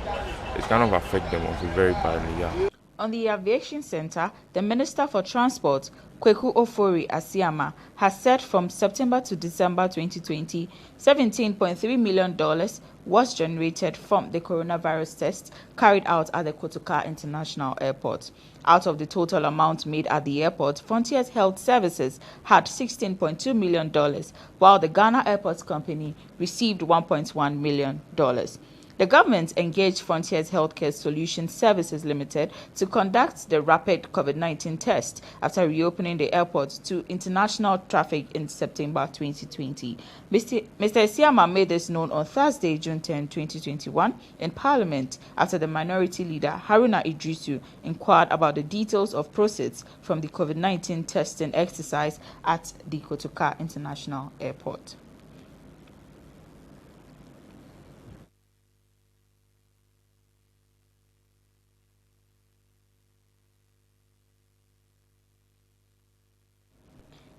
In response to the growing menace of mistrust and scams within the online commerce space, a new mobile money escrow service called Move Secure by Insano has been launched to facilitate safe and secure transactions on mobile money. The service operates by holding money in trust till both vendor and buyer confirm their satisfaction with a transaction, says Ms. Linda Otu, country manager for Insano. According to her, this is a much-needed solution to restore the declining levels of trust between online buyers and vendors, resulting from increased cases of scam. For buyers, Move Secure ensures that even though you have initiated payments for a service, you can get your money back seamlessly in the event of an attempted scam or if the wrong order is delivered. She adds that it also shows a commitment to your vendor to prioritize your order.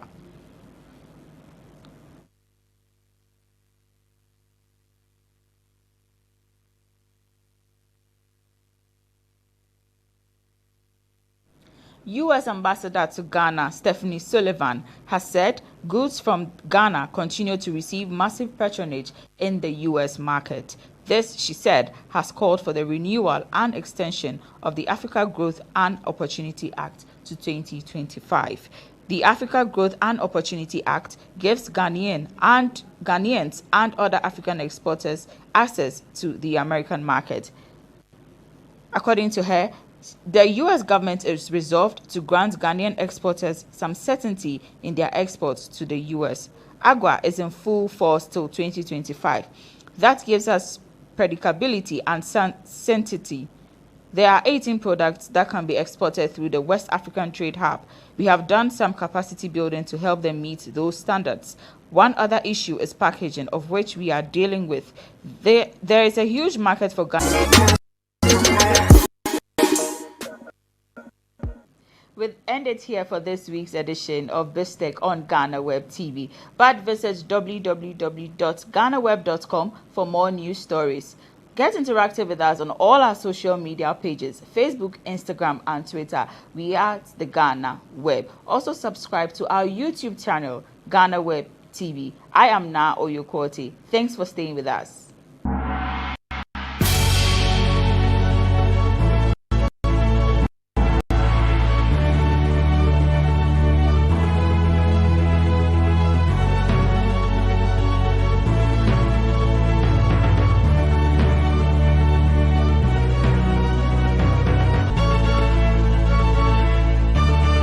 I would advise you, when you go and you become aware of it, whatever you do to minimize the ferocity and the viciousness of these attacks, because it's happened to even prominent Ghanaians like, say, Sam Jonah.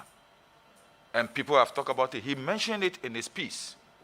So you look at them.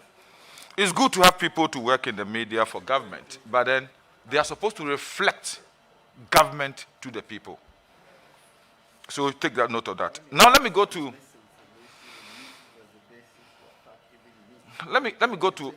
another sensitive area, and it's about you. It's about you, and I don't want you to take it personal. We are all young politicians coming up. You know, some people have a feeling that your social appearance, which to me is quite different from what I'm seeing you sitting here for. You are saucy, you are brashy. So as a PR person for government, your personal attitude does not really conform to what people want to see as somebody who stands between government and the people. Are you brashy? No, Mr. Chairman, I've never heard such comments about me before.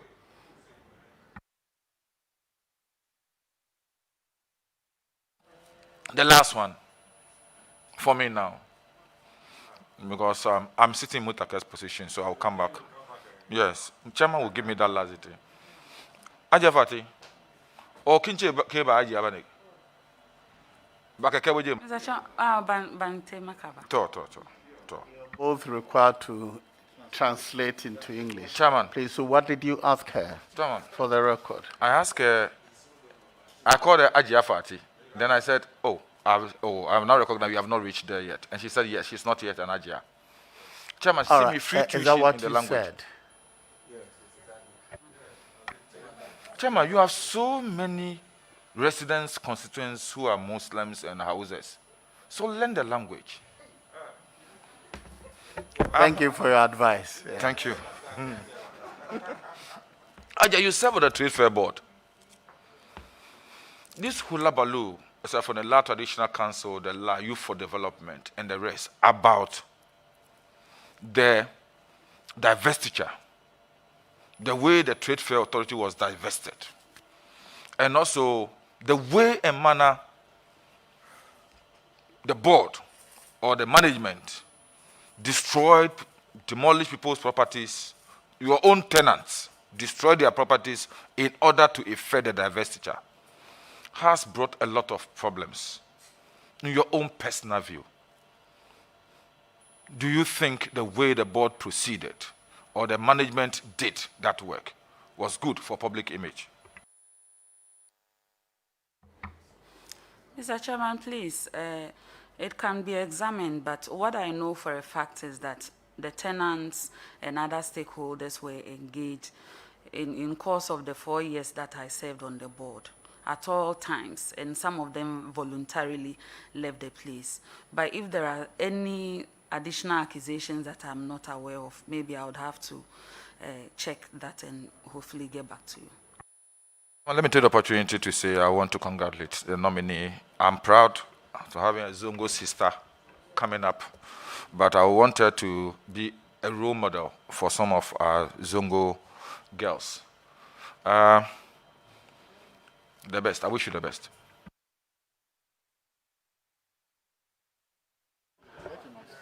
One question I'll give you. All right. Well, thank you very much, Mr. Chair. This is a very, very important question to me. In fact, there were two, but I'll take the one. In an answer to an earlier question that you answered, you said because now we have 475 radio stations, about 146 TV stations, you are of the view that culture of silence does not exist. But contrary to this view, many Ghanaians believe that culture of silence exists now. And indeed, when we talk about culture of silence, my understanding is that it is a situation where right-thinking members of the society or ordinary members of the society are afraid to criticize decisions of government or policies of government with the fear that they will be intimidated if they come out to speak. Now, when you look at the trends, you can talk about the seeming threats or challenges that a journalist like Anas Arimia Anas had under your watch. You can talk about these are all very argumentative. No, right? They are not. Just Mr. Chairman, they are not. They are. So because I don't agree with you that challenging him is a culture of silence. I want to quote from an article. Let me quote from an article. Please let me quote from an article an article published in various newspapers titled, it's a statement on Kelakuda, and this article has been published variously on the various news portals. You can Google that article. There are several views that have been shared on that. Now, is that not evidence that there's freedom of speech? Because there are so many articles left and right separate without any objection. That's Mr. Chairman, evidence that there's so much freedom Mr. Chairman, of speech. The point but is that... ask your question. Yeah, thank you very much, Mr. Chair. Now, the point is that people like Manasseh Azuri have had a cause to complain that they've been intimidated because they've been critical of government. We can name Captain Smart, who recently have had a cause to raise concerns that because he's critical of government, he's been harassed. You can talk about Kofi Addo sometime last year when he had some information on those COVID publications, who had a cause to be invited by the police. Now my question is because you said, in your view, there is no culture of silence. That's why I'm putting these facts to you. Because these matters are matters of fact. And it's available in the media domain, and everybody knows about them. My point is that the current system where people who are critical of government become agents of attack create the system or the culture of silence that people are complaining about. So your view that there is no culture of silence merely because of the plurality of the media is wrong. And that is what I want to put to you. What do you have to say about that? Yeah, she should respond to that. She's a Deputy Minister for Information. Mr. Chairman, the freedom of expression, which is guaranteed under the 1992 Constitution, is afforded to all of us, not one journalist, not one politician, or any single individual. So when opinions are expressed, irrespective of who is expressing those opinions, we should recognize that we are going to accept the praises, but also be tolerant of dissent or divergent views. And just the mere criticism or the mere opinion which is contrary to what a journalist has expressed does not amount to culture of silence. But the issue has not been criticism of the journalist. The issue has rather been the alleged threats. And, of course, I mean, these are things that are in the public domain. There are several journalists that have raised concerns, including the recent one that was done to Kelakuda and how the state apparatus went to CTFN. The point is that way, or you see, if government reacts to criticisms in that manner, it creates fear within the citizens so that it becomes difficult for them to hold government accountable. And that's what I want you to talk about. Thank you very much, Mr. Chairman.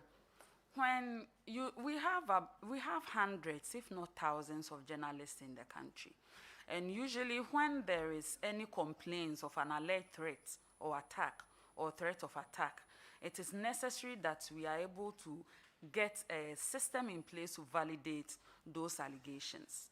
And trust me, if the validations are to the effect that those incidents are really true, then the government has shown, not just by words, but by action, that we are allies when it comes to the safety of journalists.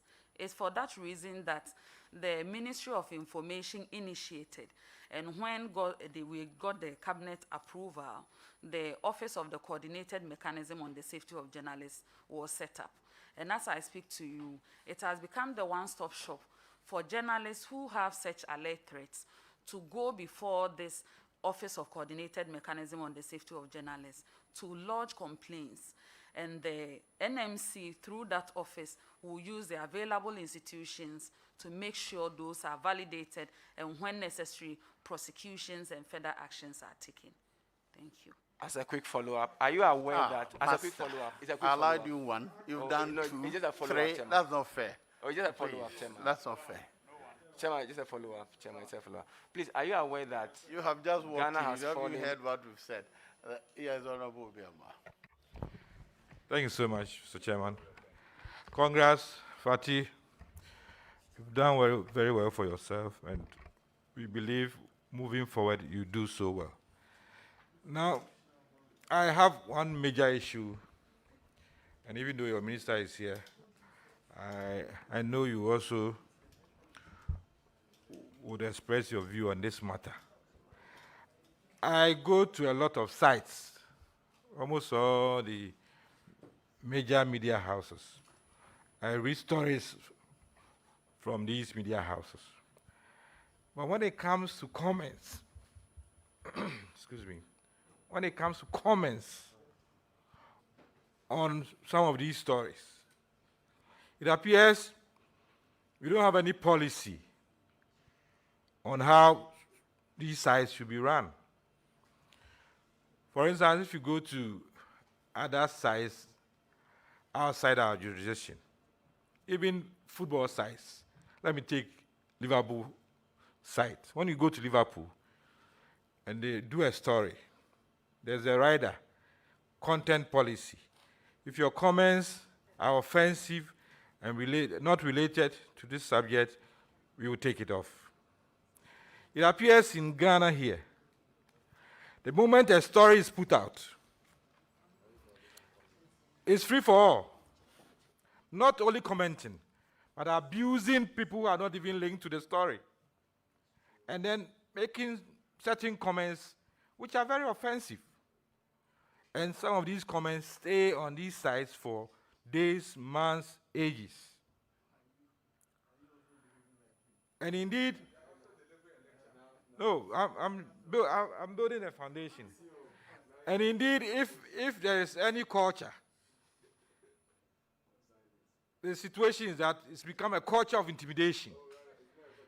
There's a story about Obi Amwa answering a question. The comments have nothing to do with what Obi Amwa said, but to abuse Obi Amwa and his family and everybody.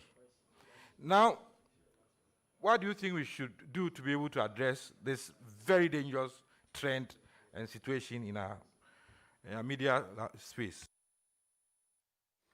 Thank you very much, Mr. Chairman. I believe we all recognize as a country that when it comes to malicious publications of any nature, misinformation, whether it is done by mistake or it is done negligently, can have the kinds of effects that are sometimes irreversible. For instance, when someone brings out an information about COVID vaccines, and there are some vulnerable individuals who refuse to take the vaccines or are hesitant because of some of these comments or misinformation, it will go a long way to cost us so much.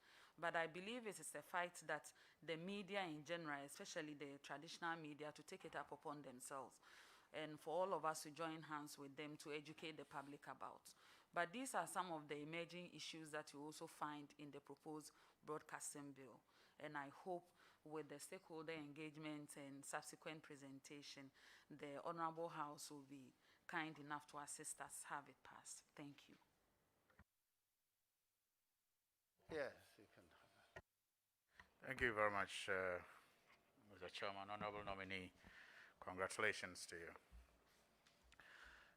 Honorable nominee, I perhaps also would not have asked a question until I heard about what tend to be a discussion of how free or not journalists are in this country, vis-a-vis the world rankings. That is not disputable, the fact that we have slipped from #1 position to about 3 in Africa. I have also often heard of government communicators. You, until now, even as you worked as the presidency, was often in the news referred to as one of the government spokespersons. I don't know the relationship between those we are told are government spokespersons or social media handlers at the presidency and those at the Ministry of Information. But you do know and you agree with me that many people have made references to them. A+ have made references to them. Anas Amiral, Anas have made references to them, and all of that. So my question is, based on a budgetary allocation to what is termed government communication, which appeared in 2020, where 6 million Ghana cedis was allocated, and then again in the 2021 budget, page 241, you have 4 million Ghana cedis allocated to government communication.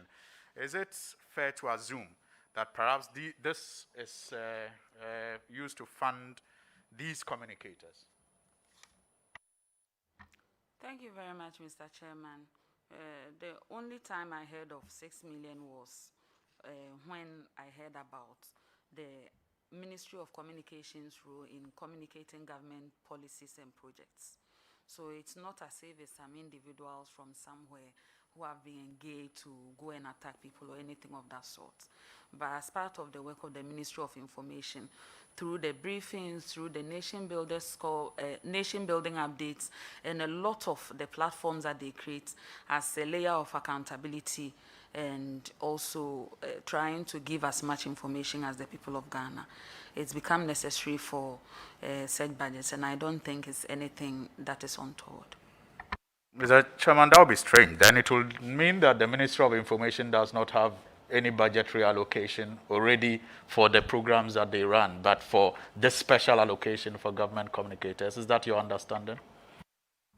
Mr. Chairman, please, beyond the budgetary allocation, as I said, for instance, if there is a policy that is being introduced along the line, which can happen in course of the budget year, at the beginning or even after the presentation of the budget, there will be the need to look for funding to support those kind of programs in terms of live streaming, in terms of trying to do public campaigns and all that on those projects.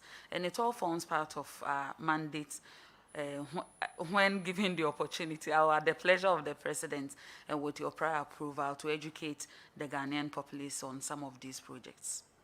So this allocation is for the use, the 4 million for 2021, you are saying is for the use of the Ministry of Information? Yes, Mr. Chairman. Okay. Now, my final one on maybe to reverse the question that was asked earlier. Is it the assumption of some that no government in this country has ever criticized or disagreed with journalists, and it is only this government that is criticizing and disagreeing with journalists? And for that reason, the journalists feel unsafe and they speak of it and write about it. Mr. Chairman, please, when a journalist expresses that he feels unsafe, if there is any such allegation, it's a feeling of an individual. It's not something that we can hold as tangible and say we saw this happen or that happen. But it ought to be interrogated and it ought to be validated. Not to say that you will brush it aside or we don't pay attention to it. But that shouldn't include the fact that if a journalist expresses a view and someone is on a platform to express a contrary view, already the person is tagged as a partyful soldier or a crony of the government who has been sent to attack the journalist. We cannot have those kind of conversations in any civil discourse or any developed democracy. It happens everywhere that people express their opinions and others also express contrary opinion. But I'm saying that that simpliciter is not enough to say that the government is setting out to attack journalists or anything of that sort. Thank you.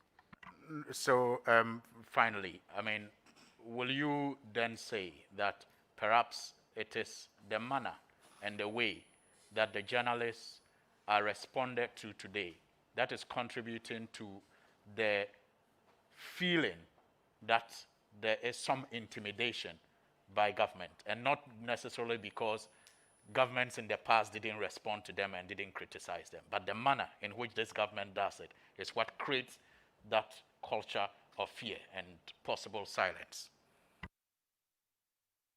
Mr. Chairman, as I stated earlier, I don't think there is a culture of fear or silence in the first place.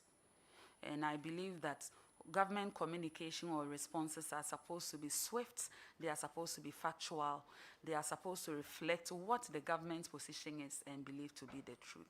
And that is what, from my perspective, or what I've observed to be the case. Very well. Yes, I know why.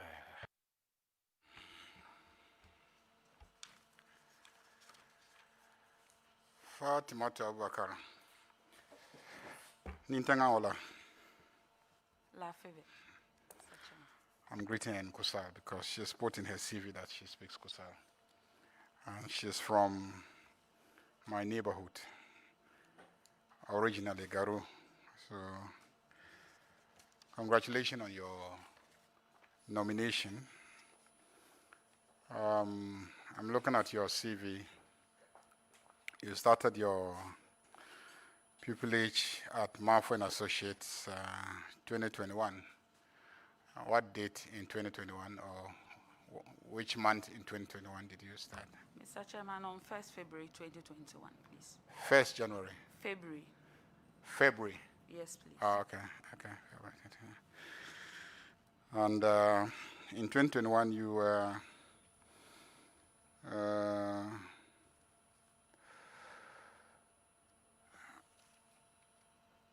Deputy Communication Director at the Office of the President, 2017 to 2021. I'm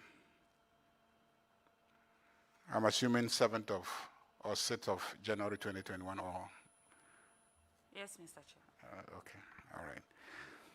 And then you were at that time also the board member of the Ghana Trade Fair Company Limited, Deputy Communication Director, and then board member of the Ghana Trade Fair Company Limited. You held both posts at the same time? Yes, Mr. Chairman. Okay. You declared your assets, paid your taxes?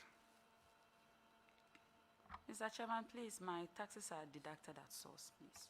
The taxes are deducted at source. Okay. Even where your taxes are deducted at source, you try to get a tax certificate, tax clearance certificate. I have that, Mr. Chairman. You've obtained your tax clearance certificate. Okay. So, Information Ministry, from your responses to the questions, I have the impression that you have a handle on the issues at the Information Ministry.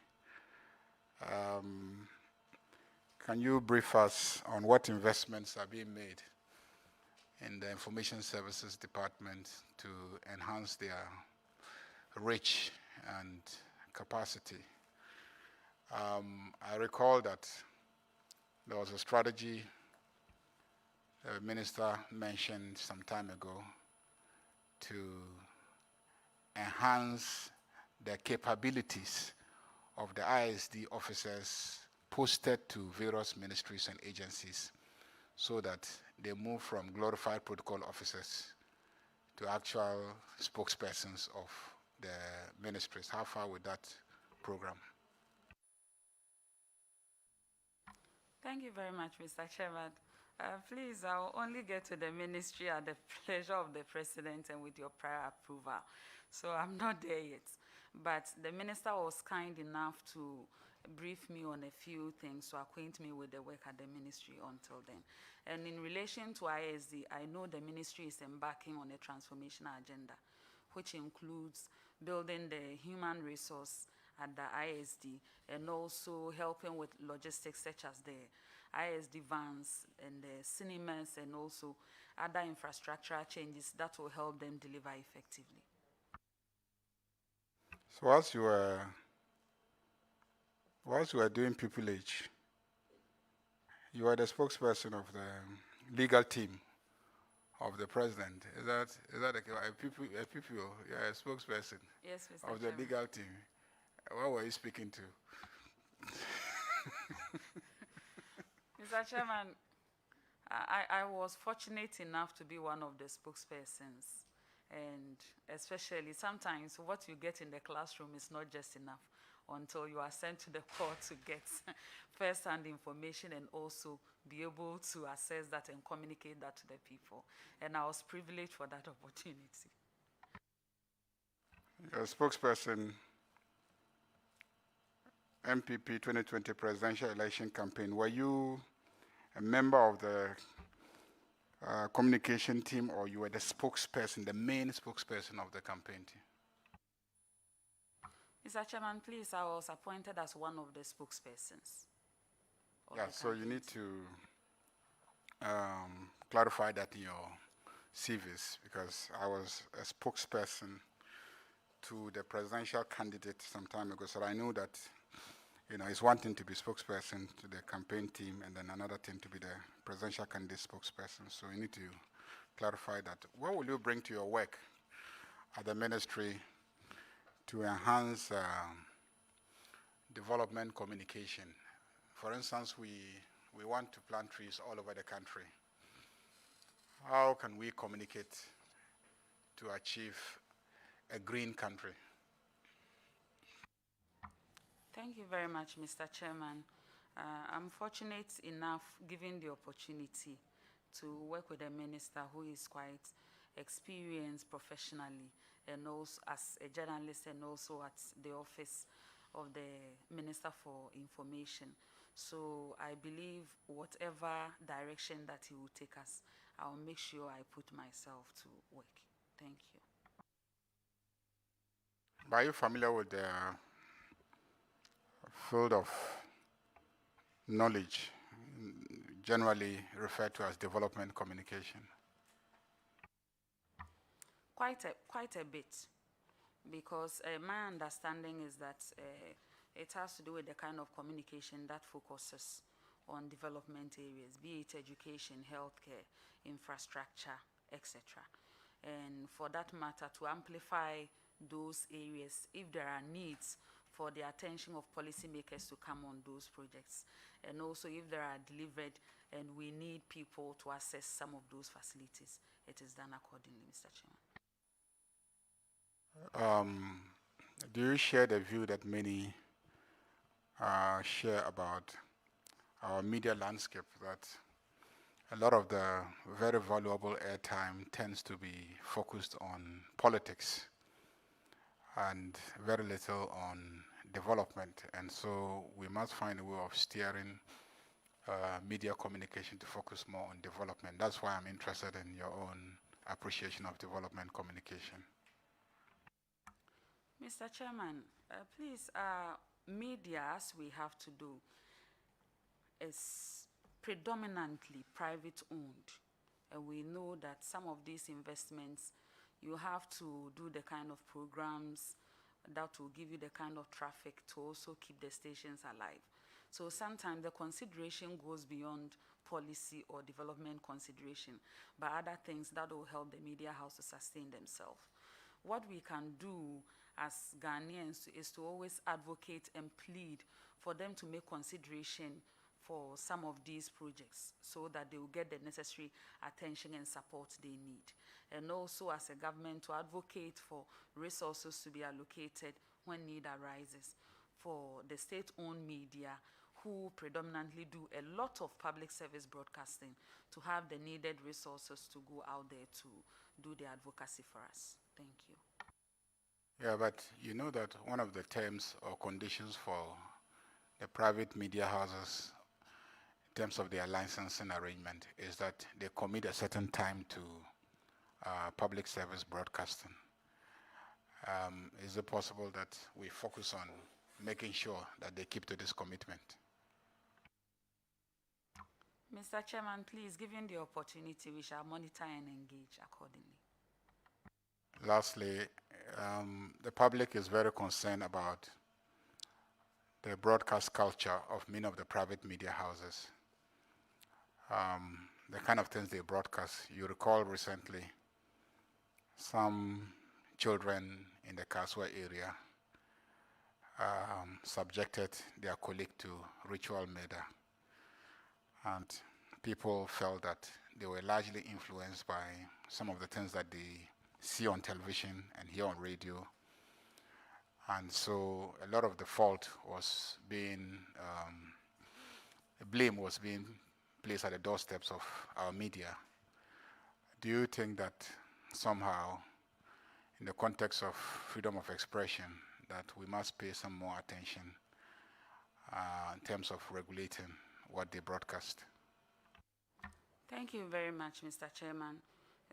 Although the Constitution recognizes free media or free press, Article 164 of the Constitution also sets some limitations to ensure that the content that are coming out are in accordance with the necessary laid down laws and not against national security, public immorality, and also public policy. So I believe with those kind of considerations, it's necessary for the enforcement of some of these things are done. But most importantly, some of these issues you've raised are addressed in the proposed broadcasting bill to see to it that the National Communications Authority that grants authorization, which primarily considers management of spectrum, would have a collaboration with the National Media Commission, which is tasked by the Constitution and also the National Media Commissions Act 1993, to see to the highest standards of content in our media landscape. And also as a public, for us to put in a word when the need arises, to keep the media owners and editors on their toes when it comes to the kind of content they churn out. Thank you, Mr. Chairman. Well, I promise you that that was my last question, and I will keep to my promise. I wish you well, except to ask, when was the last time you were in Garu? Mr. Chairman, earlier in the year. Earlier in the year is January, Somewhere February, January. March. I was there in November, I was there in December and January. Were you there to campaign against us? You're there for everything, including Mr. Chairman, campaign. for everything. Very well. You've done very well in the way you've answered questions, but something worries me, and I hope that you and your minister will work on it. I don't know how we can change the kind of language we use in public discussions or matters. Particularly our political discussions becoming, rather than exchanges of ideas, too much indecent language in the public discussion. I don't know how we can work to turn that around, but listening to you and your presentations, I have no reason, your minister, I have no reason to have a complaint about, even when you disagree with your opponents, how you present it. I don't know how, in your view, we can turn around and give voice to only those who speak with decency. Is it possible to block out indecent language in our political communication? Is it possible in your view? Mr. Chairman, some of these issues are some of the things being addressed in the new broadcasting bill, and we will always appeal to the NMC to engage because of their core mandate under Article 167 to address some of the complaints that come in the media, and also to plead with people who have the platform to make sure they don't give it to people who come up with such kind of communication. Thank you, Mr. Chairman. Will the broadcast bill address social media? Because indeed, that is where some of the worst choice of words happen. Some of the most indecent language used in communication are on social media. The worst part of it, though, is that sometimes the mainstream media pick those and amplify them. Is it possible to deal with that? Mr. Chairman, please, it's one of the issues being addressed in the broadcasting bill. Very well.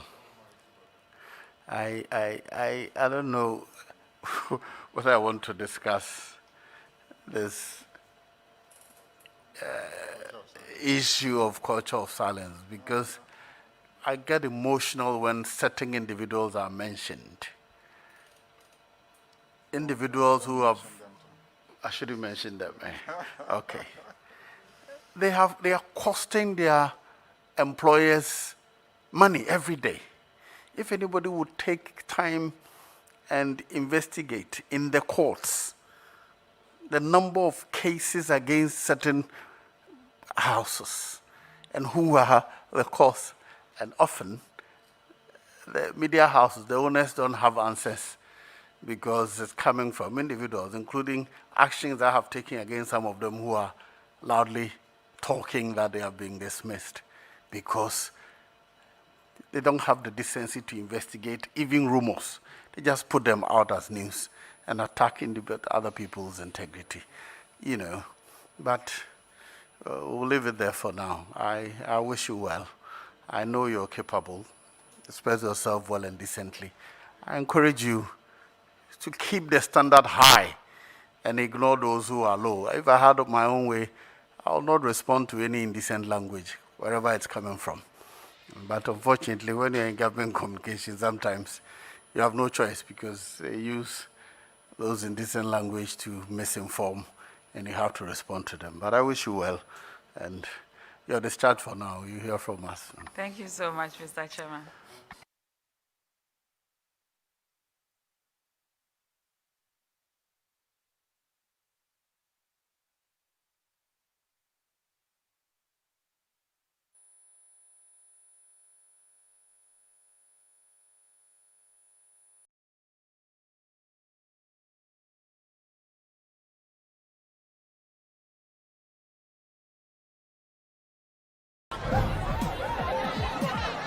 Powers and principalities. There's so much fire inside me. Tragedy struck when part of the largest hillside at the kosher rubbish dump collapsed. It's going to be fun to see how he goes about approaching this game.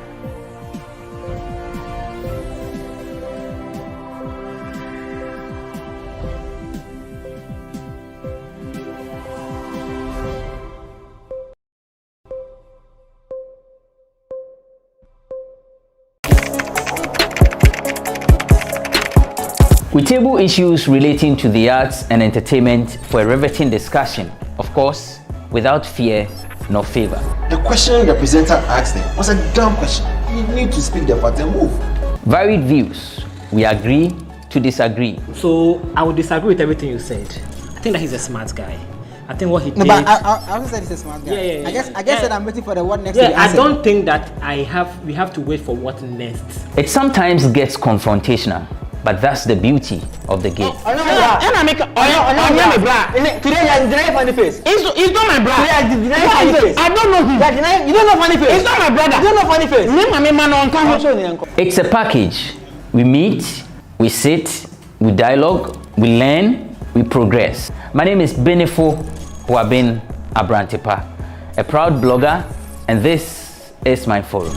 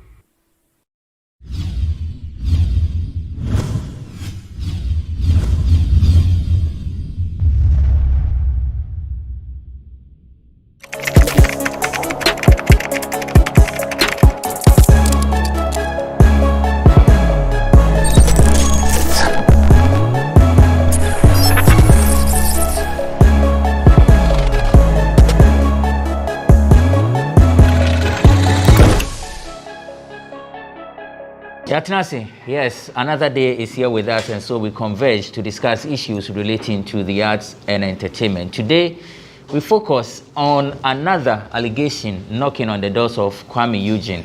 Well, a musician says he's stolen his song titled Showbody. True or false? His boss Richie is some way, somehow blaming the media for some of these issues. We table it for a riveting discussion. It is Bloggers Forum on GhanaWeb TV. I am Benefo Boabin Abrantipa. Thanks for joining us on Bloggers Forum. And on Bloggers Forum, we table issues relating to the arts and entertainment for a riveting discussion. Nene B is a columnist, a lawyer in the making. He's an author. Nene book no ache. Minim the entire book no. Is it coming out this week anyway? This year? It should be coming out within the next month or two. The book is actually done. Okay. Yeah, it's left with some He's waiting for me. red tape, some red tapings. He's waiting for me. Nanaya says you are waiting for him. Is he the one who is going to write the forward? No, I'm getting him people to write it. There's something I've actually it's some behind the scenes stuff. But it's true actually. I'm waiting for him. Okay. So Nenebi is a columnist and he is an author. He will release his book very soon. Nanayao is the director at oneplayafrica.com. Nana Akwaba. Just a minute. Yeah, fine. Oh, Nankopado, last week now, GhanaWeb for headlines now they are there. Nipa frame here. I want for frame. As a matter of fact, I'm saying Facebook there. I did my temper. My training to become. Yeah. But now, my numbers. But I'm with that time. I'm follow on Instagram. Who can follow me? Instagram handle cry there. I am Nanaya 18. Oh, okay. Moon follow no. Who follow? No, I could get them. Yeah. My mom would do my Instagram handle his names. Who did do my Fine girls in one day follow me. Amabroni is on standby for tidbits. We call it Nkomoho. Now what trade it and uncommon iron wound, se man she ya man be maker. What? Young country once, let's there drop one more baby one hour, saves there, and we na kwa basem nina or say Amabroni. Now what tree in some my course entertainment industry in I are born at Babasum. My try when I embrace say ya. And my and chassis say about Chrome had his own himself Ghana for the Yasumi and the Menewo, Yasumi and the rough. Now, Saban say, Woko for cameras, Wusso, Nan Sembia Couch Becaso, one shadow crass, and I will come first one as Anna Yebefano. Now, some will be Munima Bnako, I say mental health advocates, bipolar disorder. She's suffering from NDA as a matter hoarded out. Onya sa manic episode I was about to make a cancer in their nature because one can eat move and chenny the abna it's about time I was seeking help. Of course, she's seeking help Nene. Now what you may the why you say just say I let some come when you say then share. Yen sister abna kokona once again watch your cameras in the way dear. Or bed drop information and casa. About the cocoa dropping list be a merma be or chemo on the one IABB. One way dear girl won't pim I have been a cobo a year Eugene for concerning ding I was Alice much chemo on the day on the name and die on to me castle on the concern a dim pemegori but Tafri Bomski one moon him the data Tafri Bomski dear or chema Eugene onimian casa. I know the uncle Bamani A1. Now some me buy na mafaka say I've been on him so ni pay wa ko be bra bobo on dey be aware na yes o yes hwe ne ebeko anya 2 days na abna buy no car so it was one of that manic episode and e buy na just say okay ka nsem ti abna chirem a won abobo won di wo mu no na eja e say o ye needful no ofre bi no mo bi no so text chew so opamo chew say ni say na ye ntimo fa no bone nchen onu den ko nim san ka esi wo afeda abna te ho a obesha Eugene Osafon cancer, consa, or the Asemiako okay FM mama. Message no or texting so on fan channel and one can Eugene the aqua or cocaine. Abnachema Eugene. A good be na person in midden. Miana missing Mabo wooding, me power chow. Now Uncle won't deserve because I did wire, Tafri Bumskin way. A idea we will by catching say where you cry and Kawuni my own warren own penny. Abna can't say I'm not sure say I'm pana. Oh now Abna drop his screenshot. Eugene texting message, I want you to come. come no umbra studio and I say come ne when or drop it some AEB. Wa wuchiri ma pese on ya abna kokohia na say one dey na wo ye tafri bonski no be ye bia man. Na abna drop no say wow ba pato up 20 sa egoria de bi na wo ye na ko okay na wo reading message into you no nya dey wom. O say wo dey say sa na pese wo ye dey ne wo be ye wo hu fia kasa. Enche ko be drop video bi e man sem bi esi wo ne ntem no. O abechire mu nyina man. Ti amanfo ye wo ha ne be ko bia nkomo ne se na be ye bia ye de bebrem adam say den krom ha de onu say artist de bia won ho nsem but e bi no ho ayese won pe won ho ase wo beti won kan na je say won release nyom bi na kwesi ata na wotwe be ka nsem na nkofo say kwesi sa na yenim say won so wo hye ho saa o chema eye Dope Nation twins onu won ni sa adenti ana Ubeka ya some time ago na Dope Nation betrema wo call show bi na eye Kosiata boys no mu disrespect won nti wo beka kan sem bebre na Kosiata chema asema Dope Nation beken enimu da she sense nti wonim na nti a wo betwa to say you lied on my name say na wo chirem nti sa dia oni woni sa. Are you cool with Dope Nation? Am I cool with Dope Nation? No, I'm not cool with them. Why? I'm not cool with them because they lied on my name. Manfo de men kai mo ya mo be kai e July 2014 na Castro any Janet any asamwaja mo kwada na news be to so Castro ni Janet o ma tonsum o ma yira be si na ye hu echi akwan na mra e wo krom ha na che say so be yira after 7 years na e betu me declare say de hu ewu na e July 2021 and e be 7 years asem yi esi nti eno na court be declare say finally say ya until won kana July 2020 ba na che say ye declare e Castro any Janet dead. Now I am Miss V, I former Links Entertainment signee. I say interview bin and say costume say I say release Phyllis Bebre. Now ni recent one no chima. I hear our Links Entertainment one man kabi and some by no refillable no. I said mo amu se kai ye free na mo de man say na Miss V chire mu. I said you ofi I said mo se on chia kana Miss say on chia ka star bear na ade mu se free no so dey fine se mu se mu be mu chia ka wo dey metua na o che mo ka che ni management wo dey obetua ka kan akranti Miss V chire ma ade a Links Entertainment dey ni but Links respond say asem na Miss V kan say yampa ana say enyampa na yenjina Links ntem ya so eye Kwame Eugene mo amunim rockstar ono na eye Nigerian artist be I train just all na read the ding o chema eye ni nyom show them oberia feeling change they say they were soon I was soon na some yi ba na eye Links Entertainment one boss which means I didn't say me abeto do chema eye track list no mu release no the da crowd not show body wom and san kwa na Nigerian artist ne kwa ebe release this anum no wo say o release and san kwa me Eugene de ba but wo show one track list ma na show body wom to me nka se wa bewia and I reach chema eye Ghana ha say media mo na mo sorry mo keka nsem fa kwa me Eugene na wenya wo say ne wo soon but Kwame Eugene de bia ni muma ni dinda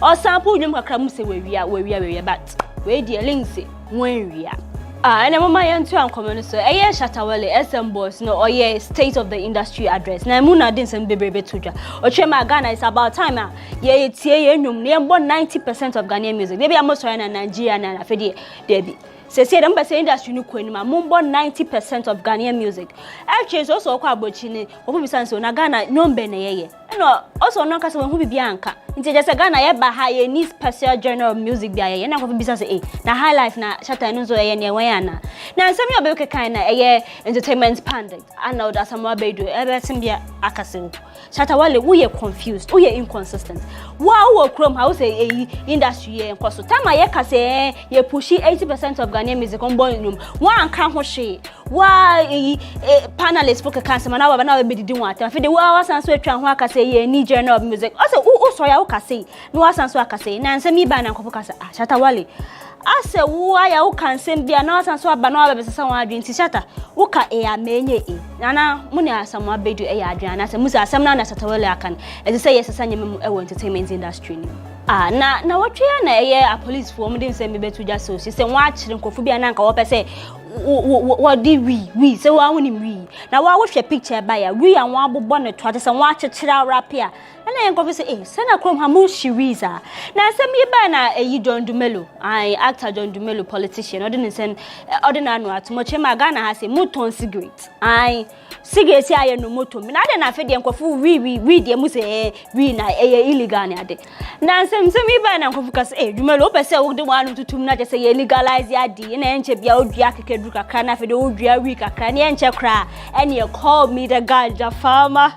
I know my end to uncommon swear. So, Moka na tornado of a fair Schwarzenegger film. Oh, no, didn't send me a bit to Joe. My Ghanaian celebrities, muy fake.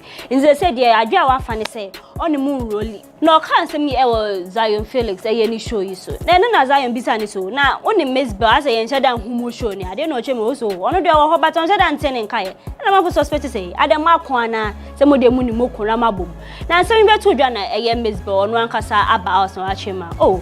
Nana fane bone chene e wo mu se ase wa afomo kakra but wo kasa one ne nkasa hina no ne be yesupi mesbon na na tro yo wo se hina no ne be yesupi hina no de ne be di nkokonsa ye gan wafo semba no be se wo di nkokonsa hina no be friend na odi ne ni komonti nana opa cho fane bone chene na sanso accept na mumbom celebrity friends na eja mon just yen kakra amafo ne mama yen fa D Black nsem and sorry D Black no chema Baba mo huza ne mia ye adwuma na asefa Frida Rice ne ade just onu kofu bebre ye adwuma ka mbia na onu won ye adwuma nkasa na ochema mu beka so adwuma ye on ye ya no won na kakra ene yenda kakra na ye nyennum kakra o se de be ntisa onu de so your bia no hu se what talent no wo drive now say you are in for the job and onu be ye adwuma ntisa hu so onu obia bia ye adwuma na afede onu ni nye bia chese na ne drive na ani na talent no ni je adwuma nti mo amokeka so ayeye record label mo awon ni mia adwuma ni won de dan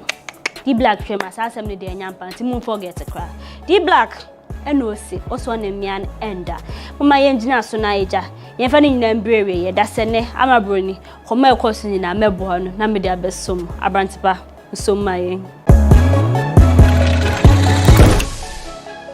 Ama yadase yasum ewa hase Bloggers Forum GhanaWeb TV. That's Ama Bruni with tidbits in Komoho. For more of these stories, visit our website www.ghanaweb.com. Mami shasi free nene so. Nene ba hache. Ane ya di eja. If you nipa. Nene. Which of the stories would you want to run with? I feel like that question is mischievous because you know the story I want to run with. Looks like you want to do Abna Koko and Eugene. You see, when it comes to some of these things, I know you. There is no way. You never disappoint. Yes. The laughter is even funny. Eugene is my friend, he's my brother. And I really, he deserves a lot of accolades. For a young man to do work and for the work to attract praises in the public sphere or in the public domain, that means that work was a really worth commending. I feel like all young men should be able to learn from Eugene. That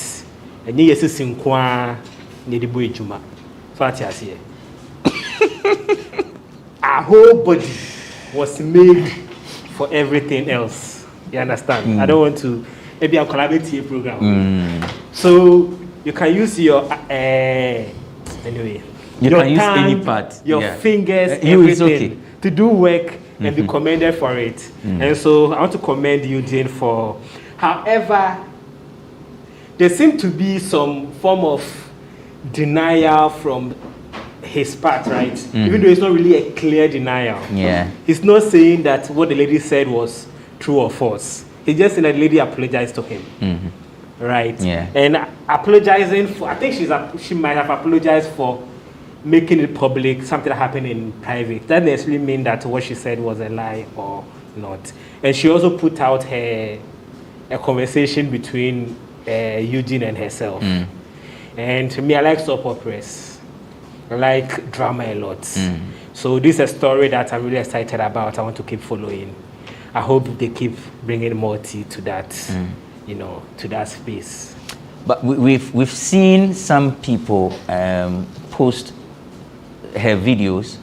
Anytime she has an episode, and there have been some comments, you know, number of comments and all. Do you think that as a society we are helping educate people on the disorder, or we are just taking delight in whatever expose she is giving out?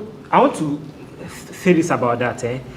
Yesterday I couldn't sleep in the night, so I watched her video. I think it's like 2 hours long or something. I watched about 40 minutes of it.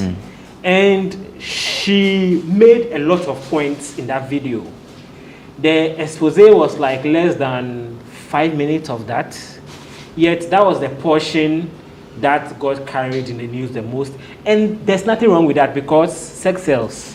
You can't run from that fact. And you are not going to write a news story on the whole 1 hour, 2 hours video. You are only going to write story on the part which is the most headline grabbing. What I have liked from our journalists or from people reporting on the matter is that, you see, there's something that I didn't go to journalism school, but I started working in journalism at the age of 19. One of the things my mentor taught me is that the whole story is the first paragraph and the last paragraph. So the most newsy parts, you keep it in the first paragraph and the last paragraph. However, between the first paragraph and last paragraph, whichever details are important to you, the writer, or whichever details you think people need, you put those details in the story, right? So you could have sensationalized, you would cut the sensational headline, write the expose in the first paragraph, but in the following paragraph, we could have done some more education on the whole mental health issue, what bipolar is, why hers is a specific, she had a specific episode she has.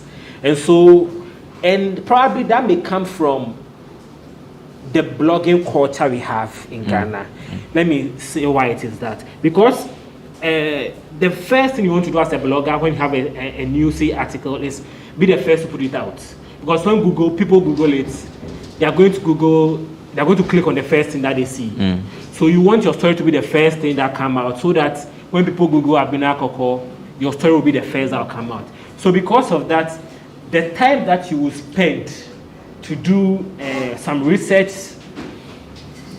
people don't do that. Bloggers don't do that. Don't spend time doing research. You can't do everything, right? You could have called some experts to educate you a bit. And I think that it usually doesn't take up to even 30 minutes to do some, those sort of research, right? And I would have preferred if our bloggers have taken some 5-10 minutes to do that research and then put it in the story. And then the public who is reading would go beyond just the sensationalism and then, get into the meat of the matter. Right. Nana, then echo. Around here. This week, I think I would like to talk about Castro Dennis Bandu to be legally declared dead. In July. One of the few people who I think about when I think of Castro will be Kewa. Because if you know the relationship between Kewa and Castro, every time Castro's conversation comes up, it's hard on Kewa. And so when the news broke that July, police might probably file for him to be declared dead, I reached out to Kewa and had a conversation with Kewa. I had a conversation also with D-Flex. Tilly also in my office. She also interviewed Quick Action to find out how Castro was, and everybody keeps saying the same thing. Now or you'll be the whole Joe Boadia, and he's a very lively person. Now everything about Castro is super fun. I think one thing Kewa said that got my attention was that he said at the time that Ghanaian artists were not fighting for producers to get what was due them, Castro was making sure that producers were getting what was due them. To the extent that he's one of the artists that can travel Kobosu and Bochana Waba to make Shopee a whole bag. The better producer because one man hits. It's sad that an incident like this has happened, and this is how we are going to lose one of Ghana's greatest musicians, Castro. The incident and the things that happened around his death, and the whole spirituality of he's somewhere and he's not talking, and I say wabomu, you know, a whole lot of fabricated spiritual things, to the extent that some people went to Adan and said they went to speak to the sea and all that kind of thing. That's not an image that fans of Castro, including myself, we would like to have for our legend. It's not a way that if you think about Castro, you won't think about Toffee, you won't think about Odopa, you won't think about African Girls, you won't think about all the hits Castro played, but you're going to think about it, how people went to a certain sea or whatever, river, to go and lie to us that they're going to talk to the sea or whatever to get him back.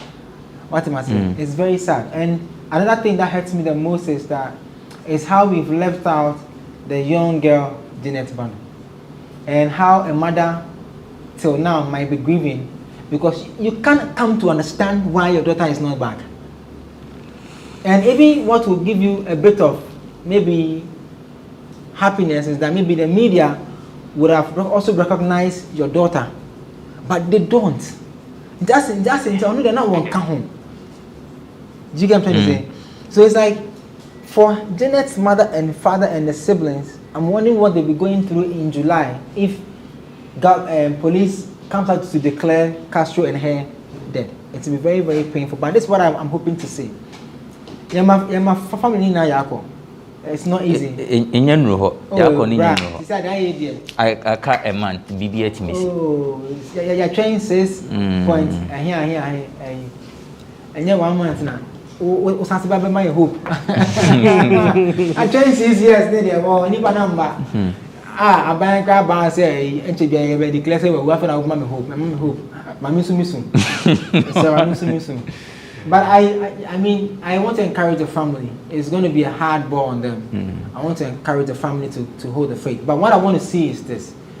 Initially, I wanted to bash all his friends who are artists because I have not seen their level of interest after the whole Adan thing and all that thing happened. But I can also pardon them because, their interest in terms of... Yeah, in terms of, if I just oppose it against how a certain Biggie and Park murder case has not been solved, but there has been so many things out of that incident, with interest always picking up. As I speak to you, there's a new movie on Netflix that deals with the aftermath of the Biggie and Park death, the unsolved murder. It's on Netflix now. So I can pardon them because maybe I won't train say Castro Beba. So I pardon them. But in July, when it happens, I want to see his friends come out in full force to show, to not make his legacy die in just like that. Remember I said that, I was with Andrew and I said that Rollins, the art industry, we didn't treat Rollins very well, even the whole media. And he was like, what again made them do? What again made them do? Oh, you remember? Yeah. Fast forward, what is Musica saying? They want to do something for Rollins.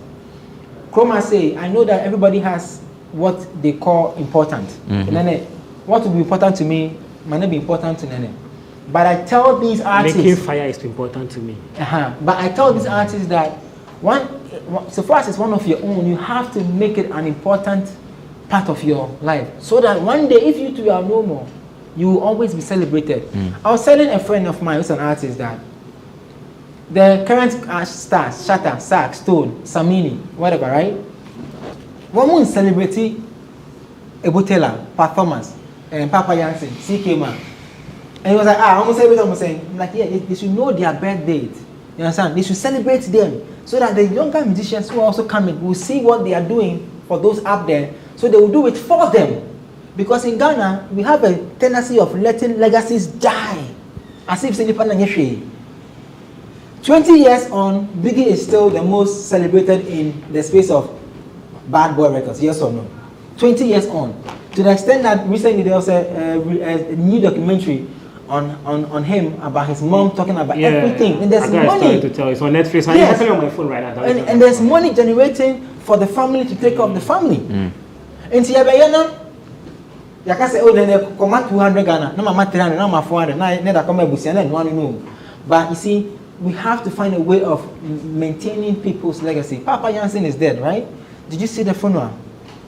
Funeral. Like, people who have laid down their lives for the industry and they've served the industry. And the way we make them go away and their legacy is not even added to anything, as if it's a woman. Mostly the complaint is that the new crop of musicians do not attend the funeral of some of these. Yeah, so I was telling a friend because who's a star. Mostly, you know, you attend funerals of people you know, right? Not all the time. Mostly, culturally. You attend funerals of people you know. So sometimes the older musicians and younger musicians, there's usually no relationship between them. But I like the point you're making. I wanted to chip in something. Chip in. Yeah. Something I've noticed on streaming platforms, most old Ghanaian music are not on the streaming platforms. Like my favorite rapper, Comfort Kwade, apart from Audiomack, his music is not on any streaming platform. Recently was when Reggie released his music on the platform. Apart from Comfort Kwade, the high life musicians, most of them don't have the. And you realize that the musicians who have their music on the streaming platforms are those who are, in a way, kind of still doing music, like Daddy Lumba. All his albums are on the streaming platform. Yeah, and those who have international, who have done music outside there, you know, that man used to produce his music outside Ghana. Yeah. But those who are living in Ghana, I don't know whether you can blame the new crop of artists or you can blame they themselves, right? Because there are some. I like listening to old music a lot because I'm a music nerd, and when I search for music from other parts of the world, which were released in 1930, 1915, I can find them online, and it's easy to. But when I look for a Ghanaian album, maybe I've heard this song when I was a kid, and I want to go back to it, it's very difficult to find. So it's very difficult for me to appreciate or go back to the feeling I felt when I first heard that song. So there's that gap. There's a big gap when it comes to legacies in our art industry in Ghana. Listen, the reason I said I wanted to bash Castro's friends was after the 4th year. Every year, some media houses try to bring it up. Yeah. I have not seen an interest, for instance, in a build-up, in a way to even harness certain emotional support for family of your friend. How were you expecting them to execute that? Okay, thank you. This is something that I'm passionate about because I want one day if I'm not there, if people want to celebrate me. So, how to whip interest or raise emotional support for Castro's family is the stars. Every time it's a year on, everybody coming out to put out a solidarity message. There can be videos. Castro gave people hits. As a matter of fact, Sarkodie's biggest YouTube views right now features Castro. Yeah, I don't know. I don't care about the money. That is their business. But I'm saying that as a way of paying solidarity to somebody who had also voiced on your record, it's important that every year on, when you hear that, hey, I feel months where Muna Castro, 84 years, I won't buy you. It's beautiful to do a video to encourage family. It's beautiful to do a message and say, listen, this is for Castro's family. We are with you guys. We haven't forgotten about you guys. You see, you can do it in a way that the media will also take it and then drive it. If you're doing it personally to how Ghanaians treat some of these things, I can say, oh, they do it and they send it to the woman directly. Now, like he's saying, then the new generation of artists, they don't know that this is how we're supposed to even come together for our own. The reason why I said funerals not all the time is because, you see, Park, when he died, let me use Biggie for instance, when he died, a lot of the rappers that gathered around their time, agree. Yeah, I get but one of their own had fallen.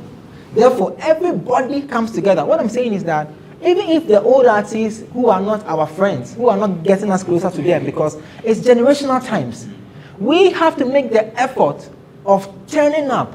Like how if our own is getting married, we all show up.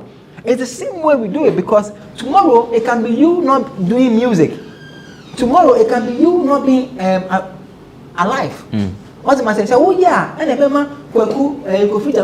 Flake, Ade say na ye no efe. It's just you my home.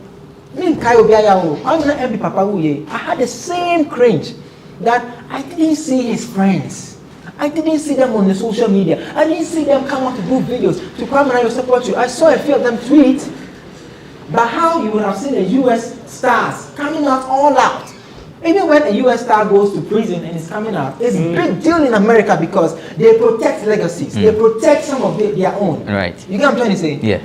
Castro in July, if Fofian to attack, Nase, Abayin Bekase Wawua, I want to see movie producers come out to say that we want to be able to build a certain movie that will defend or keep Castro's legacy. It can be a docu-series with a blend of acting in there as somebody as Castro to tell the story. Okay. So that money Enactment. so that aside keeping the legacy, it can also generate money for family. I want to see his colleagues in the industry not just come out to do videos. I want them to be involved. Involvement in us in coming together to even not just do one song, many records. People who have songs with him that they have never released, they should. Now, Ames is no more. Ames, Nyamifa Ukraine say it's so sad that Castro's line is almost gone. Ames is no more. So whoever Ames was working with on Castro, please reach out to some of us. Let's organize all his music. I just remember something last year during the when they were having the what do you call that thing? That's how they organized. Which one? The battle, no. Behind the hits. The behind the hits thing, no. I remember what's that guy's name? JQ saying he shared a lot of stories about Castro, JQ and 4S4 Captain Planet. They shared a lot of stories about Castro, and they said this year when there is that declaration, they're going to have some celebrations to honor him. And I hope that they'll keep to that. Okay. No, I know for a fact that Jay and CPDM, you see, I think Nanea's concern is the fact that the longevity of that thing. Yeah. It's really and then a few people are just doing it. Yeah, I think that the whole thing is, let's be honest, anybody who comes into, who decides that they want to be famous in life is a selfish person. So every of our entertainment people, including you and I, we are all selfish people. So anytime we want to attach ourselves to something, we want to attach ourselves to things that will benefit us. So people want to celebrate Castro in a way that will benefit them. So now, I think that the CP, JQ, and the rest should be looking at ways of making the Castro celebration fun enough, at least, so that the younger people would want to be a part of that field for their own benefits. They have a bigger challenge. You know why? I was on radio on a different platform. I won't mention the station. I was trying to ask people how, because I asked that why are we not doing the show around Castro? Because this is the time government has come out. I know because 7 years, dear. That one to be. That is even the bigger problem in our industry. Yeah. Those of us who are supposed to help the media protect these legacies are the ones. We are the ones that put less attention to it. But you see, if Castro's power friends, Castro has got a relationship with Stoneboy, right? Samini, Sack, Shatta, right? All these guys, if they all come together and they all say that, listen, together with JQ, Captain Planet, and everybody said, listen, we want to establish the Castro, whatever annual event. We want, and they are making a move to a station, media house. Nobody will say no. Nobody. Listen, if JQ and CP do it themselves, I'm telling you, if the people who have power, Kewa, Sack, and all these guys come together and harness one power and say like, listen, we want you guys, GhanaWeb, one play. We want you guys to come on board every year, like how it's done for Biggie, like how it's done for Park. Every year we go celebrate this guy because you see, if we don't do it for Castro, we didn't do it for CK Man, we didn't do it for Papa Jansen, we won't do it for Castro. Okay, right. We'll take a break here. May Castro. Okay, yeah, phone. So the first time I called him, I was looking for Kofi Kinate's number. And so when he picked the call and they were speaking, I asked him of the number. He shouted. I think it was on one of his other phones. So he shouted in Infanti, "Hey, Aze, Kinata ne number no way infa." You know, that was the first time I spoke with Castro. Let's take a break. When we return, we'll talk about Kwame Eugene, who has once again been accused of song theft. It's Bloggers Forum on GhanaWeb TV.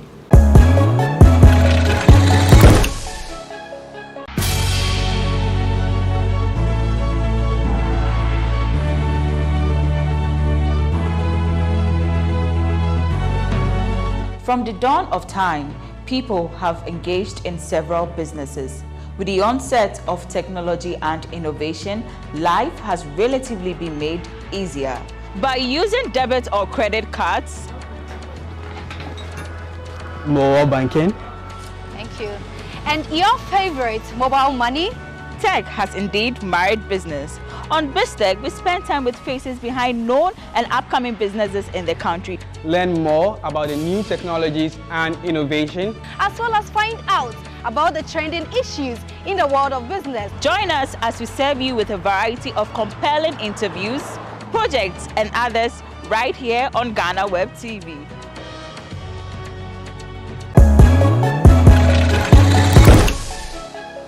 Welcome back. It's Bloggers Forum on GhanaWeb TV. The name is Abrantepa. Nane Auredu is with OnePlayAfrica.com. Nene B is a columnist. They are my guests. And we're having a conversation. Now, we just finished with Castro's conversation. Yeah, Nene B also touched on Konkonsan Eugene. So, next is Kwame Eugene, who has been accused of song theft. Showbody, last week's episode, we were doing sampling.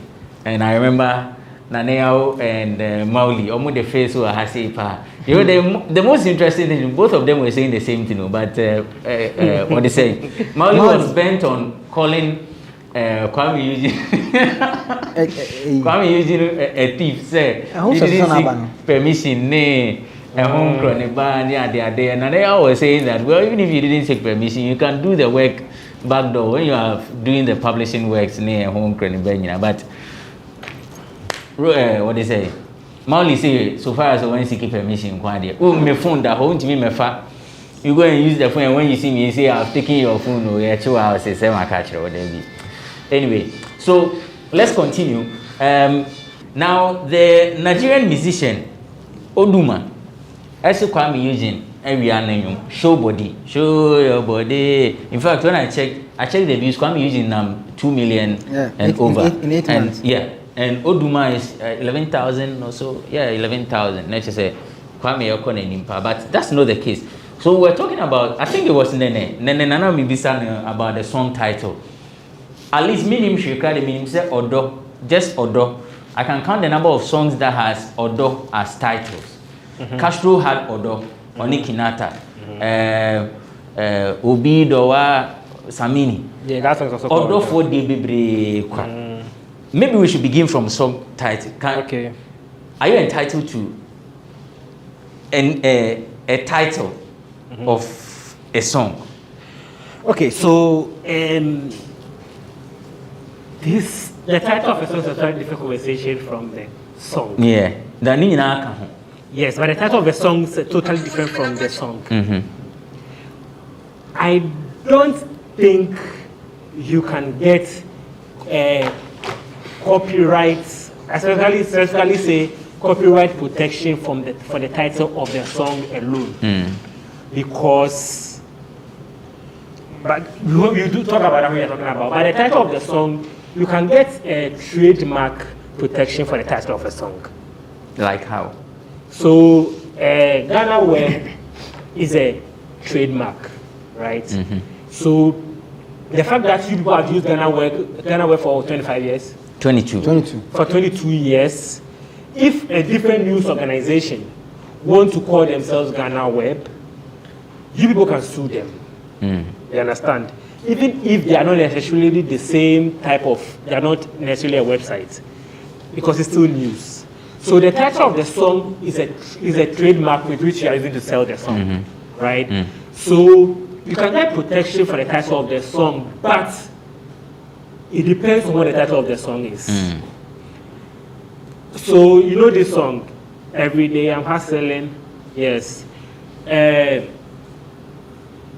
Recross going to sue.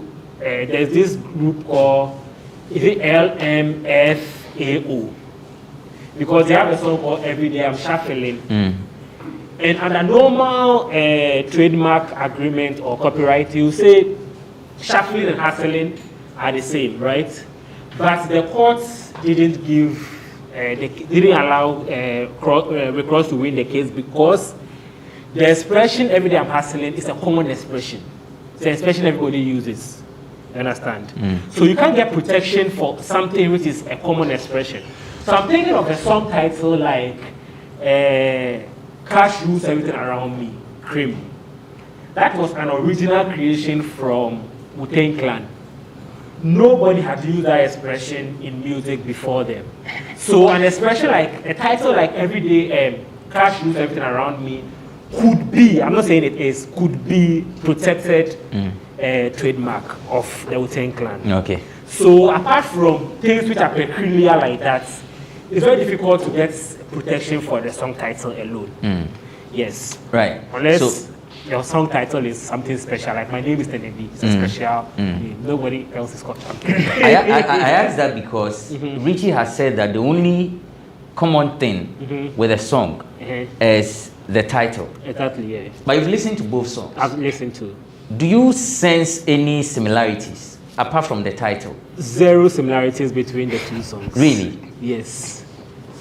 Let's have a very surface level conversation. Let's not even go deep. The two songs have two different concepts. Not even the sound. They have two different concepts. The other guy, what's his name? Oduman. Oduman's song chorus is about girls shaking their body. All the girls they shake body. All the girls they shake body. All the girls they shake body. I don't understand what he meant by that. It could mean two different things, but it's all about girls shaking their body. Eugene's song is about a specific girl shaking his body. You understand? Those are two different things. Saying girls should shake their body and saying a girl is shaking her body are two different things. You understand? And so the concepts of the song are different. The progression or the chord progression of the song or the arrangement of the songs are different. As in, one is a mid-tempo song, one is a fast up-tempo song. You understand? Yeah. Three, the beats are even different. And the lyrics, there are no similarities between the lyrics of the two songs. Or was it? There's nothing. There's nothing, bro. There's nothing. Challenge. There's some in music. When you are fighting for copyright, let me just go there. There are two ways. I think we'll come back to the plagiarism thing. Right? Yeah. Okay. So let me just talk about in order to own if you are accusing somebody of stealing your copyright, then there are two things the court look for: access, which we'll talk about later, and substantive similarities. So there should be something similar between the two songs, substantive. You understand? Because the fact that even if it's the same lyrics, the fact that they are all using the same lyrics doesn't mean that it's the same. You understand? What are the similarities between? There should be substantive. And you know, in copyright, the court use something we call a reasonable man test. If a normal human being who thinks reasonably hears the two songs, are they going to think that the two songs are the same? That's the test for copyright protection. So will a reasonable man think that the two songs are similar? That's the protection. So you as a reasonable man, you think the two songs are similar? Nania was saying, he kept saying it's not the same when you were talking. Nana. Charlie, yo. See, you know, initially when the thing came up, I told myself I wasn't going to talk about it. Yeah. Because I've said it here countless times that the people who are supposed to educate the public or the layman when it comes to these copyright issues don't even know what it is, and they misinform and they call it a thief. We've called somebody's son thief. Look at this song that has show body. Even the engineer's name in the song is also a sample from Qubit. Check, play it. Play the song. The first in the engineer's name. Qubit is what? Qubit. Let's go. Let's play the song. When we start to play the thing down in copyright, the guy loses the case here. Or the court, we wish him all the best. You can't tell me that I've written a song, right? And your song came out when? His song is what, July? It came out in, yes. It came July 17th. Yes. July 17th.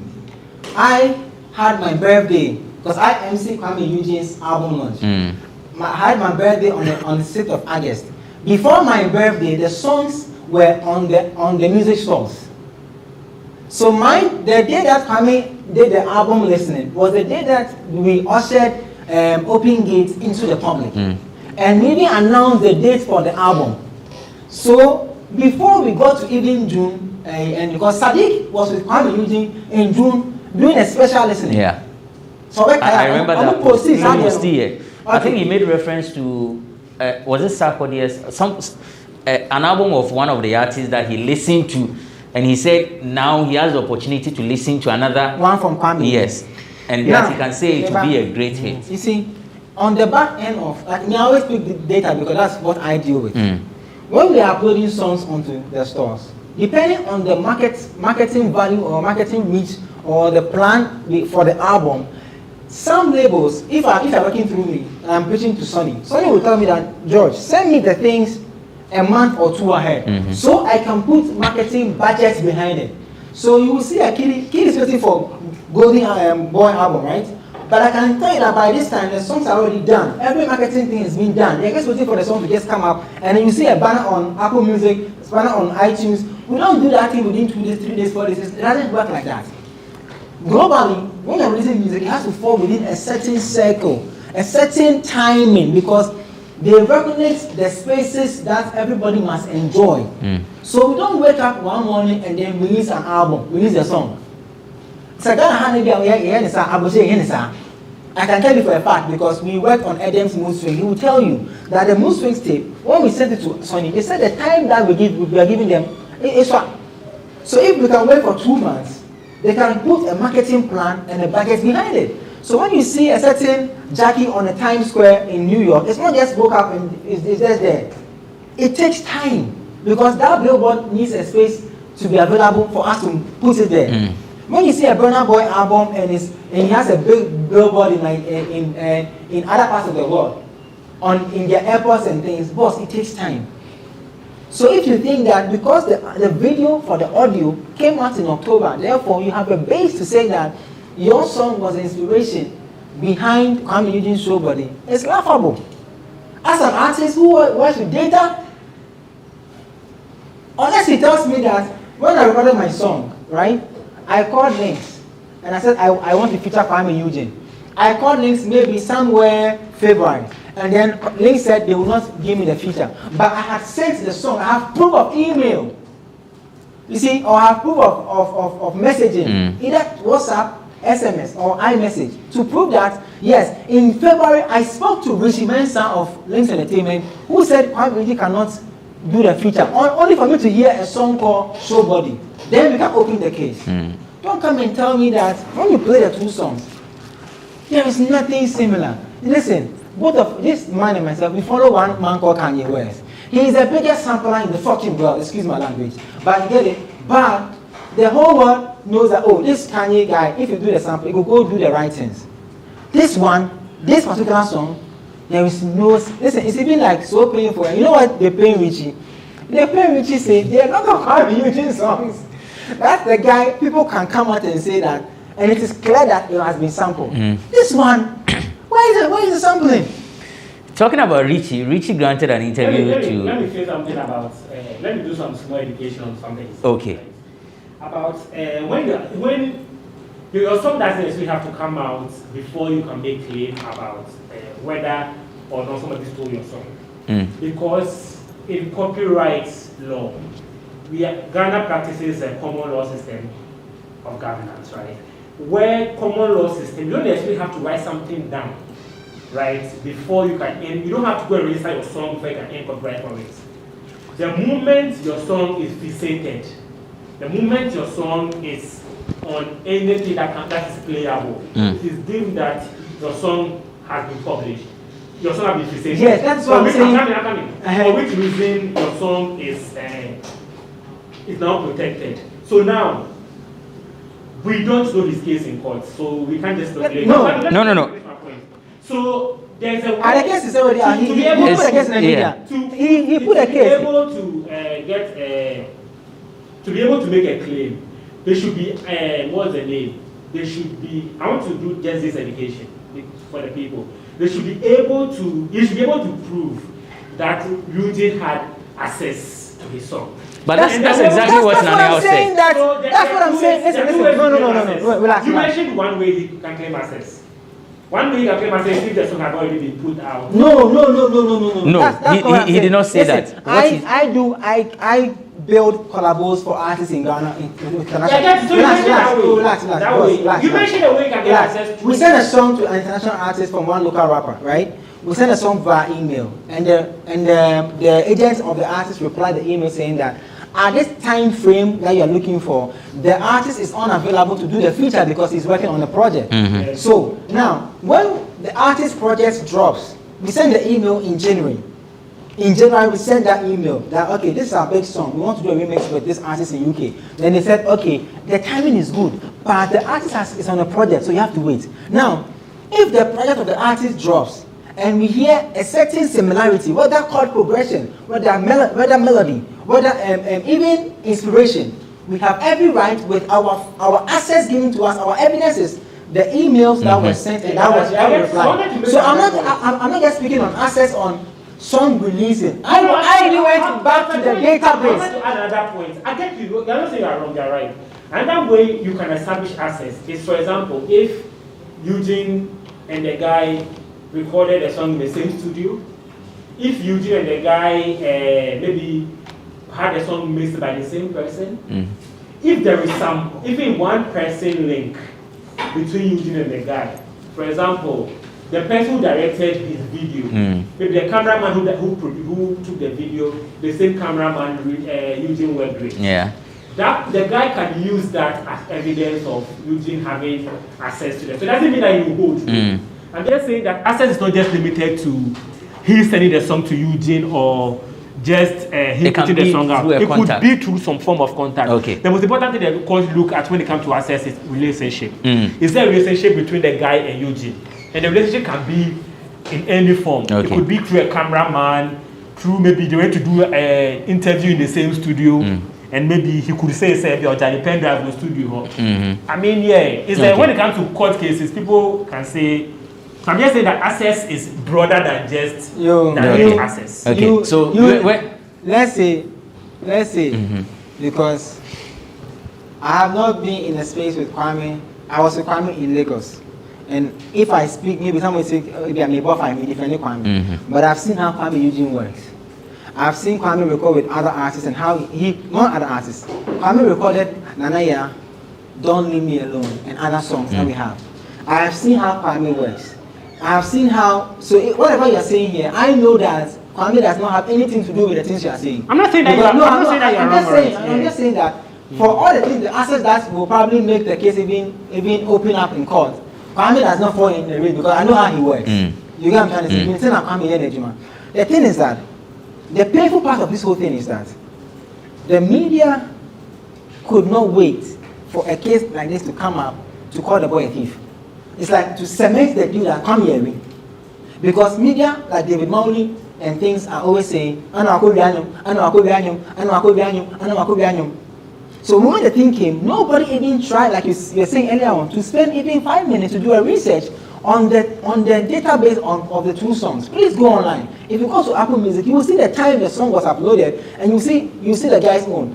You can't use visuals to judge copyright because some artists release songs earlier in the year and release visuals later in the year. It depending on how the song is doing, and the song was part of a project, but nobody did that basic research to even come out to say that even though yes, Kwame has been seen or Kwame has been tagged with sampling people's music. The project came out in July. People must come out to sue him. Nobody did a sentence. Okay, check this out. If he actually holds water.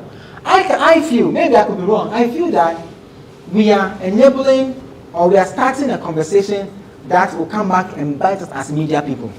Because when you meet me, maybe I'm doing an example because I did a docu-series. I interviewed an American guy who was at BMI about Calvin Boy's, what's it called? Featuring Manifest. What's the song called?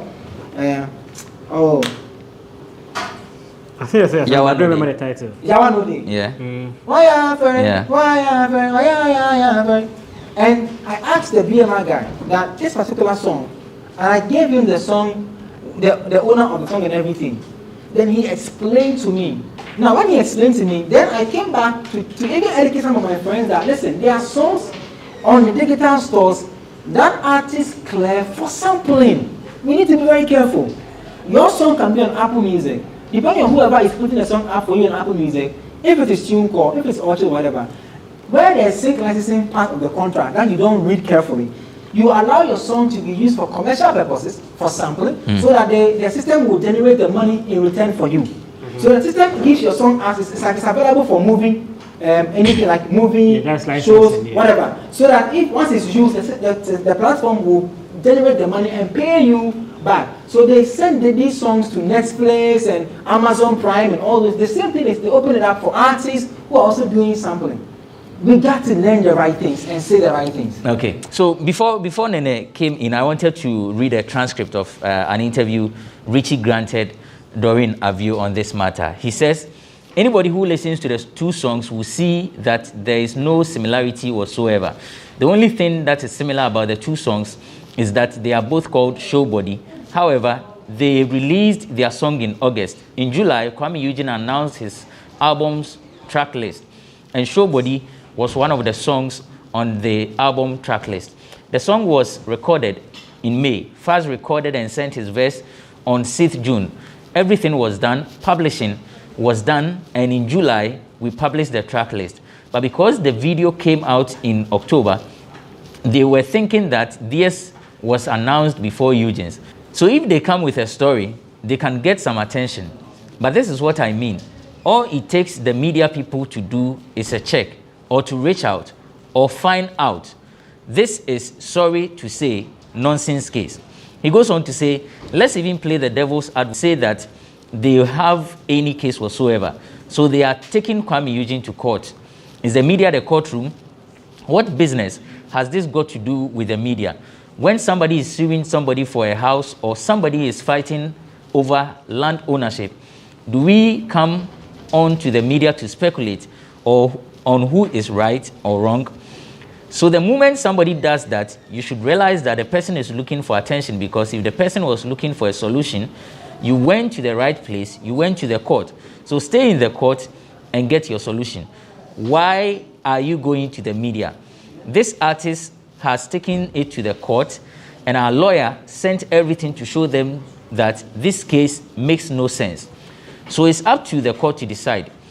As I am saying this, you can go and check or Google Kwame Eugene's Son of Africa track list, and you will see it was released like a month before the Nigerian artist, even released his song. So that's what Richie said. Quick reaction, Nene, on Richie's statement. Under 2 minutes, let's wrap up. Richie blame of the media is misplaced, because the thing is, Richie has used the media to advance his causes as an artist on occasions. So he should understand that what the media does is carry stories about artists. So Eugene has a narrative. Every artist in the world, no matter who you are, has a narrative the media have about you, right? If you Google any artist's name, no matter what they do, there's a particular narrative the media want to paint about them. Eugene has a narrative which the media didn't start. It was fellow artists who have accused Richie Eugene of quote unquote stealing their song, his song, on different occasions. So there is a narrative about Eugene, which is the fact that he's a quote unquote song thief. So if somebody comes to you, sampler, what is song thief? That I said quote or unquote. So there is a narrative about him in the media. Whether it's true or not, it doesn't matter.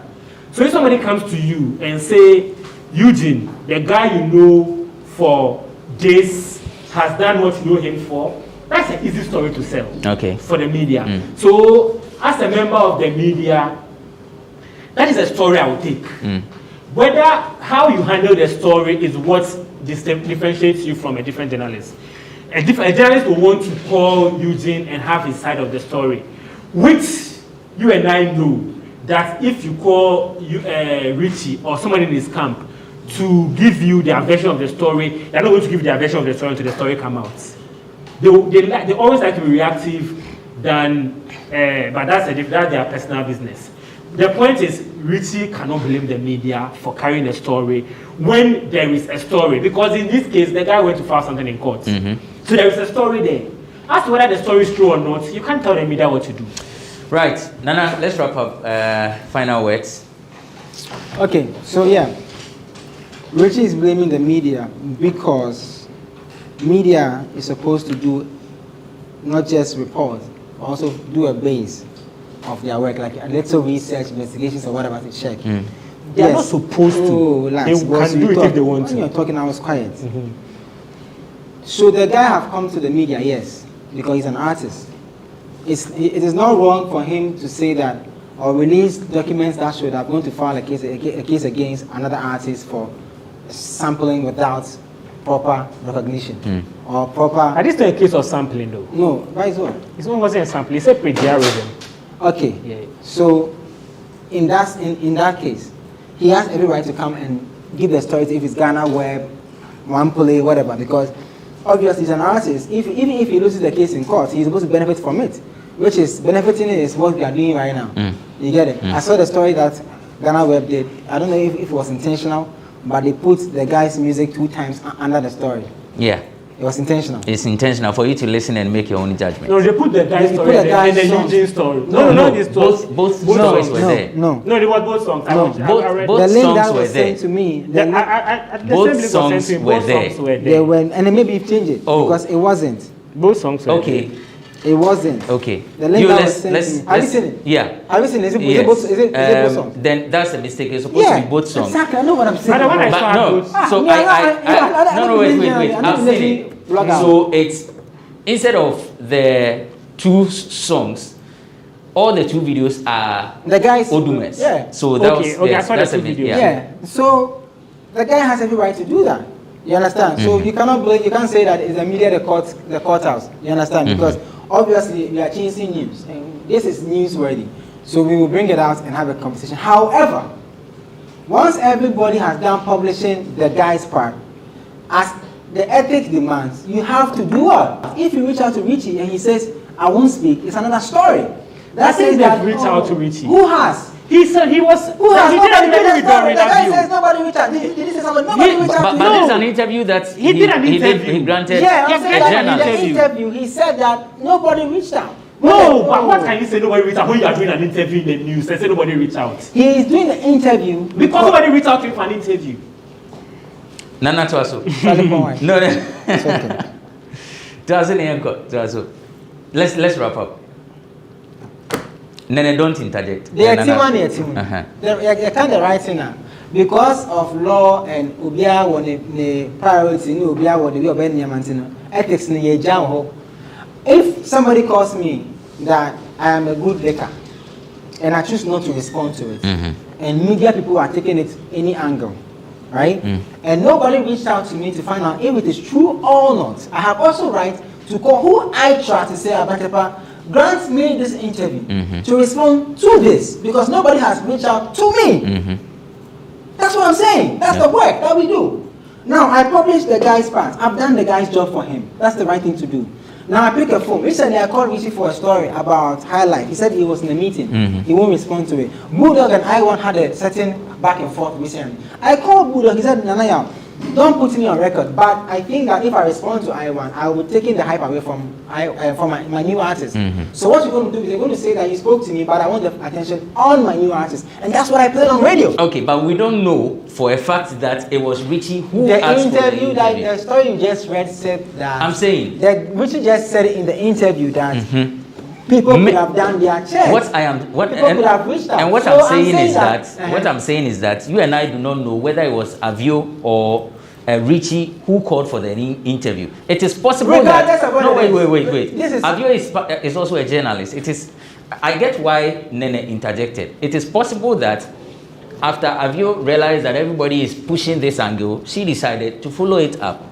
To Richie. She's also a journalist. No. So you're back to my case. I'm saying that after we publish, I get a story. I get your story. I've done the publication. I didn't reach out to him. The publication is that the guy has filed a case, so I've done the publication. which is true. Yes, I've done that part. And he cannot blame the guy for doing that. That one I don't agree with him. That you can't say the guy cannot come to the media. He needs to come to the media because it's a story. Even if he doesn't come to the media, there are people who are always around this copyright and they will find out and they will break it. So he can't say that. What I'm saying is that after we have done that, who tried to reach out? The news publications, who tried to reach out? Probably Avio did. I have done a story, so many words for people, public relation wise, that you call and say, oh, Nene, this story come. You could talk, say, you no go respond. Then we use that to also do another story.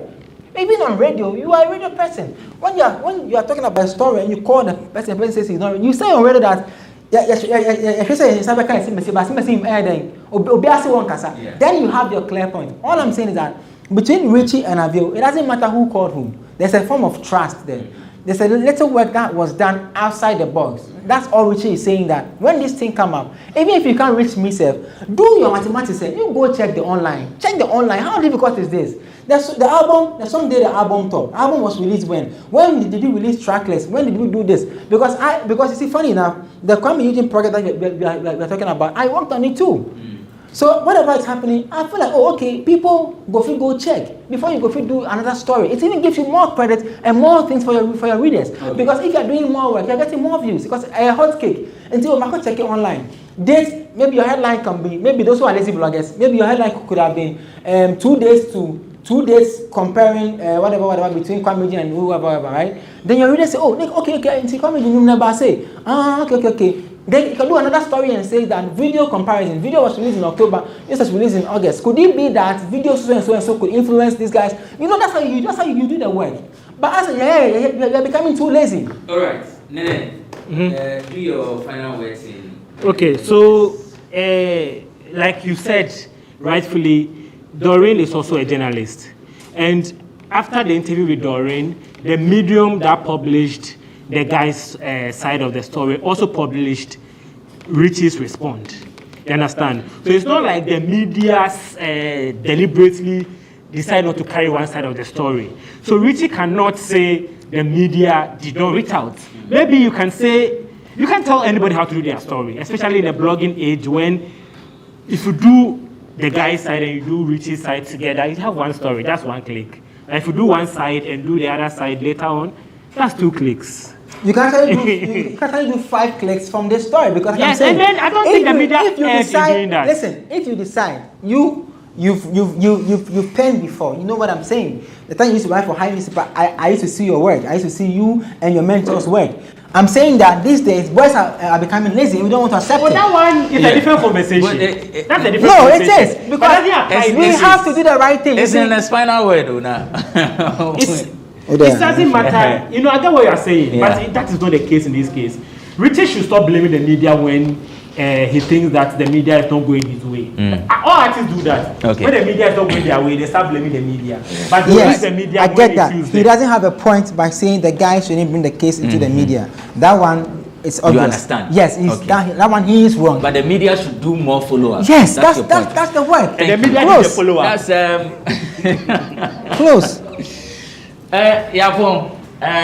Nane already is with OnePlayAfrica.com. Nene B is a columnist, and they helped me with this discussion. This episode of Bloggers Forum, of course, we have done justice to the topics. We are celebrating our 22nd anniversary, hashtag GhanaWeb 22.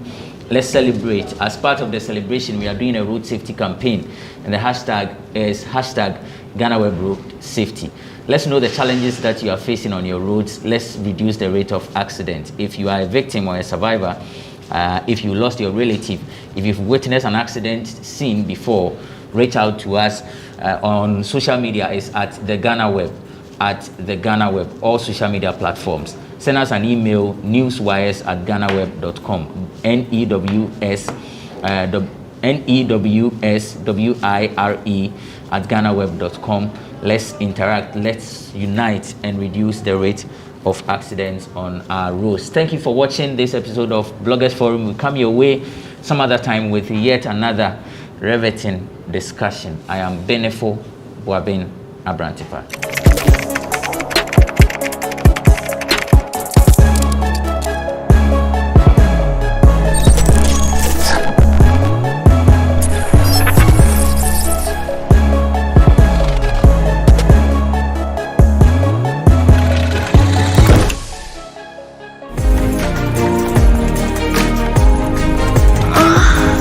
Having a big dick comes with a whole different skill set necessary to make that big dick work. Because for all women's big talk, most of them can't take, dicks of a certain size. She can't even give you a proper arch. Like, instead of giving you the slide, she's giving you the abdomen bridge. Like, what's that? Guys. People think when you have a dick or when you have a vagina, then you automatically know how to have sex. You don't. It's not by force to make every lady come. Hey, wait. It's not by force. As a guy, when you're getting sexual with a woman, no matter what, you will enjoy.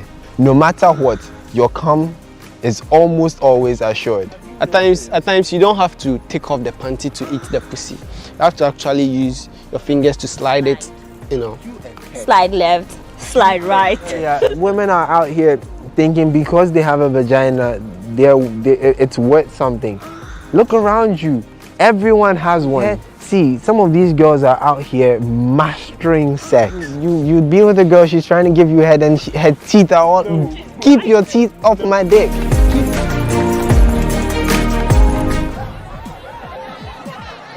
Powers and principalities.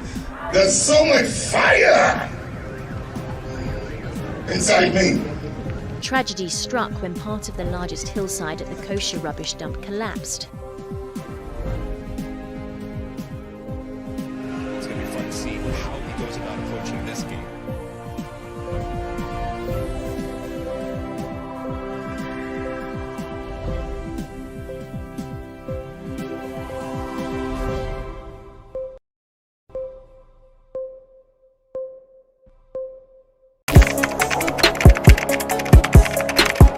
We table issues relating to the arts and entertainment for a riveting discussion, of course, without fear nor favor. The question the presenter asked them was a dumb question. You need to speak the part and move. Varied views. We agree to disagree. So I would disagree with everything you said. I think that he's a smart guy. I think what he did... No, but I also said he's a smart guy. Yeah. I guess that I'm waiting for the what next. Yeah, I don't think that we have to wait for what next. It sometimes gets confrontational, but that's the beauty of the game. Today you deny funny face. It's not my brother. Funny face. I don't know him. You don't know funny face. It's not my brother. You don't know funny face. It's a package. We meet, we sit, we dialogue, we learn, we progress. My name is Benefo Boabin Abrantipa, a proud blogger, and this is my forum.